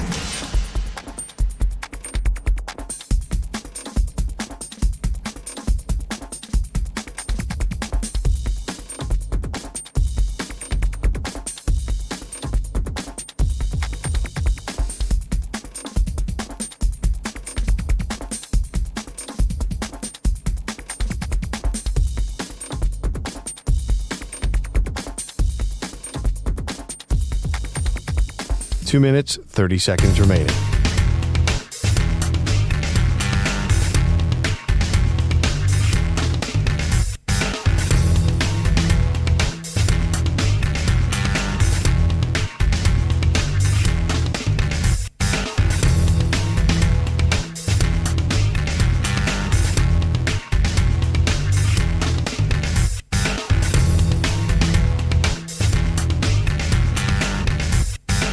Two minutes remaining.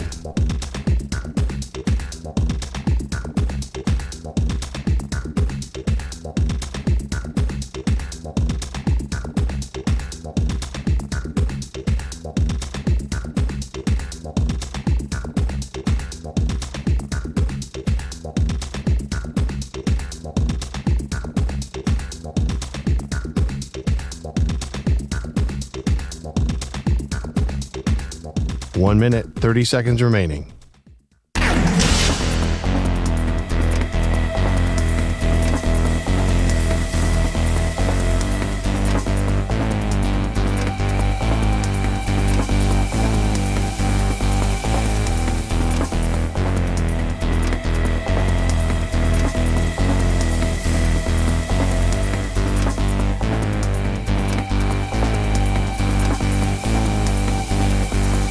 One minute remaining.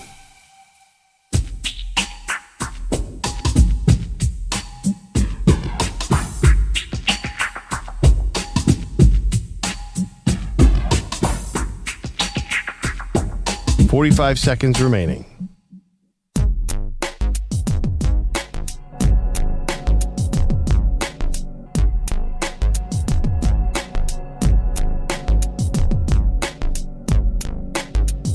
Thirty seconds remaining.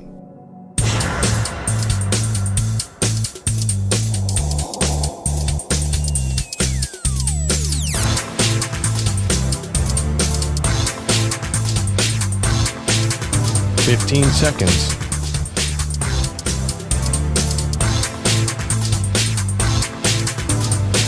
Break ends in 5 seconds.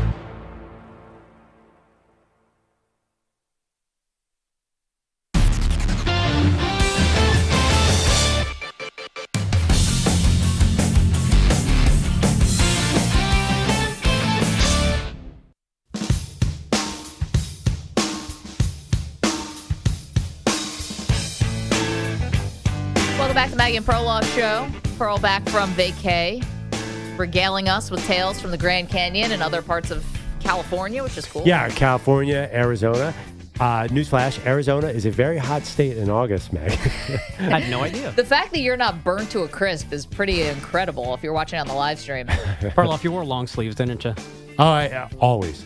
I was ready for that sun, and it was no joke. My daughter got into the pool. She has Perloff skin. At noon, she had so much sunscreen on, it didn't make the slightest difference. She was tomato red in 2 hours. Oh, my gosh. Well, glad to have you back. Glad that everyone did make it back, and had a great time. Nobody fell into the Grand Canyon. Nobody fell into the Grand Canyon. Hallelujah. Your wife didn't get kicked by a horse? No, my that was wife. last vacation. My wife is a big adventurer traveler. Does not like to. You like to go sit on a beach, right, Maggie? Sit. I feel like you earn the sit. Yeah, that is not how my family operates, apparently. My wife had 7 injuries. She got kicked by a horse. That was Perloff's Costa Rica adventure. Ah, yes. Glad to see that Arizona and California were a little bit more tame. This was an interesting one that was getting a lot of attention yesterday. So I'm going to ask you for some cuts here, Manny. Thomas Hammock, who everyone remembers, Northern Illinois, big upset over Notre Dame last year. You know, that was the best dump of my career. And gave us that immortal soundbite. Lost a lot of transfers because obviously, he clearly had a good enough team to beat Notre Dame, Pearl, even if they were sleeping a little early in the season. Notre Dame, your national champion runner-up.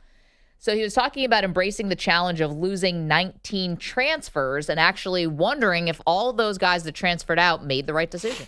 To be honest with you, I love the challenge. It don't bother me one bit because you know what? In life, you're going to make decisions, right? Sometimes it's going to work in your favor and sometimes it's not. I told our team the other day, we lost all these guys. Let's see who plays. So it's all good when people put it on Twitter, hey, all glory to God, I'm going in the transfer portal. Let's see if they play. How many of those guys going to play or travel or get snaps? Okay, so, this is like there is like an upside and a downside to the transfer portal. The upside is you go in, you see what your worth is. The downside is some guys can get left out. But Thomas Hammock, Coach Hammock, went on to say more, that he didn't get paid when he played college football, but appreciates the lessons learned. I enjoyed my college experience. I didn't get one dime, but the lessons I learned was more valuable than any money you can ever pay me. And I appreciate that because that is long term. People are losing the fact that this is short term. I coached in the National Football League for 5 years. 5 years, right? Don't lose focus of what the long term. Okay, so basically he's making this plea, don't put money ahead of a great situation or the, chance to mature or what have you and really develop, which is what college is about. Pearl, have we lost sight of what college football actually means or what's important about college sports? Oh, my God, no. And I'm so sick of all these coaches with the same take to the microphone because they're on the recruiting trail saying, we'll make sure you get paid to the players in their houses. So this is ridiculous because who is saying this? Only coaches. Yes, not the players. Yeah, like this is, of course they should get paid and of course they should go into the transfer portal to get more money, like real money. I would never say some of the contracts these guys are getting, there's no way that it'd be smart to stay and play 4 years in Northern Illinois and not take $100,000 to go play somewhere else. That would be financially irresponsible. So, no, I'm on the player's side on this one. And even if you risk not playing, you have to take that opportunity because it's a lot of money. What about the idea that maybe not from Coach Hammond from Northern Illinois, but what about Tom Brady, who's saying the same thing and reiterated on a recent episode of Joel Klatt's podcast about guys are prioritizing just chasing a dollar, which is short term in his view, but, not just like sticking it out or, dealing with adversity, not just trying to keep transfer to get the best, make life easy, I guess. I don't know. I'll give Brady a little more credit because he's not a coach. Because, coaches say this on one hand. On the other hand, will leave in 3 seconds for a better deal. Yeah. So they're the biggest bunch of hypocrites in all of sports. I don't want to hear it from them. Although Thomas Hammock has stayed there. So I'll give him credit. But Brady does have a point. But the reality is, what are these young athletes supposed to do? I mean, sit around. First of all, Tom Brady came from a lot of money. He's in a different situation than all of these players. He's from San Mateo, right? California. I just think that it's unfair. It feels almost judgmental to say that. Yeah, the other part too, because I'm going to tend to agree to be in lockstep with you. I think there's like an idea that, all of a sudden you go from high school to college, and after college is done, once you're there for 3 or 4 years, you're this fully formed adult. Like, Yeah. I don't think any of us think that's true. Let's be honest. Like, it took me into like my late 20s, 30s before I felt like I had a handle on anything. And I consider myself a pretty responsible person. It just, the maturing process is not something that's going to happen in 3 years. So to say like, oh, you come into college and then you do go through our football program and all of a sudden you come out like wearing a suit and tie and you're ready for the world. Like, the world is constantly changing. So, do you ever feel ready for it? I guess would be the one thing. Well, I mean, one of the funny things is, like, you go through a football program in college, you probably will develop a network that'll help you get jobs. It's not because you learned so much and matured so much. Or just be on your own, I guess. Yeah, well, it's just that if you come out of a program and like, oh, you want this job, you call another former teammate, like, it sets you up. It's a great network for life. I will give you that. But it's just like, the famous Wall Street is inhabited by mostly lacrosse teams from the Northeast. Yeah. It's just like, I don't think it's because you learn so much. I do think it gives you a leg up. And if you go through a place like Michigan and you come out with a degree, like, you're in good shape. But come on. I mean, first of all, that's not everybody's story. And it just feels funny to say that. By the way, related, did you see Scott Frost's comment? What did he say? He said, and I have the quote up, he said yesterday, it's a sad state in a sport as beautiful as college football is won by people with the richest boosters. He called it a sad state. Yeah. He was talking actually about Nico I leaving and going to UCLA, which doesn't have the richest boosters. No, not even close. But what do you think college football has been for 40 years? It's a much better state now where the teams with the richest boosters are giving that money directly to the players compared to before where they were $100 handshakes or they're building these nice facilities. Yeah. Like it's a better state now. Would you agree with me? It's a better state now where the players are getting played. I'm sorry about these life lessons that are being lost.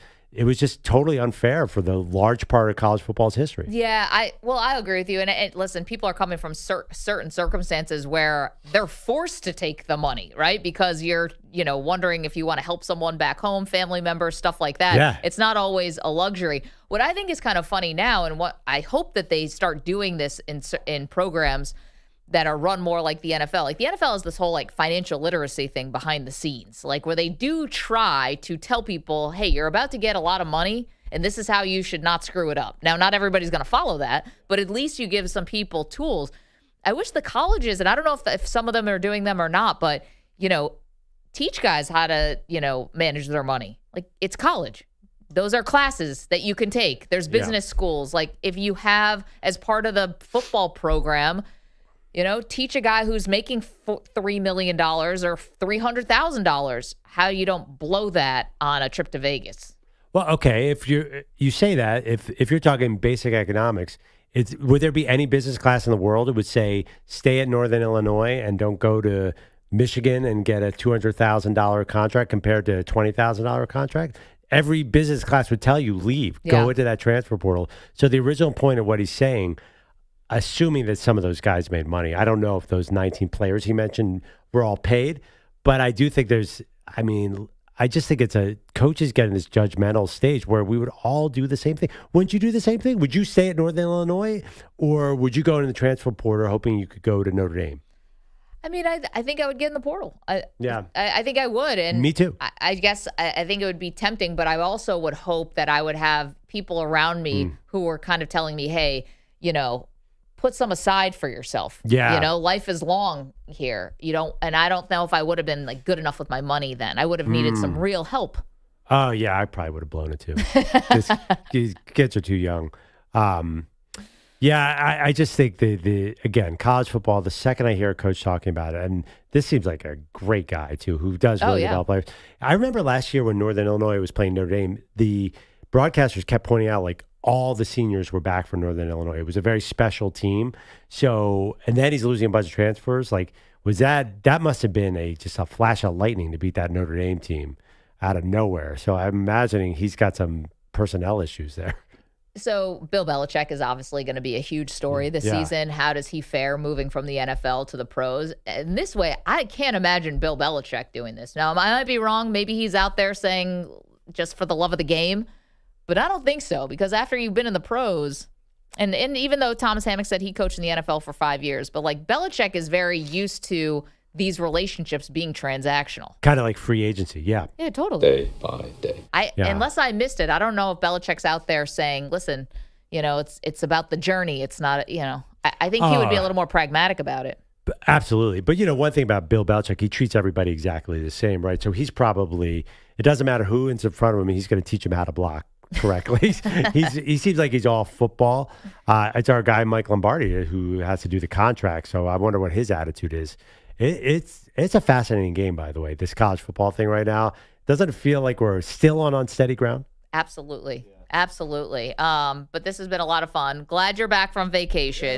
Good to be back. Glad that the family had fun. And survived.